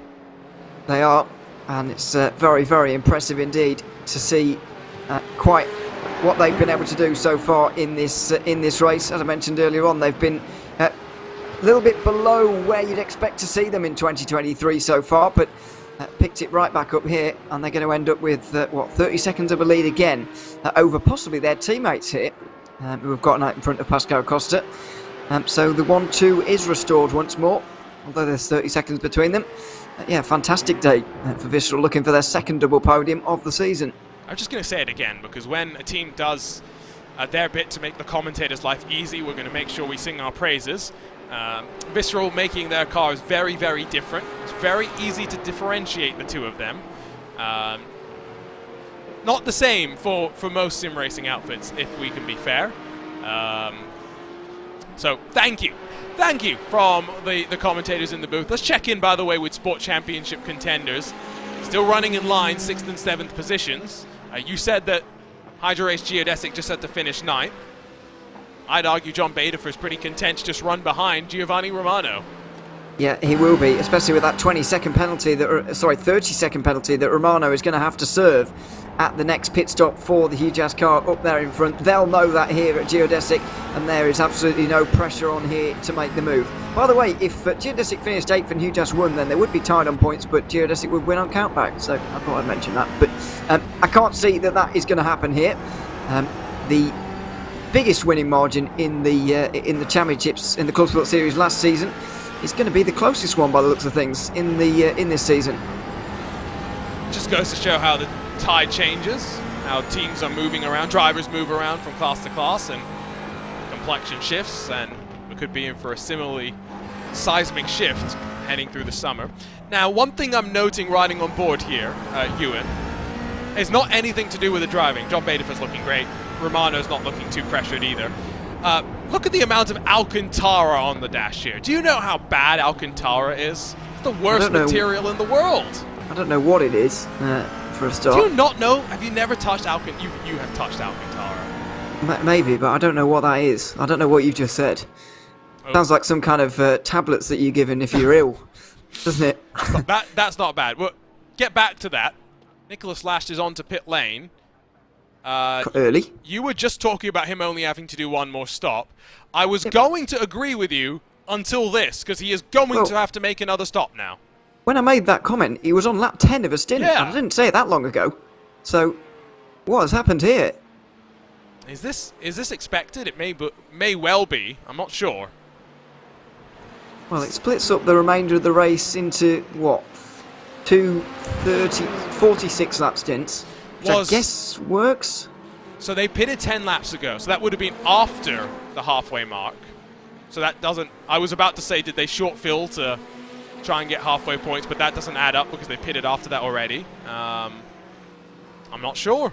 You know what I am sure about is we've got a new driver leading in TCR, as Michael Polishek hands over to Damien Owen Harris, and I think is going to wish he was rather behind the wheel of the car, because Owen Harris almost got taken out by the car that we were just talking about, the 97 Asedex SimSport Visceral machine. Yeah, no, that's the 96 just behind, isn't it? 96, I got my numbering mixed up. Yes. I meant that car, yes. They can help us as much as they want, but we're still going to get it wrong. So, yeah, 96 just in behind them. Yeah, I mean, these things happen. To be honest, I thought that the first sector at Suzuka was going to be more accident-prone than it has been so far today. When I saw this race on the calendar, actually, I did fear a little bit, both in terms of actually being able to make overtakes, for class battles, but also in terms of lapping. I did fear that this race might be one of the worst of them, but it's absolutely not been the case. We've seen fantastic battling and few incidents as well. No safety cars even coming towards 2/3 into this one now. I think at this point we should just be talking about safety cars all the time in our efforts to bring out the commentator's curse. Dominic Engel, I think, sums up Alcantara in the best way possible, Ewan. It is amazing if you never touch it or use it. Right, well, that doesn't define it down to one thing. That could be many things, to be fair. Okay, wait. So it was who didn't know Lauren Ipsum a week or two ago? That was it Cam Roger? It may have been Cam Roger. Do you know what Lauren Ipsum is? No. My word, the UK. Oh no, it was me. Was it you? you? Me because it was me because then you taught me, and I think I've remembered. Okay, good. Alcantara, wow, it's just a material. Right. Yeah, but the thing is, we have different names for the same thing often. No. So Alcantara is like, Hoover. Hoover is a vacuum, yes, but it's also a brand. Okay. Oh, so it's a branded thing. Alcantara is, as far as I'm aware, both a brand or a branded thing and the material. It's weird. It's confusing. People aren't smart. Damien Owen Harris has a 30-something second lead, 38-second lead right now. Where did the HyperX Geodesic Racing car go? Because Sam Blease was only about 2.5 seconds off of the pace, give or take about an hour ago. He's made I think, an unscheduled pit stop last time because he was only stopped for 16 seconds for some reason for Gary Craig. I wonder if Sam Blease had technical issues and had to do an emergency driver swap there. See if we can figure that out, but I was actually keeping hopes that the class would be pretty close, the TCR class. I think you may end up being right there, although I'm not 100% sure. I see a couple of people have had technical issues. Sam Blease's name, not one of them, so maybe there was an incident out on track. Check in back with your sport class, because I did expect Beckham Jasir to be flying when we got back into the car. Now it seems like the roles of the 101 and 102 have flipped. The 102 is now the one that we expect to run away. The 101's the one that we're questioning how much they're going to be able to push. Well, yeah, the fastest car of anyone in sport last lap was the 102 now, and that might be something to do with Beckham Jasir getting back at the wheel, and the 101 not having Alvar Gomez at the wheel anymore either. So maybe the roles are reversed there now, and the 102 is going to finish ahead of its reigning champions car. So reigning champions teammates, I should say. I think I know what happened to HyperX Geodesic Racing. Okay. I think they came in on one lap, did a driver change. For whatever reason, car didn't get filled up with fuel. They had to come in the subsequent lap, or tyres, whichever the one was. They came in the subsequent lap to get the actual service done to the car. I think tyres could be more the issue there, because firstly, if you put no fuel in, then you will not make it around again, I wouldn't imagine. And also, you wouldn't be stopped for 16 seconds, surely. I would imagine it takes longer than 16 seconds to fill this tank. Probably. I'm not enough of a TCR expert to really know, but not the first time we've really heard stories like that. Won't be the last either. No, definitely won't be the last. There were some stories on Tuesday.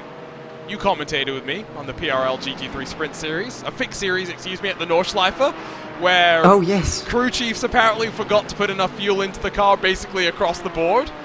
That was an interesting experience. Yeah, everybody got filled up with only one lap around the Nordschleife when they needed two. So that was a very, well, I'll say everybody. It was a fair proportion of the field, but by no means everybody. And it was very bizarre, yeah. It's rumours that it's something to do with this auto field, what's it called now? Auto field feature? No, I think some people took, it was their crew chiefs, like their actual third-party programs that they use that they blamed as well. Yeah, that was definitely blamed as well, third-party programs. I don't think they were blaming other human beings for it as crew chief, because you wouldn't I just blame have you. It's usually just your fault, but... What?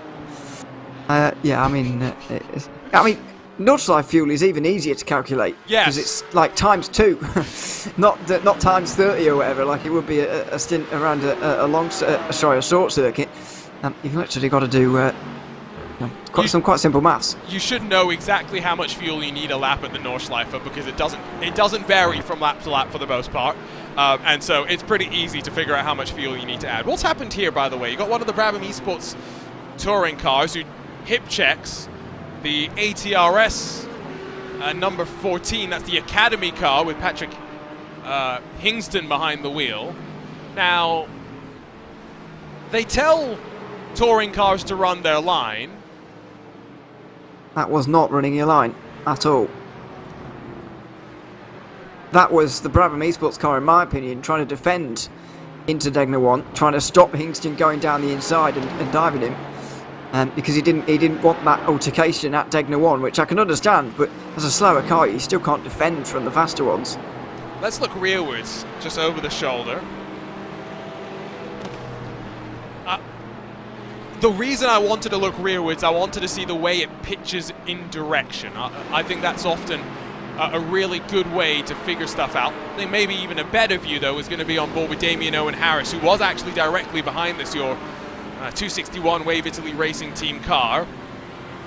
Once you've committed to go all the way off to the right, I don't think that the Brabham car should have pinched up as much to the left. That's the obvious thing to say. The question is, Ewan, what do you think race control will have to say about it? Well, I don't know, but I hope that the Brabham Esports car, if either of them get penalised for it, then I hope it will be the Brabham Esports car, because I really don't like it when slower... I know slower traffic often get the brunt of a lot of bad driving on occasion, no matter what series you're in, no matter what class you're in, or whether it's anywhere. But you can't defend from the faster class of cars like that just because you don't want to lose time through a particular corner. I know Degner 1's fast and you don't want to be dived down the inside, but if you stay on the line, Hingston's going to get through there without too many problems. You're going to carry on with your day without too many problems as well. And as you said, especially, you definitely can't go from the right hand side and then back to the racing line again. But I think the Brabham Esports driver was expecting Hingston to be put off by the fact that he was defending there, and so wouldn't be alongside him at all, and so would have thought, I can go back to the racing line because nobody's going to be there. But that wasn't the case, and if anybody gets a penalty, I think it should be them. I'll let race control deal with penalties, because I enjoy the fact that we just get to talk about incidents and then backseat steward. I don't miss having to actually steward races anymore. Yeah, I wouldn't have any trouble looking over that one myself, if I'm honest with you.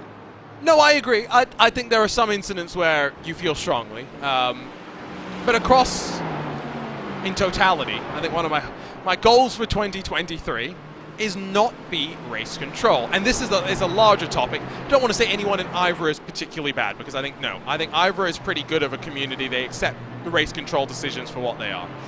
But I've been in situations as both a driver where I've been frustrated with race control, but I've been on the receiving end of it as race control, where some people have said, frankly, hurtful, unnecessary, and just downright rude things to me in the past. Oh, was that fiercely forward? Limon. With the Olympus TCR, wasn't it? Yeah, that's how it's supposed to, or that's how, that's what the brand, there's the flash of the lights. Yeah, the flash of the lights, I don't think that was proper. No, not how it's supposed to go. I was about to say that, but that's why. Okay, so Limon went down the inside, which is fine, but then he sort of faded back towards the racing line and squeezed the Olympus car on this occasion, and you can't do that either. So that one's on the faster car this time. I'm not biased. We'll get a good look here as well, because you'll just see the lines being run. Just look at how it's not an obvious switch to the left. It's just the way the corner curves. You've got all of these little things that you've got to be so much more intentional with traffic management in a place like this, and fortunately in this case no one lost out other than the time that was lost here. That could have been a lot worse. It could have been a lot worse, and I guess that shows, at least in my mind, that I'm not biased towards the faster classes, by the way. Fair. No. I'm because that one's certainly on fiercely forward. Limon, I mean, it was a misjudgment, I think, rather than a malicious thing. Well, not that the first one was malicious either, but it was just an honest misjudgment, really, rather than trying to do something it shouldn't have. But yeah, you're right. You can't just fade back to the racing line like that when there's a car still alongside you. It applies to a battle for position as well. Speaking of battle for positions, Impulse German Sim Racing, Mercedes and Aston Martin. It is the Impulse 157 of Sven Janssen that's able to get on through. Florian Hohen on the second stint of his race, slowing the speed just slightly at this point. And margin up to Beckham Desir continues to open up. Gap to the fiercely forward car comes down. To finish the point though, it's a bit of a trend. I don't think it's just universal to sim racing. I look at some of the comments that we see in the real world of motorsports as well and think it's definitely a fair comment there. Not enough drivers want to take responsibility for their own actions. A pedal works in both directions. A wheel can turn in two directions. You can accelerate, you can brake. Drivers are in more control of their own destiny than oftentimes they want to admit. Not trying to say and there aren't cases where it's slam dunk, open and shut, someone drove into the back of you. But maybe we just need to think if there were less incidents going to race control in the first place, we'd have a better overall situation, which is what we really want. Oh yeah, maybe. That takes a lot of. Honesty. I don't know I don't know what the word is really for that, but it does take a lot from multiple people, I guess, for that to really take place. I don't know. I think it's arguably easier in sim racing to not own up to mistakes or whatever. Although you're right, it does happen in real life motorsport as well. Purely because we don't see each other face to face hardly ever. So it's easier to have an argument when you're not don't have to be faced physically with somebody. So that does make things easier. But you're right, in real life motorsports as well, there's an acceptance that or not non-acceptance, I should say, of people who have been involved in incidents when they shouldn't have, and don't really want to admit the facts sometimes. But there we are. Everyone wants to be first. We get that. It's just if you're first at the expense of others, are you really first? Regardless of race control intervention, I like to think about it like that. Now, look at John Butterfield there and how much space he's giving, because he knows he has to finish it because of the championship, and he's taking zero risk. I don't think I've ever seen zero risk more perfectly defined. Exactly. That's what I was going to say. We look at this, and we were saying earlier, Baedefer, he's just going to drive behind Romano. Even though likelihood is, with the damage on the huge-ass car, even though Romano is flying, Baedefer could probably be that little bit quicker. Just look at him through the S's. He's not going to force it. You mentioned the gap that he's leaving as well. Heads-up driving. I like it. And we've seen that plenty of times today. Maybe not so heads-up from the 97, who got a little bit close to that Olympus Audi once again. And there's the flash of the lights. The driver of that Olympus Audi now will be furious with everything. They'll just lift off a little bit earlier into the first Dagner there to allow the two sport class cars through, which has worked out quite well. But these things do tend to pile on top of you on occasion as well. They tend to sort of get on top of you a little bit. And once you get one person doing something bad, it seems that they sort of come around more quickly, and you get more and more frustrated with the faster classes, which is why we end up with such an argument between drivers of slower classes and drivers of faster ones.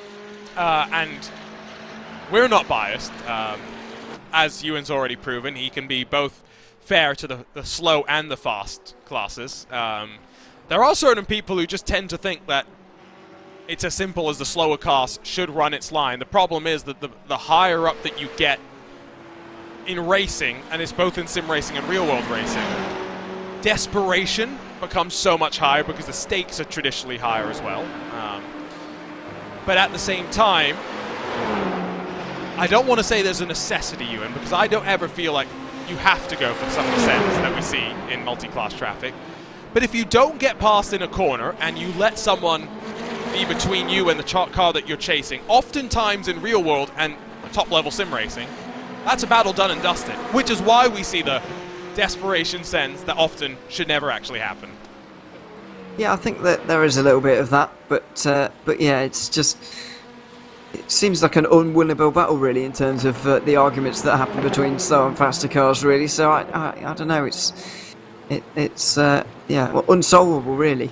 And as I say, you can generally get continually very frustrated with the faster cars coming through on you if you're a slower car. So yeah, it just depends, and it's a thing that I'm not sure is ever going to go away. I'm not sure what the well, I'm not sure. If it went away, that meant there would be no racing. That's why it went away. Exactly. Well, I was trying to find the words. It wouldn't be a great thing in some ways if it went away entirely, because, as you say, what would that take away from the actual race itself? It's multi-class racing, after all. They all know what they came here for. Even when we get to the point when it's you don't have drivers in the car and it's just robots instead that are being controlled by drivers somewhere else, still all going to make a difference. Orion Race Team, by the way, have just gotten past the WS Racing Esports 23. That's for 4th position. Still caution-free, by the way, through 82 complete laps. So we're into the final 40 laps of the race. Getting into that distance where we'll head into the final cycle of pit stops as well. Ewan, as you reflect on this season, what's been some of the notable moments that have really stood out to you? Notable moments? I think there's been plenty of them.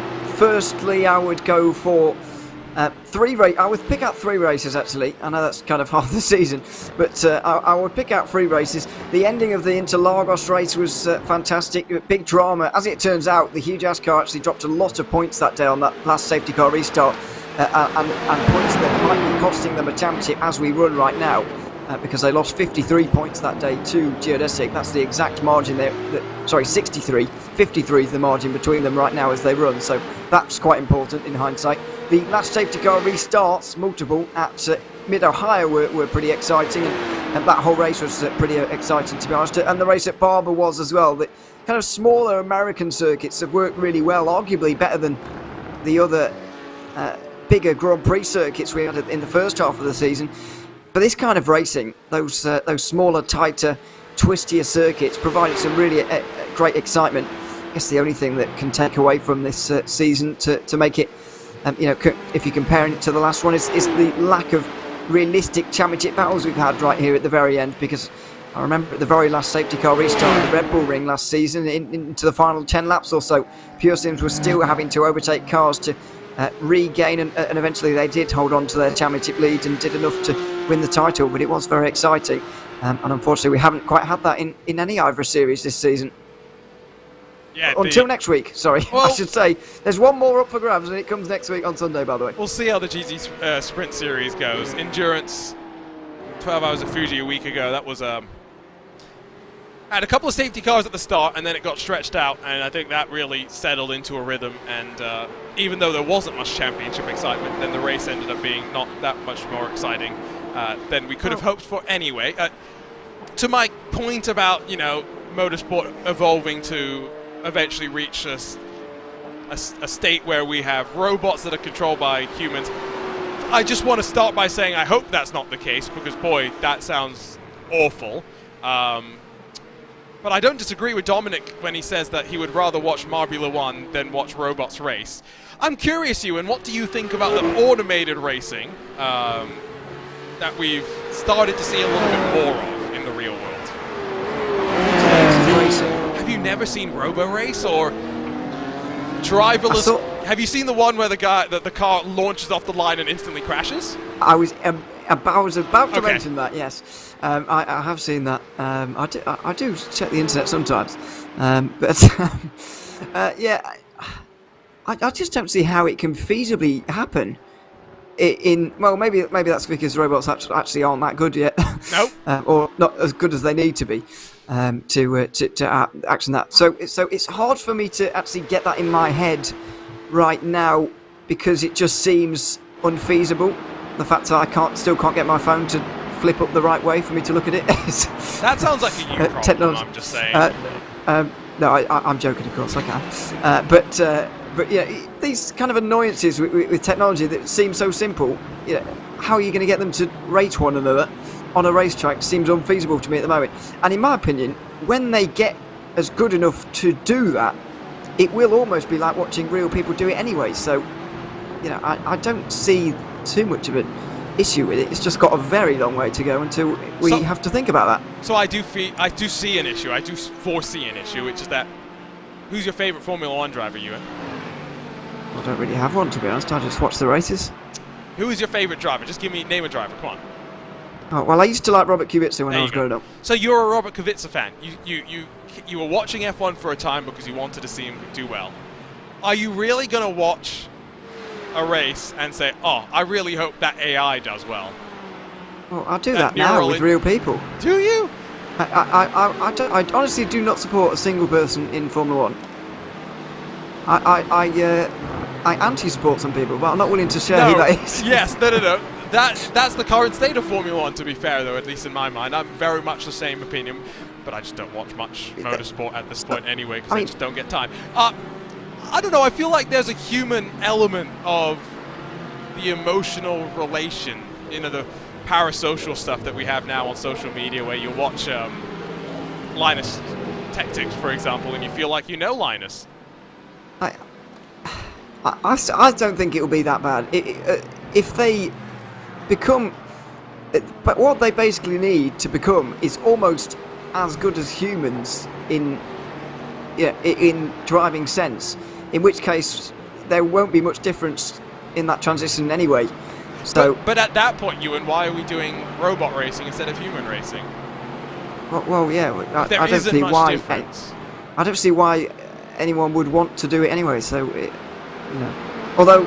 So here, I'll give you the perspective as an engineer of where I think robot racing is actually very interesting, right? Engineering is driven by competition at the end of the day, right? Motorsports has done so much to evolve safety in cars and push technologies forward, right? And so in the same way, automated racing is going to push the boundaries for driverless cars or whatever, right? And everyone's got their own opinion on that, and I agree. That's a much bigger ethical and moral conversation than anything else. Especially as a programmer who's had to sit in ethics classes where you have those discussions. Okay, so a driverless car is coming across a baby in the middle of the road. Do you run over it, or do you go and pull off to the right and hit 5 adults instead? Like, all of those really terrible ethical questions that actually have no relation to the challenges that are being solved. But these are the competitions where maybe we're actually going to see it. And people forget, in some ways, that even though it is programs that are going racing, people are making those programs, just like people build the cars, right? Yeah. I'm playing devil's advocate to myself because you're not actually being counter against automated racing, which I like. You're open to the idea. Yeah, but it's hard for me to be against something I can barely imagine in my head right now, because of how far I believe it needs to come before it's even talked about, by people who are not us. So, it's hard for me to imagine that right now. But also, on that driverless cars thing, by the way, I don't understand why that moral question is even, why it's even a thing, because in my opinion, driverless cars are always going to be shaky unless every single car is driverless, in my opinion. I know that you may disagree, but I think it's either got to be none of them or all of them, otherwise they kind of fall down, in my opinion, because getting something to react to humans, I think, is always hard. So, this is... we could get into a conversation about how... Well, we are doing. Oh, no, we're not. We can get into a conversation about how these models are developed for the driverless cars, and in certain cases, the assumptions that are made. They're all categorized into different buckets as well, right? That's the other thing. So, without getting into the discussion about Tesla's autopilot, that's, whatever they call it, level 2. You've got level 4 systems, which are fully capable driverless systems, but they've scanned highways, they've actually had to go out and map all these things, and it's a lot more input that then the computers are dealing with and able to process. After this, Ewan, we've still got 30-ish, 40 laps to go, so after this, I'd encourage you to go look at they're doing driverless oval racing. It's with Dallara. They've got schools and programs from all around the world that are coming together. They went to the Las Vegas Motor Speedway midway through last year. And the way that what they're doing is they're trying to get the cars to race each other in specific ways. And so they have to it's like a build-up of battle. You've got to be able to pass the car in front of you at a certain speed within a certain amount of the oval, and it keeps just ratcheting up from there. It's really, it's not racing, don't get me wrong, but I think for motorsports fans, it's intriguing. It's curious.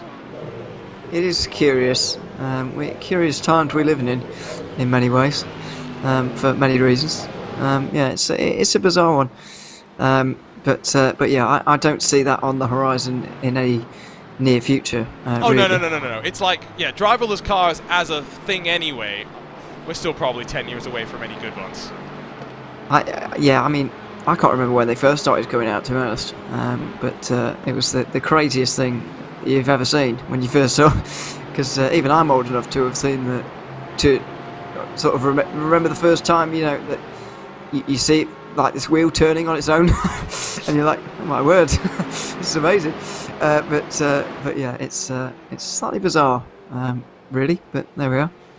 Slightly off kilter pit stop for the Deutsche payment car as Kevin Krosny's going to head into the lane. Everyone else on about lap 15 of their run or so. That's of course one of the cars that did have bits of contact in the middle part. Sasha Engelhardt's going to jump back in there. And sorry, Sven Demmel didn't. Well, not Sven Demmel, is it? It's Giovanni Romano, but didn't take their penalty there.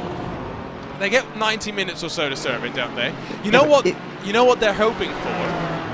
A yellow. Yeah, aren't they hoping for a yellow so they can convert that to an end-of-line penalty? They might be, but it's such a nightmare having an end-of-line penalty in sport. Real nightmare. But I think I was about to say, could you even do that? Because I thought there was a limit to the longest penalty that you can convert to an end of line, and I forget what it is off the top of my head. I think the limit could be 30 seconds. Okay, so they may actually be able to do that. I think it's either 30 seconds or a minute that they can do, so I think they'll be okay with that. Okay, so effectively championship is still done and dusted, just to be clear. If it finishes as is. In fact, it may be done anyway, because I think they may already have served that penalty, Ewan. Because you think? John Baedefer has already just pitted. He's out in 7th spot.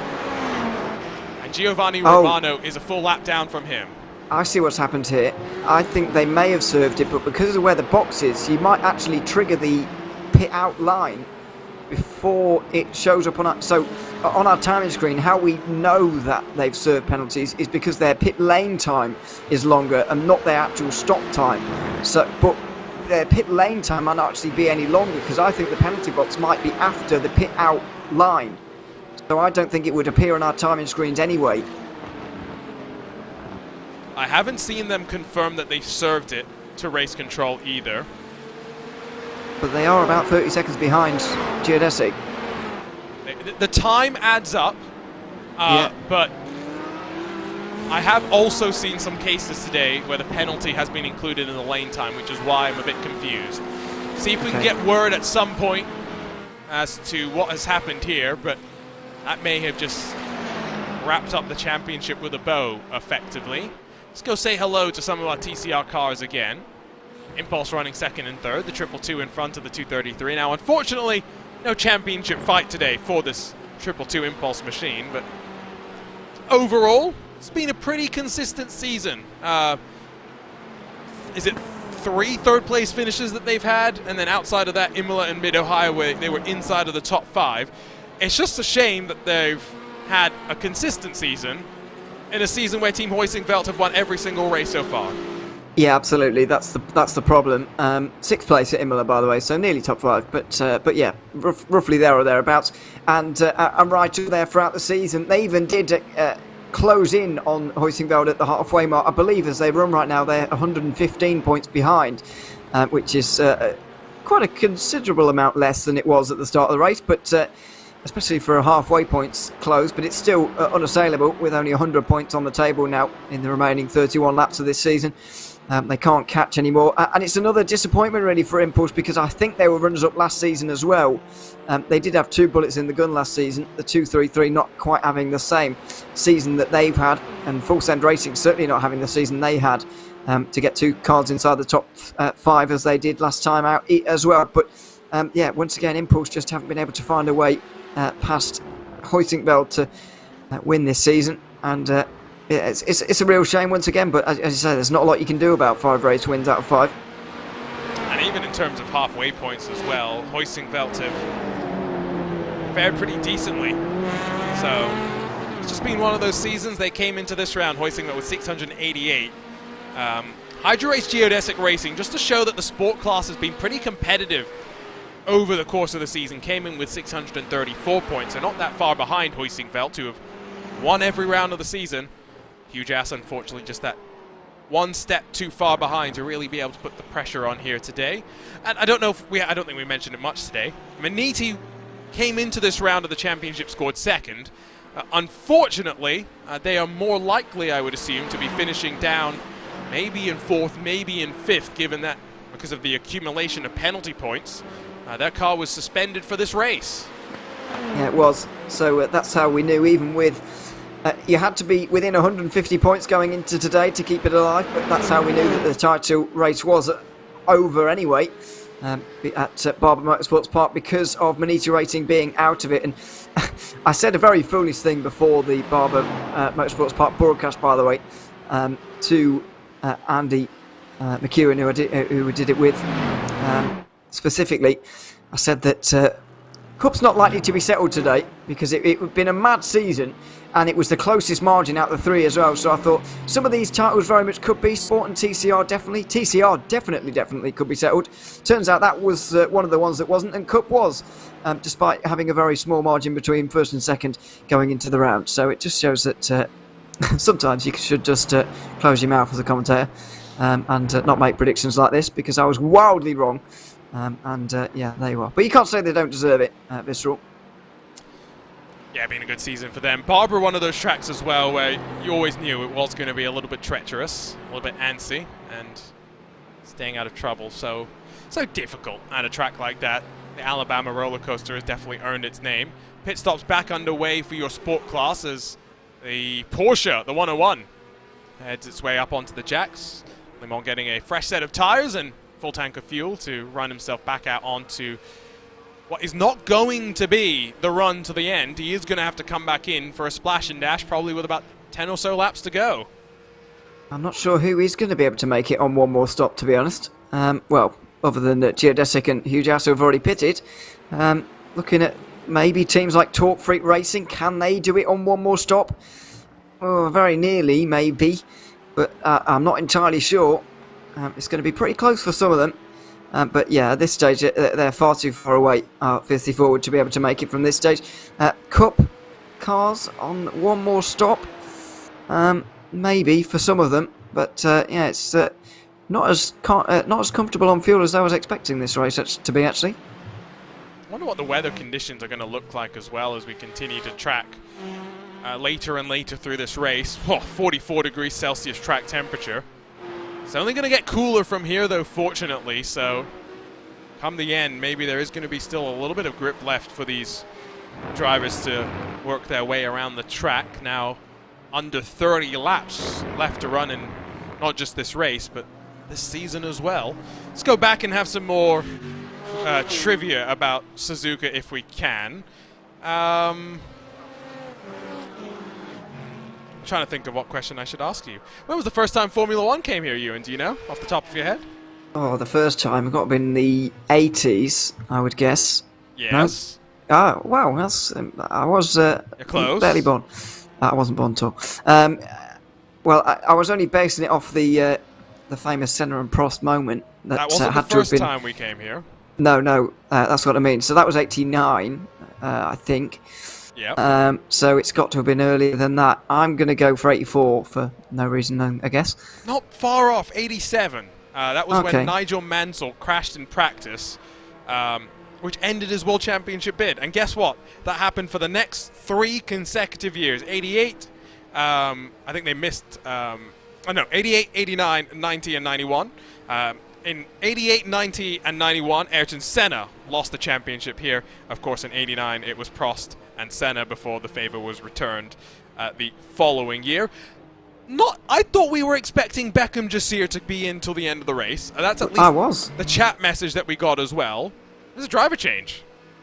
Well, that's a surprise, but might still do the job here. That makes you wonder whether Alvar Gomez is going to get back in here. But in Gomez's case, I'd be worried about drive time. He can't get back in.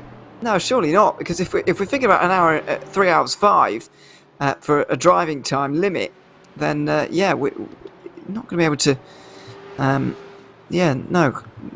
going to. He's not going to be able to get back in. So I'm surprised that they're able to change in the 102 as well. I thought they'd have done the same thing, but clearly maybe Jasir is going to have done too much driving himself. I don't know. Dominic Engel goes back into the history books to say that 1987, the start of the era in which Honda had a banging turbo engine in Formula One, supplied Williams and Lotus. Yeah, that's a phrase. And of course, yes, a track that Suzuka owns. We've got one figure 8 crossover. Do you know how many the original redesign of the track by John Hugenholtz had, Ewan? Oh, more than one, I'd imagine. Yes, but how many? Oh, 3? Yes. Oh, wow. Is that a random guess? Oh, yeah. Disappointed. I did not know that. My racetrack history is not fantastic in terms of... I know what a racetrack has looked like since 2007, okay. maybe, from when I had a cognitive brain. But you at least knew what Fiorano was, even if you didn't know its name, right? And I wouldn't be able to tell you the layout, whether the first one was a right or a left or anything. But you're at least one step better than Zach Sweeney. I'm just making sure. Does he know Suzuka? I mean, he probably doesn't know Suzuka, right? There's no way he knows Fiorano, so yes. Anyway. Oh, no, definitely not. We're coming up to 130R, and this, of course, is one of the highlights of the track for so many, but one that back in 2003 had a significant reprofiling after Alan McNish had his monster crash in the previous year. It's actually a 2-part corner, 2 radii corner is the way that they call it. The first part is an 85-meter radius, and this is where you have to go back and break out your protractors and all that trigonometry you learned back in the day. The second radius is 340, and so that means that it's a faster, more sweeping corner that turns in sooner. Quite importantly as well, Ewan, we talk a lot about surfaces of racetracks as well. In reprofiling the corner, they also got rid of this very nasty bump right in the middle of the corner. Yes. I'm slightly confused, though, by what you mean by a radius of 85 meters. So it's how it sweeps on through. So 85 meters means, I guess, and then the second part being 315, or what was the number I said? 340, I think you said. So you get the first part being a little bit tighter, but then you get this longer part, which means it's a little bit more open on exit, I guess. I understand that, but why isn't it 85 degrees of radius or whatever? Because radius is meters, isn't it? Radius is the distance from the center of the circle to the outside of the circle. Yeah. Degrees would be if we're talking the actual angle of the corner. We're talking about the way that the circle itself, I guess.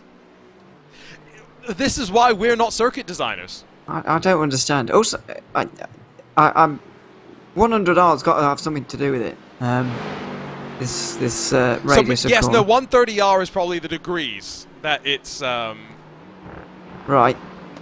tightened. But, whatever. But if it's not the same all the way around, then how have they worked that out? Because that's a good point. But again, this is where track construction doesn't always correlate to the actual design of the racetrack, right? This is where engineers have to go and do their clever stuff to be able to get the net result. Until people like me who are up in the clouds, Right, that's so, and why then, I can't have things the way I want them. Yeah. So it's and to be fair, it's the same in software engineering as well. We'll talk about things in one way, but often behind the scenes it works very, very differently. You know, talking to you makes me realise how technologically inept I am in life. I like to think I'm all right compared to the average person, but really I don't actually know very many things at all. Michael Polishek, I think, has explained this to us in a lot better way. This is why I didn't do well in physics either, by the way. Degrees of rotation is how much the orientation changes from entry to exit on the corner, and then the radius will be how tight it is. Because and then he said, or something, to give us no confidence at all. That makes sense, right? Because the radius is describing from the point to the center of the circle how far out you have to the edge of the ring, which is then how big the circle is. Yeah. So how quickly you have to adjust how much you turn. God, we are... Yes, no. It's not an educational channel by any means, is this? It's a bad one, is what it is. Have you watched Wendover, Half as Anything, any of those cool YouTube guys? We are the opposite of those right now. I've never seen that, no, as you might be able to tell. See, this is where we've got to get you on YouTube more. You just got to enjoy watching random videos. I think I watch enough YouTube, to be honest. You're just on a very different part of YouTube to me, apparently. Yeah, but I probably am, and also... if you'd like to give me a few more hours in the day, then I could do that. But you're going to talk to me about hours in the day? Oh, we can all talk to one another about hours in the day. That is Ryan Huff, by the way. SRN Motorsports is 175. Not the first time we've seen someone around in an awkward spot to be around. And I have a feeling someone else is involved in that, because you don't generally find yourself off the road there on your own. So I would say, yeah, there's definitely been some form of contact there. As this is for 5th place overall. Yeah, you've got the WS Racing car, the SimCity Racing machine. SimCity Racing, of course, let's not forget, involved in that really, really awkward 3-wide moment where they backed out of it on pit lane entry. It was Valkyrie and Joe Ghostadad who fought his way around the outside in what was a pretty nervy moment.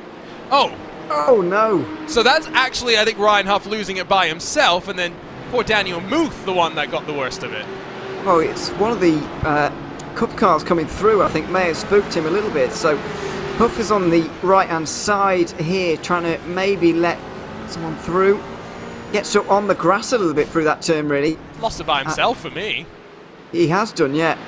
It's because of the tighter line and just clipping the grass that he's really... had trouble over there, and unfortunately barely heavily into the wall as a result. This is why a car with more downforce is better. Well, it's more ideal, but yeah. Me and Cam Roger were pushing the downforce agenda here earlier, Ewan, just so we're clear. Do you mean setup-wise or car choice-wise? Oh, no, car. Downforce is better. Oh, I agree, certainly, yeah. Oh, you do? Okay. Oh, okay. We've got the clean sweep in the broadcast booth today. I do agree, but I don't like NMP3. I'd just like to make that clear. That is a dangerous class. So there we are. Lawrence Studd looks like he's going to be able to make his way through here. Well, maybe. He's forced himself on the outside line of 130R, and he will not go and attempt that move. Still going to be on the outside/inside into the next part of the corner, though, and as much as Lucas Lang tried to shut the door, it took a couple of bites before he was able to really compromise the SimCity Racing car. But now out of the final corner, traffic to pick their way through as well. They do have to be careful the more they fight. 2 seconds gain last lap for the Valkyrie car behind, and Roger Christensen will be trying to close as rapidly as possible as they head down through turn 1, working on lap 96 of 121. That's important because the fuel window for these drivers in the Cup class is about 23 plus odd laps, right around that pit stop cycle now as well. you want to ideally go 3-4 more laps. I don't know if they've got enough room in the tank to be able to do so. I think they can make it from now, though. I think Olympus Esports, who are just in the pit lane, will be close. I think you're right, but I think they will be able to make it by the end of this one. We'll wait and see, of course, but anybody pitting at this stage should be able to go the distance. The longest on this next stint should be Nicholas Last in the 96 Visceral car, and he should have the shortest final stop of anybody, contrary to what I thought was going to happen earlier. Turns out he's managed to switch that around with an earlier stop, as he did early on, but doesn't look like anybody's going to touch the 97 based on what we've seen so far. I still think, though, in the case of the 96 Visceral car, even excluding the lengthy pit lane penalty, they have spent probably the most time in the pit lane so far today. Here comes Pascal Costa in the Impulse number 15. They got slight damage at the start. They were down 3 kilometers an hour. You can still, I think, see just a little bit of that damage on the left side of the front hood, but all things considered, it's been a smooth race for them, on course for a potential second place finish, and into the box for what may be the final time. But I'm just saying, on the history books, on the form book, I don't think we've seen anyone go longer than 25 laps. We'll see if he's able to really stretch it as much as he wants. I think they should be fine. 25 to go at this point. Yeah, it's going to be quite close. Santiago Martikainen at the front of the field is about to do 25 laps, by the way, so he'll definitely be fine. And so it must be possible to manage that when you're out in the lead. Although he did bleed about 3 seconds during this last stint, so maybe he has been being a bit careful. I think he's going to do 24. Sure. At least according to my timing screen, this is lap 24 of his stint. Oh, my time screen saying lap 25. So this is where it can sometimes be a little bit weird in trying to figure it all out. My gut right now does not say that that is an easy run for the Impulse racing car. I think there is going to have to be a little bit of fuel saving being played there. Although, I guess if the 97 stays out for one more lap, I can zip it and throw away the key in terms of knowing anything about strategy. Off to the right. Yes, we go. Oh, okay. There we go. I know something. Well, let's into the pit lane for the race leader, and that leaves 4 of them roughly to come in after that, including their teammates, Nicholas Last. So we'll see when they make their stops, but it'll be in quite some time because he had quite the lead, did Martikainen, as he came in there. Yeah, this is his teammate who is second on track. Has just exited the hairpin. It's remarkable. Yeah. When you put it that way, the lead that he's been able to build up is pretty remarkable, but very impressive once again from Visceral. I said it earlier on, but they've really improved in. They've improved compared to their other 2023 performances in this performance here, as Damien Owen Harris comes in for what will be the final time for him as well. Been a relatively drama-free race for the Wave Italy racing team, and after Michael Polishek built up the advantage early, Damien Owen Harris carries the torch forward. It's looked quite impressive so far. Pit stops, I think, going to really start to ratchet up. Less than 50-odd minutes to go if we go green from here. Having said that, I still am surprised that this has been a caution-free race. We had a couple of close calls. There was that moment where Ollie Peacock was buried in the tires on the outside of the hairpin, which I still feel like should have triggered the caution, but some will be delighted it didn't fly, some frustrated it didn't. Ultimately, though, when we go green from flag to flag like it looks like we are going to get here, we know that the fastest driver truly won. Well, you'd think so, and I think that will be the case in this race. Yes. Maybe, yeah. Especially in Cup and TCR, Sport is up for debate, because I think if you ran this race again, you know, like 10 times, I think we would see the same result more often than not in Cup and TCR, but maybe not in Sport. Because of the obviously mistakes of Gomez and all the battles we saw earlier on, you know, lots of things could have changed there. But in the other 2 categories, certainly I think it could remain the same.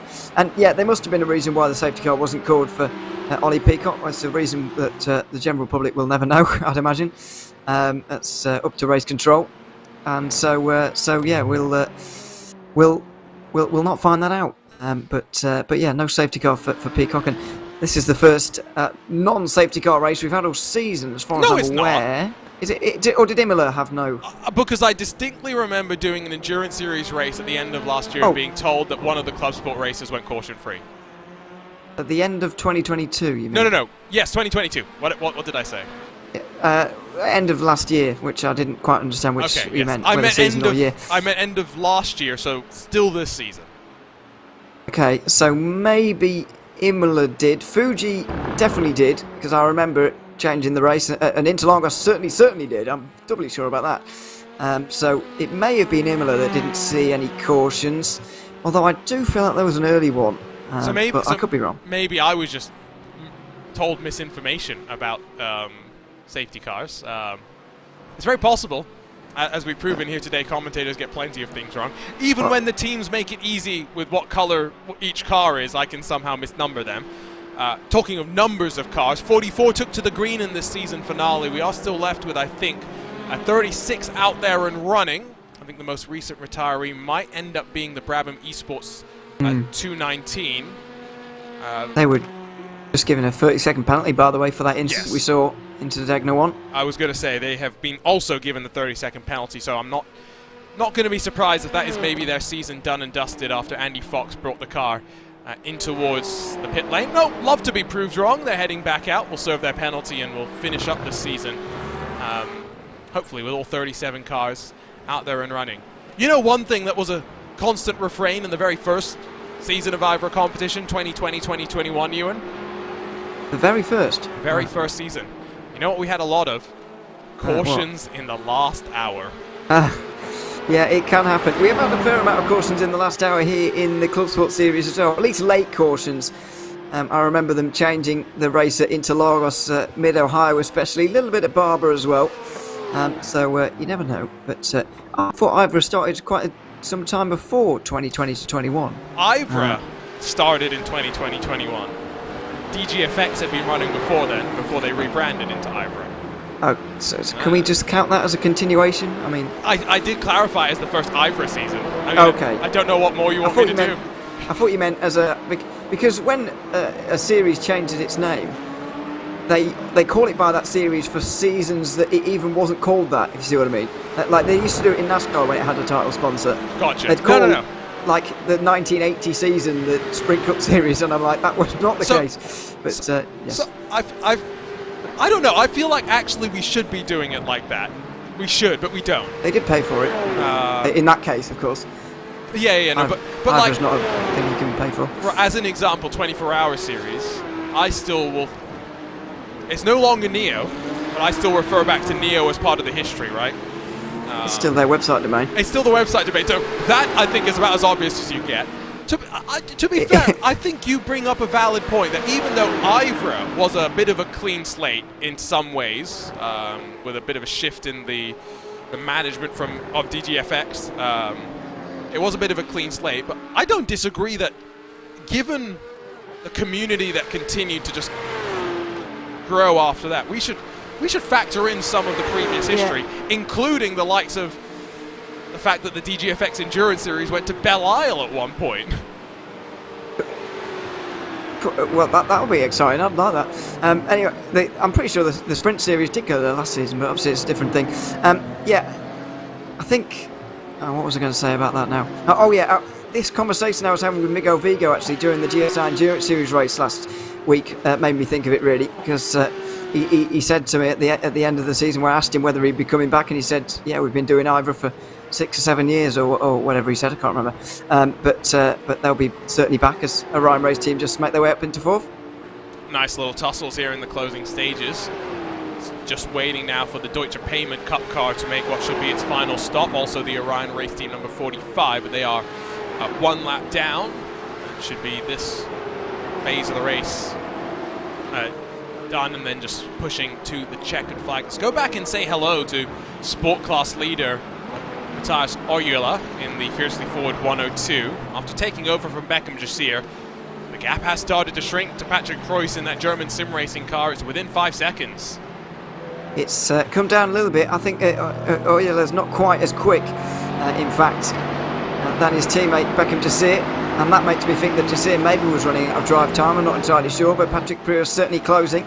Another second take out of him last time. Pascal Sticks for Impulse took a half second out of him, and Michal Limon pretty much matched him there, but that doesn't matter too much because Fiercely Forward's 101 is down in 4th place at the moment, so maybe it's not over right at the front of the field. Yeah, that's...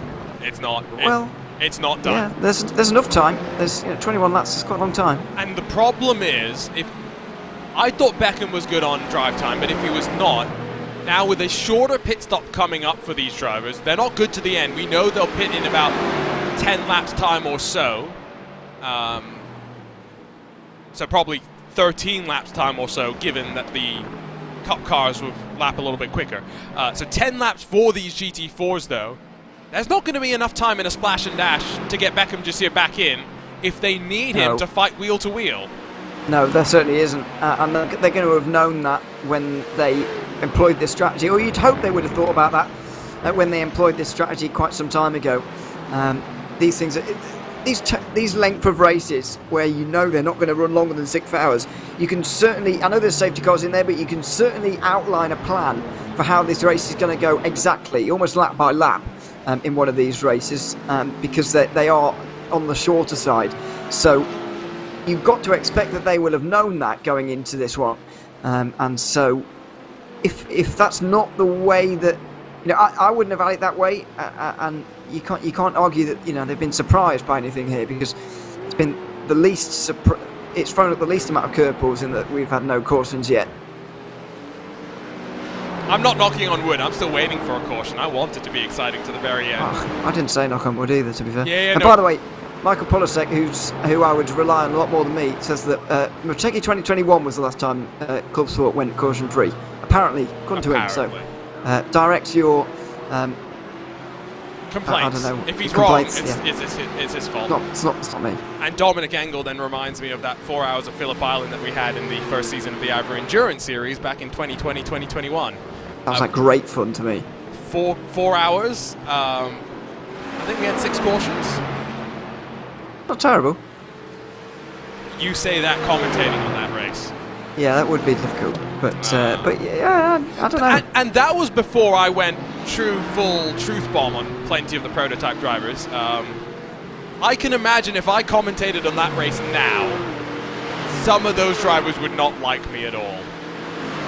Probably not. No. But to be fair, a lot of them earned the words directed at in their direction. There was some pretty egregious stuff in that race that I still remember. Anyway. 3 years ago. I know. Fight for 3rd position. SimCity Racing somehow are up on the podium spots in front of the Orion race team. Of course, Nicholas Lash still a little bit off cycle and trying to catch back up and maybe promote himself into contention, but you've got a trio of 3 cars all up 9 positions in 3rd, 4th and 5th spots. It's been one of those races, I guess. It certainly has, and this will be a fantastic result, by the way, for SimCity Racing if they were to be able to get up there. It's their first ever IVRA season, and they've made a good account of themselves. They've steadily improved throughout as well. And where are they in the points? They're down in 19th, unfortunately, but it's very close from about 7th to 19th, to be honest, so they could rocket up the standings.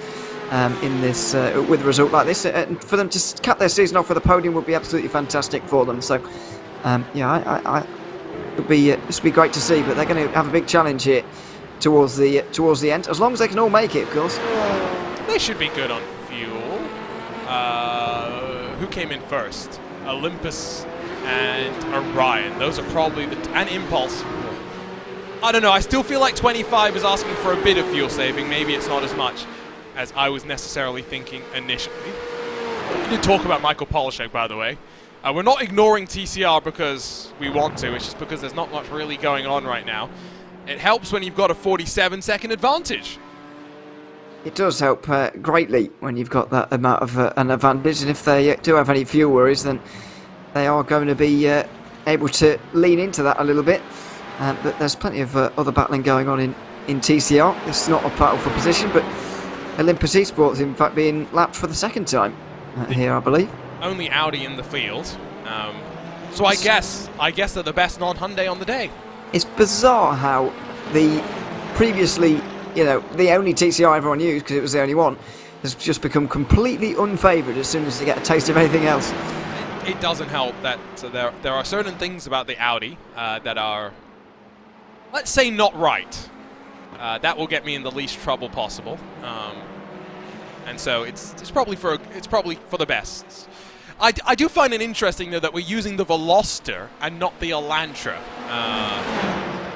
because I mean they're both basically the same. The only reason why we have two TCR cars from Hyundai, both in the sim and the real world, is that the Veloster was so good that it was getting BOP'd so much everywhere around the world that Hyundai said, all right, this is not fair. We're going to make a new car. It ended up being so good that it also ended up being BOP'd so hard. It's you can't win sometimes with these things. Yeah, I do struggle to tell the difference between them sometimes, or call the right one the right thing, if I'm honest with you. But there we are. And also, apparently, according to Americans, I struggle to say Hyundai correctly as well. But that's a discussion for another day. So no, this one is one that, as someone who grew up in Asia, I can weigh in on. According to Hyundai USA, I'm being specific when I say who says to say it this way. It is Hyundai. Of course, Hyundai USA would say that. Yeah, no, but the only reason we know this is because, you know, we got Tyler Maxon's part of our team here at RaceSpot, former Hyundai Junior driver, so, you know, he's gone through the press. Remind me where Hyundai is based, because I'm pretty sure I know. So shouldn't they decide how we shoot it? Yes, not the Americans? No, yeah, I agree, but the point being here, if Hyundai USA is saying that, we don't know what Hyundai Korea is saying, we only know what Hyundai USA is saying. I think the people who made the company should tell us, rather than the Americans, personally. But that's personal opinion. It's Hyundai like Sunday is apparently the US company line. Yeah, I've heard that before. Yeah. It hurts my soul to hear that, but anyway. There we are. Anyway. Is there a manufacturer that's got a more confusing name, like a more controversial name? One that people can't say, Koenigsegg, I suppose. I feel like everyone knows how to say that, though. Yeah, but if only if you say it, if you learn it by speaking out loud. If someone writes it to you, you've got no idea what's happening. Okay, yeah. I guess crazy. Porsche. So many people just say Porsche. Yeah, that's bizarre. Which is it's Porsche. Although it's very hard in the heat of the moment to say they're fighting side by side in the Porsche. Sorry. Yes. I've actually thought about that before, because when you work with some of these brands, you want to make sure you say the names correctly, right? Well, exactly. Yeah. Good job. It's mostly BMW, and that's easy. Yeah, that one is very easy. Imagine if we had to work for Roof. As if they're a real thing. I don't know how to take that comment. Someone, by the way, as we were suggesting retro cars to put in to an IVRA series, was suggesting the roof. Yeah, no, that was to put in the roof. I think you mentioned it, but sorry. Are you implying that roof is not real? I just want to make sure. Well, it's I don't know how to put it, but it feels kind of like an urban myth sometimes. I don't know. I need to get Lewis McClade on the phone. This is. What do you mean? Why? This is like Zach Sweeney's lack of track knowledge. Roof is an institution. I know what a roof is. I've seen it. You're making it sound like it's something just out of a video game. I've seen roof, but I know, but because I mostly have these associations with video games.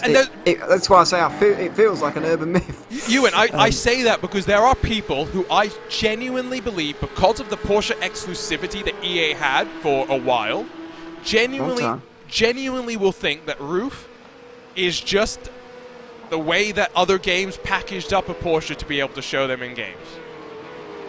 That's I have what they were for. No, roof is a real... Yeah, but they wouldn't have it if Porsche were in the game. Yes, no, but you misunderstand. That's what I mean. Yeah. Roof is a proper engineering shop. Like, it's like Manti at the end of the day, right? It's a modified Porsche. And my point is, they wouldn't have them in the game if they. No, 100%. You're right on that. But there are people who genuinely think that it's just a roof is a Porsche, just with a badge so they could put it on a game. Yeah, I mean, those days are behind. You got me very. us. Yeah. Oh, thank God for that. Apparently, there are some modern motorsport series that didn't get the memo that exclusivity is bad, but whatever that is. I didn't realize that Roof actually is a full manufacturer. Dominic Engel's telling us that they make cars which use 0 Porsche parts. Yeah, that's pretty cool. CTR. I think they've. I think I know which one he's referring to as well, which is. I mean, it does just look like a Porsche. I am going to say that. Yeah. But this is what I mean. They all do. So I'm not counting that as its own car. It is still just a fact. You know how people are making DB5s like now, and even Aston Martin's getting in it, where they're like doing a remake of classic cars. It's just people making money. Quite a good idea, really, to cash in on the nostalgia, if you like. So are we saying that we should set up a shop and make some classic Porsches? Well, Your lack of engineering, my lack of actual ability to do anything physical. My lack of ability to do anything physical. No, that's my lack of ability. Oh, well, you're the one well, that's bringing the physical ability, please, surely. Physical ability? You have not met me in real life. And it's very obvious. Never been more obvious than in that sentence, in fact. No, that's the joke, Ewan. I'm the software engineer. You're meant to be... Right, okay. Yes, all software engineers are totally incapable. By the way, I don't think anybody at RaceSpot is up to doing anything physical. I don't know anybody who's, able to do that. Evan Pasoko and Josh Lee work for Monster Jam and travel around the country building, AV setups. So they do physical labor. They do hard work. I sit at my desk and I click buttons on a computer. That's definitely very hard work as well. So I understand that lifestyle. Very hard work, yes. Look at that battle, by the way, with SimCity Racing and the Orion Race team. Really going at it now in the closing stages here. And this is up in towards the hairpin. And it comes at a really interesting time. Why an interesting time? Your race leader's just had a spin. Well, wow. Yeah, that is a surprise, to be honest, with only 15 laps to go. And it will be not at 130R. In fact, it will be in towards the final chicane. And that's a very bizarre one. Just a bit too late on the brakes, really. We've seen that before, but we saw it from a different Cup car, if I remember. Now, I'm not sure if it was the 96 Aztec Simsport Visceral car, but such an easy mistake to make with no ABS. Yeah, it is. And you saw the lock-up there as he desperately tried to slow it up in time. Feels a bit weird, really, because it feels like he somewhat could have made it, but clearly couldn't. And so now everybody's caught up just a little bit. And this battle for third place, by the way, has got really, really interesting now. SimCity Racing trying to hold on to that final podium place, but look who we're riding on board with right now. I would say the possible favourite in this group, the 96 Aztec Simsports Visceral car, very nearly rear-ends Judge Payment as they come to make their final stop. But Nicholas Last is right here now. Sasha Engelhardt owed us a pit stop, and now look at the defense from SimCity Racing, forcing the Orion Race team to look the long way around on the dive in through turn 1 and 2. Not going to happen this time of asking. They'll stay single file as they work their way in towards the S's section. I agree with you, though. Surely the favorite is the 96, given the speed that we've seen from it all the race so far. They're still fighting side by side, though. Orion's not done just yet. It absolutely not done just yet. Side by side, Orion going to drive it into this part and they'll take the place. A little bit of contact with SimCity Racing, but there was nothing wrong with that in my opinion from Orion. They just tried to make absolutely sure through that right-hander that position was going to be theirs. Through the Dunlop curve they'll go, and Aztec Simsports Visceral will pick up the place as well. It's allowed a little bit of breathing room to Mateo Kuzner in that Orion Race Team car, and while they battle, pit stops now underway for the sport cars. Here comes Patrick Preußer in the German SimRacing.de by ACV Aston Martin. He'll find his box and hope that he can do enough with hopefully some clean air to try and leapfrog the fiercely forward car at the front of the sport class. And the gap was only about 3 seconds as he came in there. So Fiercely Forward were being caught relatively quickly. Impulse Racing are only 8.5 seconds back now, whereas they were over 10 back at the start of this stint about 15 laps ago, about half an hour ago. So it's all getting very, very close now at the front of sport. We might not only have a leading battle, but maybe more involved. But I think if Fiercely Forward are going to win this race, they're going to have to come out in the lead and defend from the front. it's going to be a push to the checkered flag, that's for sure. Check back in with third, fourth, and fifth in this Cup class battle. None of these drivers owe us pit stops as far as we're aware, let's not forget, so we're just down to this pace in the closing stages. They'll come to the line, it'll be 14 laps to go for these drivers. Your race leader still comfortable after that slight mistake, which is what you want to see. If you make a mistake, Ewan, don't let it fluster you, don't let it rattle you. You can't afford to let those things get on top of you, especially I feel like a circuit like this where you do need a lot of rhythm, and there's no room for error around here. So you know, if you're out of the rhythm, you're going to find yourself off the road and in the wall pretty quickly. So it is even more important than usual, as there's a bit more traffic up the S's here. I think Orion are going to get caught behind this, and the gap is going to be slashed even further. I believe it's John Baderfer in the 162 for Hydro Race Geodesic Racing that's just trying to stay out of trouble. 14 laps away from the championship. What a nervy final round it's been, with both the championship protagonists in sports being tangled up in various bits of drama, some blameless, some blameful. I think is probably the best way to sum that one up. Orion Race Team get the black and gold machine between them and Nicholas Lasht, who's already separated himself from SimCity Racing, who seem to be struggling for pace relative to the two breaking away in this fight for third. Yeah, they do. It's a real shame for SimCity Racing. I was really hoping that their debut season would be finally capped off with a podium in one of these races, but it just doesn't look like that story is going to be written for us, unfortunately. Dortmund Zabado struggling to stay with these guys. Matteo Coenza and Nicholas Lasht look quicker than him at this stage. He is at least going to get a top 5 here. Can't see him losing the 20 seconds to Philip Hammer, but it doesn't look like it's going to be a podium. Closes out the season with a top 5 in a season where we've seen them in the endurance series with some of their other drivers still have some decent results. At the very least, the top 5 today gets that momentum on their side. Where else are some of those various pockets to keep your eyes out on? Patrick Preußer in the German simracing.de car has come out and in relative clean air. He has had to work past bits of traffic, but importantly, in terms of lap time, I don't think he's losing too much. And again, you mentioned it, 3-second the margin up to the fiercely forward car entering the pit lane. Let's see what he can do with a heavier car, but maybe continuing just to run that higher speed. Yeah, heavier car, but you've got to remember as well that that was already a reduced pit stop for Preußer. It was only 25 seconds, but with every lap that Fiercely Forward do out front, their pit stop is going to be shorter because the amount of laps remaining to the end of the race is going to be less, and so the fuel required from an empty tank to fill it up to those laps required going to be a lot less, and that's going to take less time. So while Preußer is probably going to be gaining on Oyela at this stage, it's probably going to still be a lead for Fiercely Forward, I would imagine, at this stage, unless Preußer does something really special and Fiercely Forward make a bit of a miscalculation on fuel. Laps are ticking away though. We'll get that indication in a few moments time, hopefully, with the Fiercely Forward car still due on towards the pit lane. Say hello with your Orion Race Team and Visceral. Oh my word! As Orion 3 wide around the outside. A complex where we've seen moments of drama, and Nicholas Lasht almost in another one there, able to jink to the inside of Archer Brothers, get past the Brabham Esports car.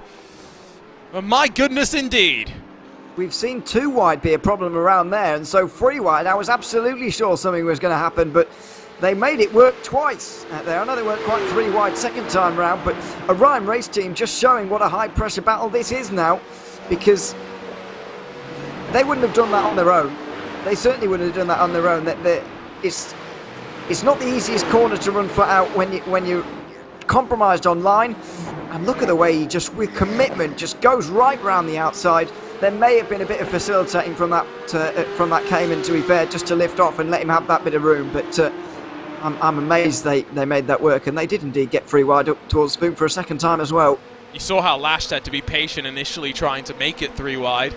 The Brabham car trying to just bump up and out of its line a little bit, and fortunately no major drama for Archer Brothers as well. All it would have taken is 1 moment of understeer for them, for the Orion Race Team car to have been taken out with nothing to do, and you can see the desperation now as the Orion race team bottled up behind the Frozen Speed FSR car, and Nicholas Lash immediately will try and now get something done as they work up towards the Degners, really getting checked up.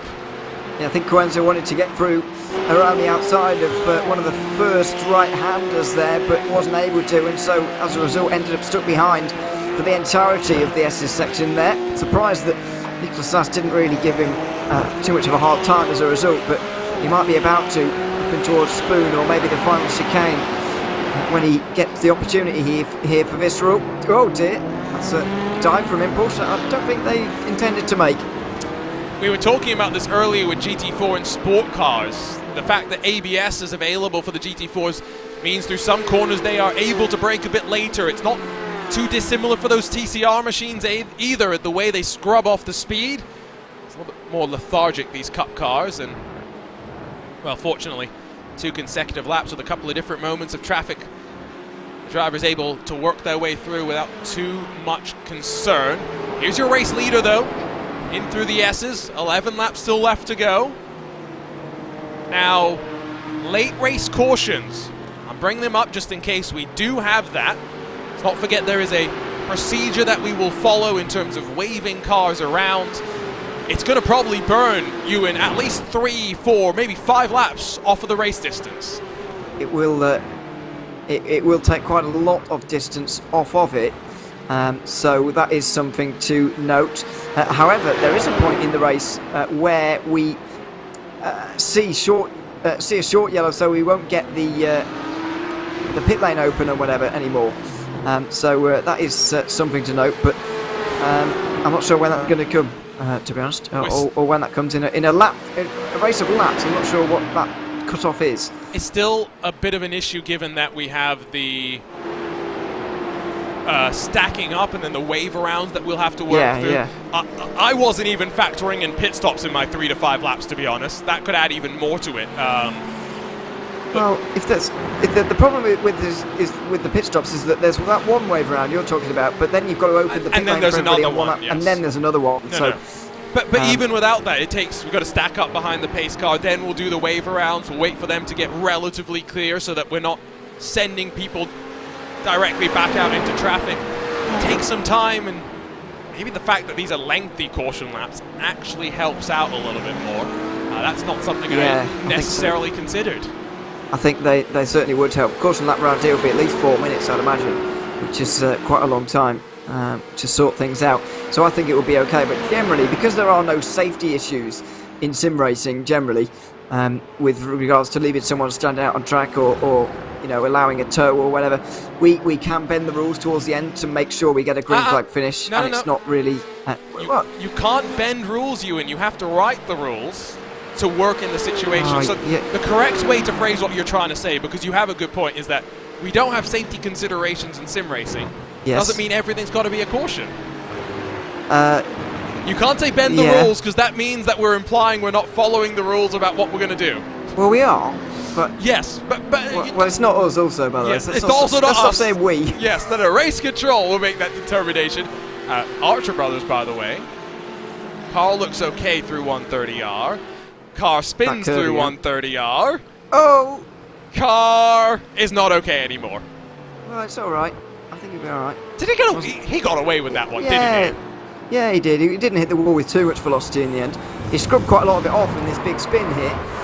He's going to be down to a relatively slower speed. Oh, it's actually a harder hit than it looks, actually.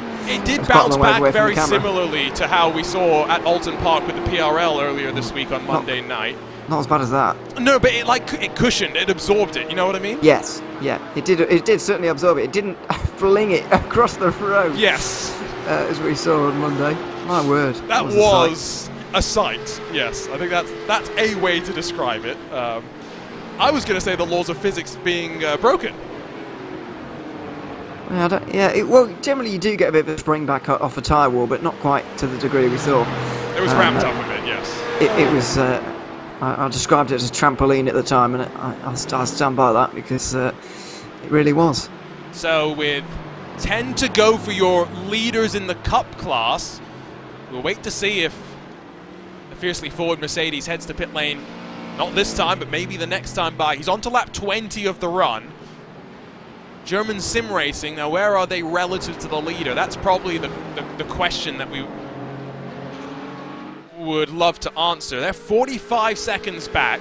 Their cone-to-cone time was 45.7 seconds. Now we know that Fiercely Forward will have a shorter stop. We'll get a good indication of how short a stop though, because the Fiercely Forward 101 has just entered the pit lane. So this will be interesting now for Michal Limon. He'll be staying at the wheel, you'd imagine, because of what we explained earlier on, not least because of Alvar Gomez's drive time, but also because of the length of stop that we're going to see here. Patrick Prius was only 25 seconds stopped in the box there, so what is it going to be for Limon? I don't think it's going to be anything that keeps him in front of this Aston Martin. It's already been stationary for 17 seconds and counting. Departs 19.7 seconds. That's a lot of fuel for 10 laps of racing. Yeah, that is about 2 seconds per lap of fuel. Is quite considerable. But maybe just being on the safe side, because then again, these guys don't actually know how long this race is going to still last for them. True. At this stage, I reckon it could be 8 laps to go here for Patrick Prius, because he's going to get lapped once more, I would guess. Ooh. Yeah. Don't know. I think Marty Cannon might just get there to lap them one more time. So the German sim racing Aston Martin is up through out of the S's into the middle sector. One more, I think, is likely. Well, even that, they're losing 5 or 6 seconds a lap. It's not as... It is half a lap, gap. isn't it? It is effectively almost a minute if you think about it as half a lap, and that's a small mistake out of the 97 as well. That won't help. So the third and fourth place battle just made its way through on Prius. So effectively, they were 50 seconds behind Marty Kine only last lap. So I reckon they're under a minute behind him right now. I think there's more than a minute to catch up in 9 laps. 6 seconds a lap at West is going to be what? 50? It's going to be really close, really close. The later you get in the race, the more confidence you have in how much fuel you'll need as well. That's definitely a consideration as well. We'll track it and see how it will all play out. Battle for third and cup, by the way. As mentioned, now past that German sim racing carbon into 130R with still 8/10 splitting third and fourth positions.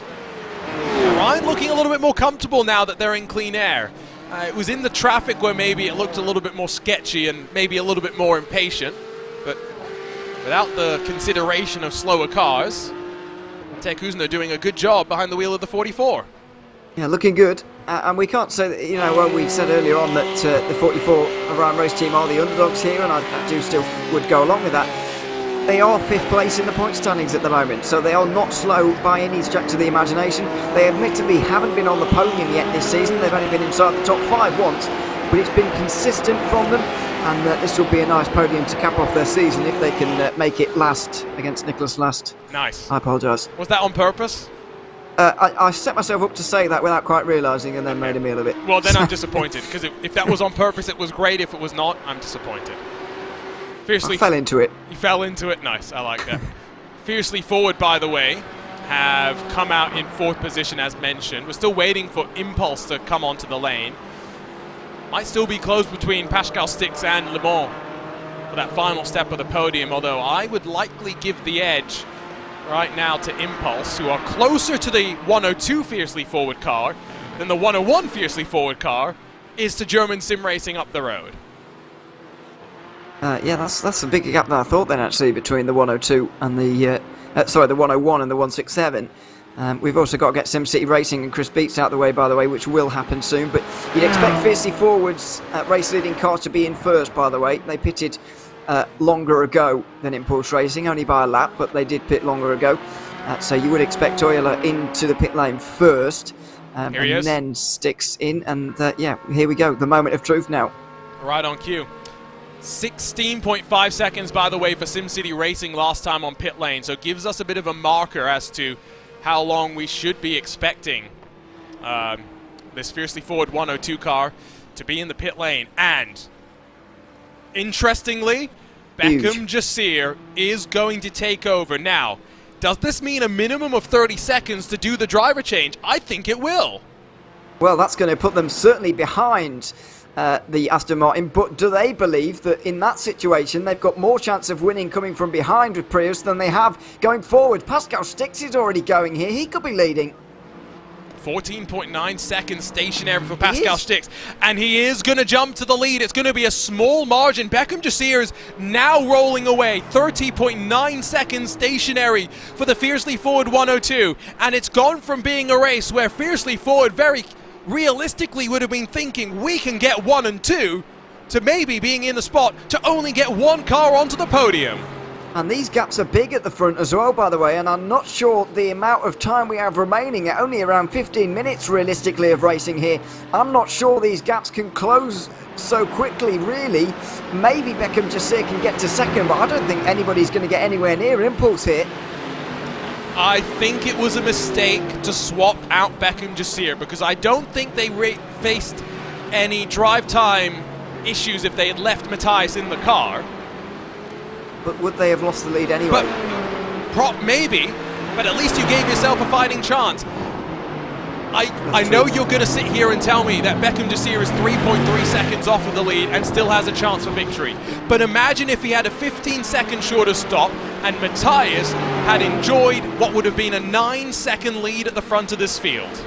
Well, also imagine if they'd have thought about this a little bit earlier on in the race and put Beckham Jasir in for the end. Well, maybe he couldn't, because I get the sense that if Beckham Jasir had gone to the end from when he had gotten into the car, maybe they were worried about running over 3 hours and 5 minutes.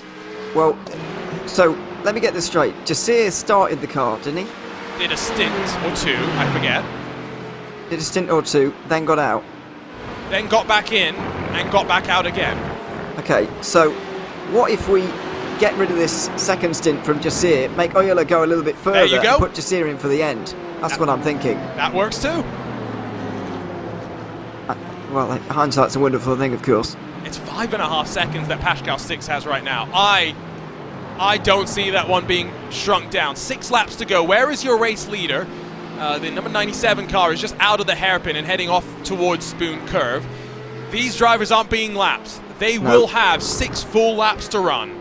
So I think Patrick Pires, realistically, to catch and have an opportunity to pass as well, needs to gain a second lap here, and then he'll have a lap and a half maybe to have a go. But when you've got the same fuel loads, the same tyres, the similar pace they've shown all day, I don't see how that gap's going to come down with such a rate. Agreed. So I tell you what, let's go check in with Battle for Third in the Cup class, because Teo Kuzna doing a good job in that Orion race team.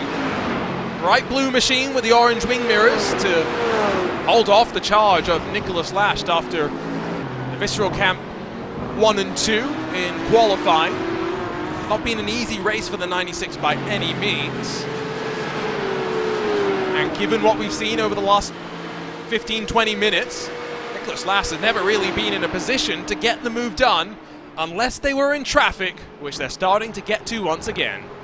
There will be plenty more traffic before the end of this race, with still 5 laps to go when they get to the line. So plenty more opportunities for Nicholas Lasht to get through, I would expect, here on this podium. And they're going to want a second double podium of the season as well. From speaking to some of the drivers at Visceral, they're very focused on not only having a good season or a good race with one of the cars, but they want the team as a whole to be doing well. When they won their race at Interlagos, they were pleased, not necessarily so much that the car won, but that they got 2 cars onto the podium. That seemed to please them more than the win itself. So I think they'll be aiming for exactly that again, this time with the 97 winning and the 96 in third.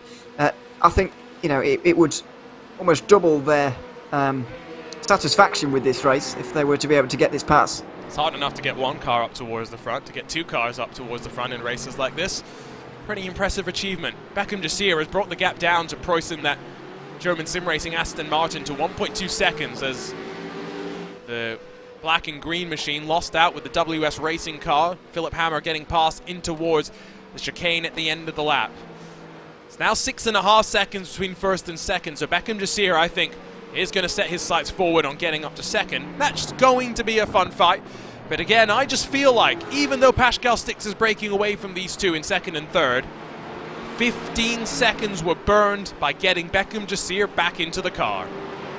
Yeah, and that 15 seconds would put him out in the lead at the moment, and maybe Oyela would have been caught, and maybe they thought that Jasir would have had a better chance at winning this race than Oyela would, but with hindsight, once again, we're using hindsight again, yeah, I think you're right. I think the decision to swap them out has turned out to be the wrong one. I mean, the only thing that's excusable in that situation, I guess, is Oyela running out of drive time, but I don't think that was the case even remotely. No.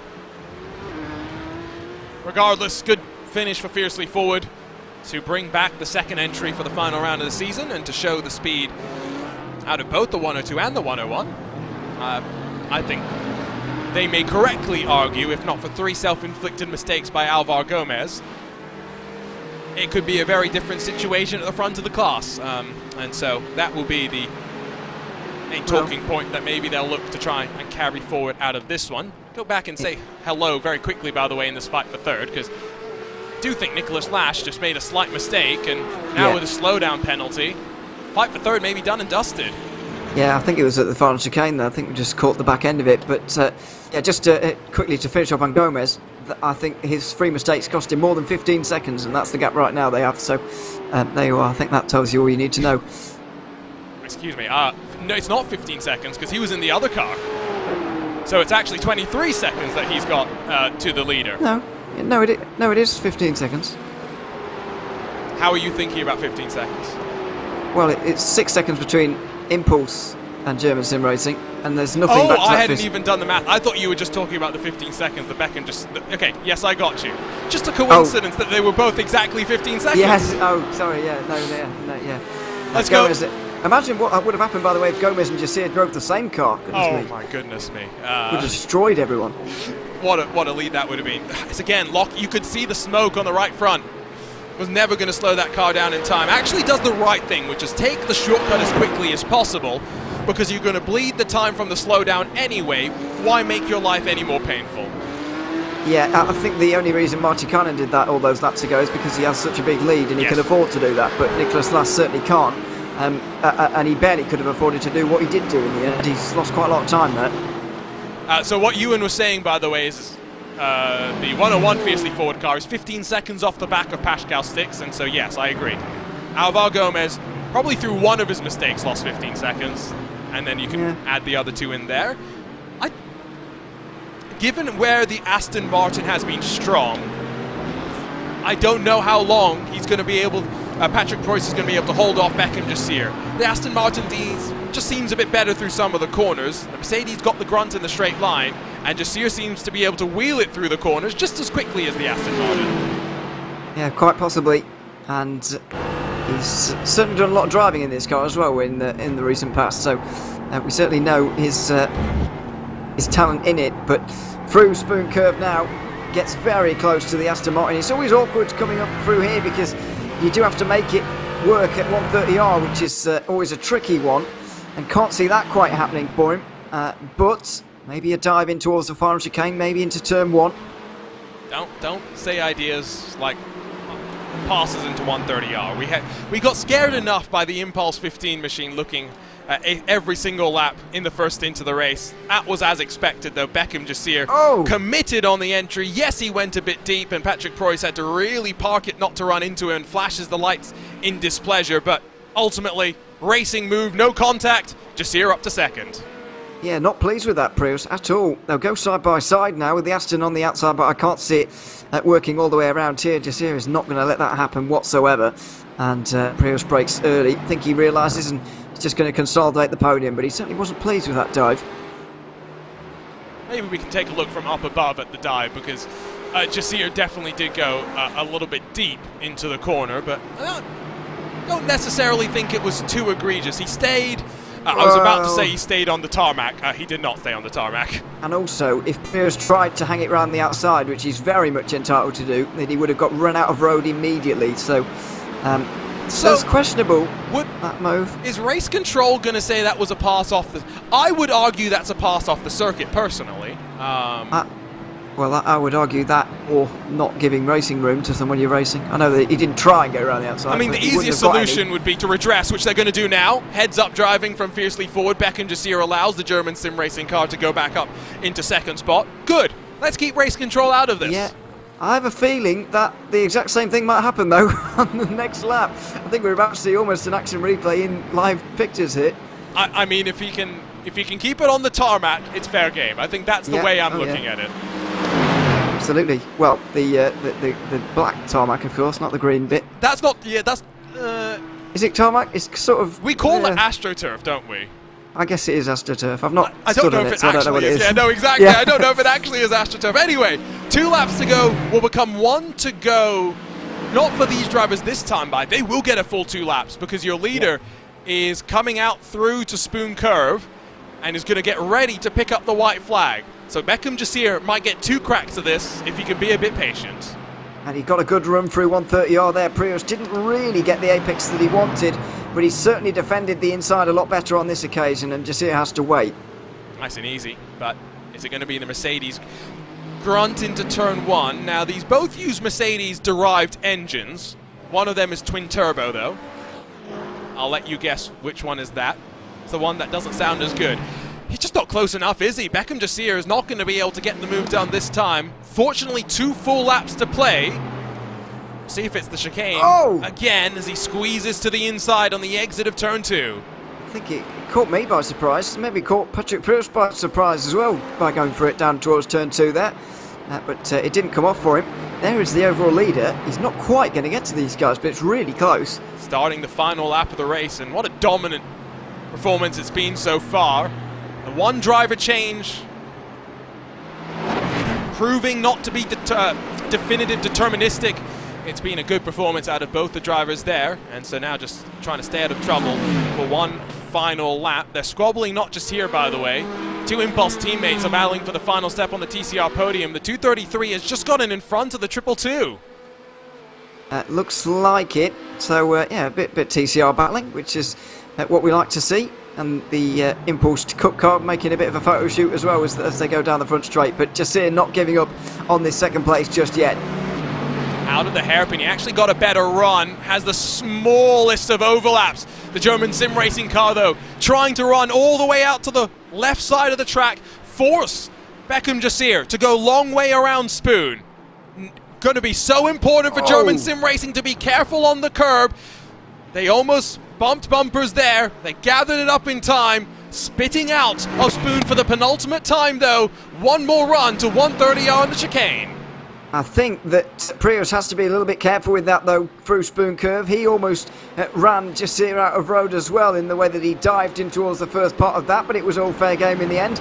And they are going to have 1 more lap after this one with the race leader not far behind them, about to take the checkered flag, but these guys are going to squeeze in 1 more lap. Still defensive, though, goes the Aston Martin into the final chicane, and now out of the final corner, Beckham Jasir just that little bit closer, and in the draft just that little bit more. He's going to suck himself all the way down this pit straight with the white flag getting ready to be exchanged for the checkered. The German sim racing car will hold off for the time being, but what a dominant display for Aztec SimSport Visceral. The championship goes their way, not to the 97, but they close off the season for the HyperX ClubSport Series on top, winning the 700 kilometers of Suzuka. It's a margin of victory for almost 30 full seconds. Absolute domination from the drop of the green flag in a caution-free race. Still a lap to go, though, and plenty of excitement. Up and out of the S's, it's still German sim racing, holding on to second. It is for now. Jasir couldn't do what he did last lap up in towards turn 2, and it didn't really work for him that time either. He didn't attempt it this time around on this occasion. So through the 2 Degners they'll go. German sim racing will hold on to this one. It's going to come down to the likes of Spoon Curve. That final chicane as well. Jasir's not going to give this one up by just lying down and rolling over.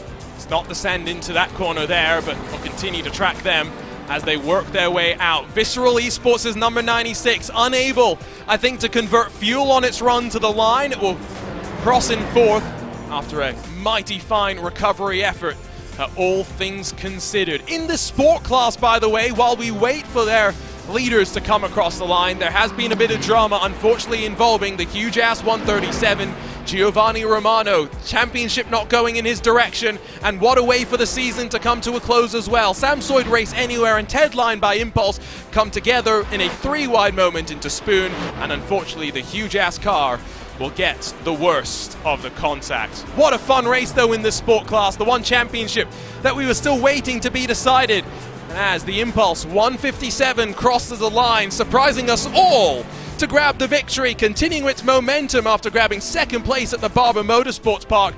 It's Beckham Jasir that will get up in front of the German sim racing car in that fight for second through the final section. But we wait now to congratulate our champions, the HyperX Geodesic Racing Team. And in the end, it's going to be a 70-point winning margin. They'll extend their points lead by 14 on the day after taking a slight chink out of that at halfway. They'll come over the line now, fully deserving as well. And despite being quite some way off the lead of the class as well, they'll come over the line to take the championship. And by one full lap, Damien Owen Harris and Michael Polishek claim the final victory of the season in the TCR class. Only a half campaign. It's a worrying sign about what could be for next season if these two elect to come back and do it all over again. And maybe the most interesting thing of all, taking a look at the incident counts. Wave Italy Racing Team, third lowest across of the finishers, the best of the TCR runners. Give a shout out to SimCity Racing. 12 incidents in the course of 121 laps. That is very impressive indeed. For was that the Cup car or Sport car? Cup car. Wow, that's even more impressive for them to be able to overtake that amount of cars in terms of lap traffic and be able to do that. So fair play to them as well. Maybe that's one of the reasons why they ended up inside the top 5. What a fun season it has been. We'll take a look at the unofficial race results for the final time this season, and congratulations go the way of Asetek SimSports Visceral, a 30-second lead over the rest, and the 97 victorious to close the book on the campaign. Should be enough for them to leapfrog the Maniti Racing Team to grab third in the championship as well, and 1 and 3 in the championship. I'll put a smile on the face, that's for sure. Impulse second will grab second in the championship as well. Congratulations to them for a great campaign. Orion Race Team, the final step on the podium. Nicholas Lasht in the championship winning car that came into this race with no expectations, crosses the line in fourth in front of the WS Racing Esports number 23. Valkyrie and SimCity Racing, the final cars scored on the lead lap with Deutsche Payment Esports, Olympus Esports and Orion Race Team, your rest of the top 10. Down in 11th, the ATRS Academy car, the first of our non-finishers, including the second ATRS number 13, Hydra Race, Geodesic Racing and Graham Saunders, and then Sable Esports, technical issues taking them out of the race in the very early laps. In the sport class, it was the surprise of Pascal Stix and Impulse that leapfrogged everyone in the closing splash and dashes to win by almost 10 full seconds, while Beckham Jasir was able to leapfrog Patrick Preußer when all things were said and done. Fiercely Forward, second and fourth. Even though the championship doesn't go home with them, they go home with some momentum on their side, while Chris Beats in the SimCity Racing car, fifth and the final car on the lead lap. Championship winners, John Badefer and the HyperX Geodesic Racing Team come across the line in sixth as they stayed out of all the trouble as much as possible. Samsoid and Race Anywhere, Talk Freak Racing, Huge Ass and SRN Motorsports, your rest of the top 10. 11th went the way of the HyperX Geodesic Racing Mercedes, the 155, while Ingersoll Rand 1 lap down as well. 2 laps down were SRN Motorsports, who were involved in a couple of things over the course of the day, while the Deutsche Payment Interceptors 3 laps down. Archer Brothers, the final finishers after Matthew Molnar scrambled to the end, staying out of trouble in a couple of cases. Team Hoisingveld, Huge Ass and German Sim Racing, the rest of the cars that took the green flag. Last but not least, dive through your TCRs, and I mean, that says it all. Only one car scored on the lead lap here, Damien Owen Harris and Michael Polishek victorious for the Wave Italy Racing Team. Brabham Esports second, Impulse third and fourth, with Ted Line by Impulse even after the last lap shenanigans, fifth at the end of the day. HyperX Geodesic Racing 6 with Frozen Speed FSR the first 2 laps down, along with the second Brabham Esports entry. Team Hoisingveld came into this one just needing to be 9th at the halfway mark to win the championship. They had it sewn up by lap 61, and 9th at the checkered flag sees them finish off the campaign. Ingersoll Rand 10th in TCR, and then Olympus Esports and Fiercely Forward 11th and 12th, with all the touring cars making it to the very end. We'll work our way in reverse order through the race winners if we can, and we'll start by having a chat with Michael Polishek, who joins us now. Michael, talk us through qualifying and being so far clear at the front, and then your first stint and how in tune with the car you were feeling. Qualifying was definitely something. It was just a matter of just trying to get the draft from someone and to try and get a clean lap. I knew that our setup was going to be really good at the very end of qualifying. Unfortunately, we just got lucky that I was within draft range of Impulse, and I was able to get their toe for pretty much the entire lap. And fortunately, I didn't choke the lap away, and it was a relatively decent lap to get us on pole. And then after that, at the start of the race, it was just a matter of just pushing the car as hard as it would go and try and open up that gap and try and break the draft, and then save the fuel we needed to avoid the extra stop later. We mentioned it during the broadcast already, but you're going to be competing in the upcoming iRacing 24 Hours of the Nürburgring all by yourself. A, are you crazy? B, what's the plan to stay awake for 24 hours? Well, to be fair, I've done a lot of planning for this. This is something I've wanted to do ever since 2018 or so, but I only really got serious on wanting to do it in 2021, and it's only because of circumstance that I wasn't able to do it those past 2 years. I ran it with full send. Now I'm a free agent, and I'm going to be running the whole 24 hours solo. I've done 12 hours before, so 24 hours is going to be, I really don't know. I've been planning a lot on like what I'm going to eat, rig comfort, force feedback settings, pedal settings, everything like that. I don't know how I'm going to survive like the last 6 hours from basically about to fall asleep at the wheel. Well, let's talk about why you're doing it. You're not just doing it for fun, you're doing it to raise money for the World Central Kitchen. Tell everyone a little bit more about that. So World Central Kitchen is a disaster relief charity, and whenever disaster hits, they're pretty much on the scene immediately, and they hire local resources and utilize local people and the resources in the area to help kickstart economic recovery as well as speed up the recovery as well. It's a great charity. Full 98% of donations go directly towards the cause. They have an A+ charity rating on Charity Watch. They're just generally an incredible charity. So I'm really happy to be representing them. I'm also going to be selling sponsor space on the car for top donors. So if you are wanting to donate on the campaign, the link is donate.wck.org/fundraisers/24 hours for WCK. I think that's a link. One thing we'll work on, Michael, we'll get a hot link there for the broadcast so everyone can find it. Congratulations on a great drive, and we'll see you in a few weeks over at the Green Hell. Thank you very much. We'll make our way over from our race winner very quickly over to our championship winners as Team Huizing-Veldt and Marcel Tai join us now. Marcel, difficult final round of the campaign, but you walk away as the champions after 5 previous race victories. Sum up the campaign for us in your mind. Yeah, that was a pretty wild last race. Not the best, of course, for us, but yeah, the milestones were set already for the championship title, so we could have allowed ourselves to have a really bad race today with lots of bad luck and own mistakes and everything packed in one race, fortunately, so that's great.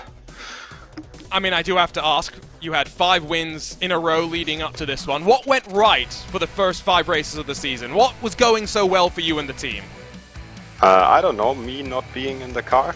No, but I mean, jokes aside, just the guys, you know, they had just perfect races with really good strategy in every single of the first rounds, and I think that played out very, very, very well in those 5 races. And today it was just, yeah, you know, with the penalty in qualifying, then difficult first stint, the penalty not served correctly. And then topped by the disconnect with 5 laps to go at the very end. I think also one tire bug thing with when the pit stop where we switched tires twice during one stop. But yeah, I mean, if you put all the things in one of 6 races and to have the 5 other races clean, from that kind of stuff, then yeah, that's enough for a championship in the end. Congratulations on a great season, Marcel, and we'll see you hopefully in the fall to defend this crown. Of course. Thank you guys for everything. Marcel Tai joins us in the broadcast booth. We'll make our way up to the fastest class to have a quick chat with Vince Peters, one of our championship winners in that number 96 Visceral Esports machine. Vince, I think a difficult day for you and the 96, but a great day for the team. Talk us through what's been an interesting HyperX ClubSport series. Yeah, the focus today was on getting the 97 up there and fighting a bit with Impulse, so they lost time, but unfortunately they had a really good race and that way they keep P2 in the championship. But yeah, for the 96 team, I think we've been so consistent all season, and that's why we already won the season last round. So it's just been a smooth ride, some not so good races, but always good enough, and the 2 wins we got definitely helped as well. So yeah, it was a great season to have. I do have to ask, what is it like coming into a final round of the season with the championship already sewn up? How does that impact your preparation? Yeah, like I said, the preparation was now on getting the 97 up to speed, and they showed really good speed today, and we're really focused only on holding up Impulse and trying our best there, but it didn't work out. And yeah, I guess I have to admit, we didn't practice that much for this race since we already won the championship. So, but still, it was a good race, and we showed some great pace. That's not unsurprising to hear. Congratulations on a great season, and well, hopefully we'll see an interesting title defense come the fall later this year. Definitely, thank you. Vince Peters joins us in the broadcast booth, and we'll jump on over to GT4 and Sport Cars and have a quick chat with our race winners as Pascal Stix joins us now. Pascal, I was surprised to see you with a short pit stop jumping to the front of the field. Is that what you thought was going to happen heading into the pit lane? Yeah, it was the plan from the start to save fuel and have the shortest pit stop at the end, but didn't quite expect to move all the way to the lead. I'm not quite sure what Fiercely did at the end to have such a long stop, but yeah, we take it. They had a driver change, if you're curious, so they got one of their drivers back into the car. Sven joins us as well now. Sven, caution-free race to close out the season. How likely did you think that was before we got started?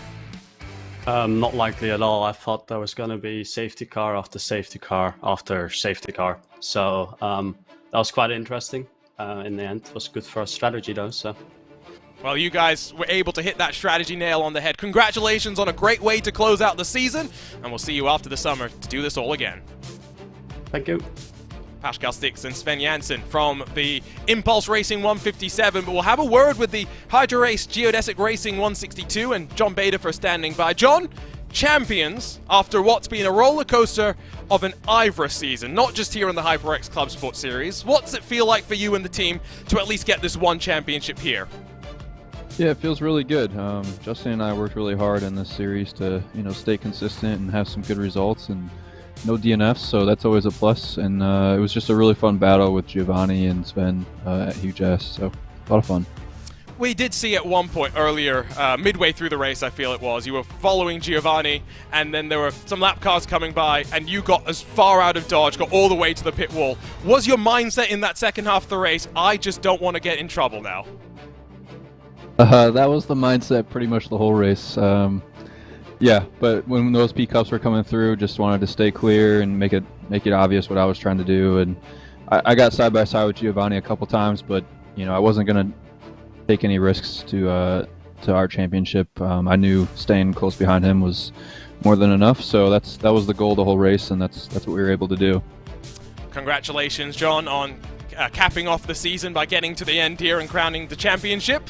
I'm sure we'll see you plenty more on RaceSpotTV this summer. Go off and celebrate. All right, thanks, guys.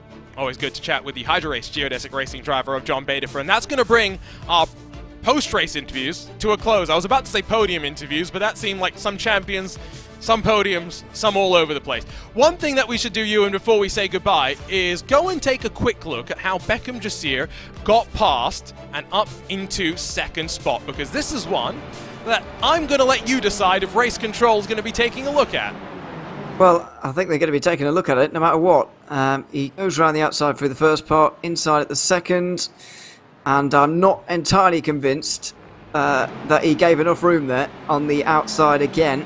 We'll have another look closer in, because I'm not convinced at all that he gave enough room on the exit here, and probably not, no. So, yes, Race Control are definitely going to take a look at it. What they're going to do is up to them. It's, I don't know. It's why I always read the results with the statement that these are provisional race results, because who knows how it's going to change after that. But Ewan, what a spectacular season. Yes, we still have the GT Sprint Series next Sunday to close out our winter 2022-2023 for IVRA competitions, but the HyperX ClubSport Series, it's got a special place in my heart. I know you enjoy it as well. It's not the biggest, the fastest cars, but they always find a way to put on some really intriguing racing, whether it's due to fuel mileage at the end, whether it's just the safety cars, or just the talent that we've got in the series.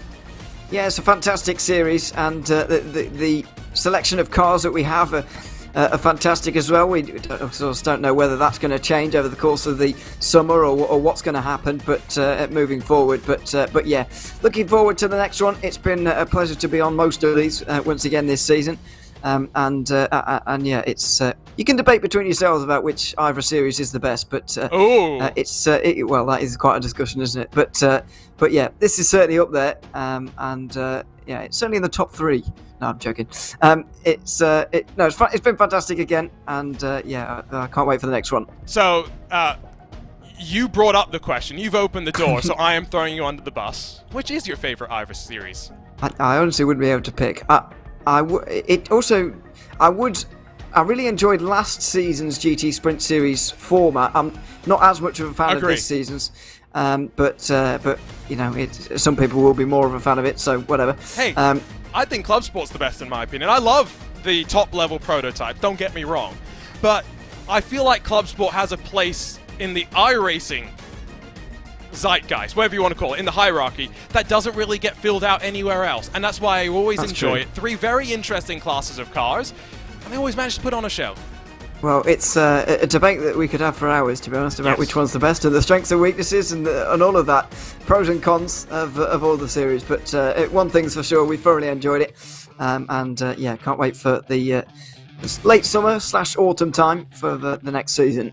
Who knows? Maybe there's going to be more IVRA competition this summer. I actually don't know anything, but those guys behind the scenes have earned their off-season if they are going to take the summer off. Thank you for joining us for what's been an exciting winter of Club Sport racing. Thank you to HyperX, our official peripheral partner of this HyperX Club Sport series, for making this all possible and providing their support. For our entire team at RaceSpotTV, it's been a blockbuster season and a small team to close things off, but it doesn't happen without all of them. For Cam, Roger, Ewan O'Leary, joining myself, Arjuna Kankipati, here in the land of the rising sun. What a way to put the books on 2022-2023. Caution-free to close out the campaign.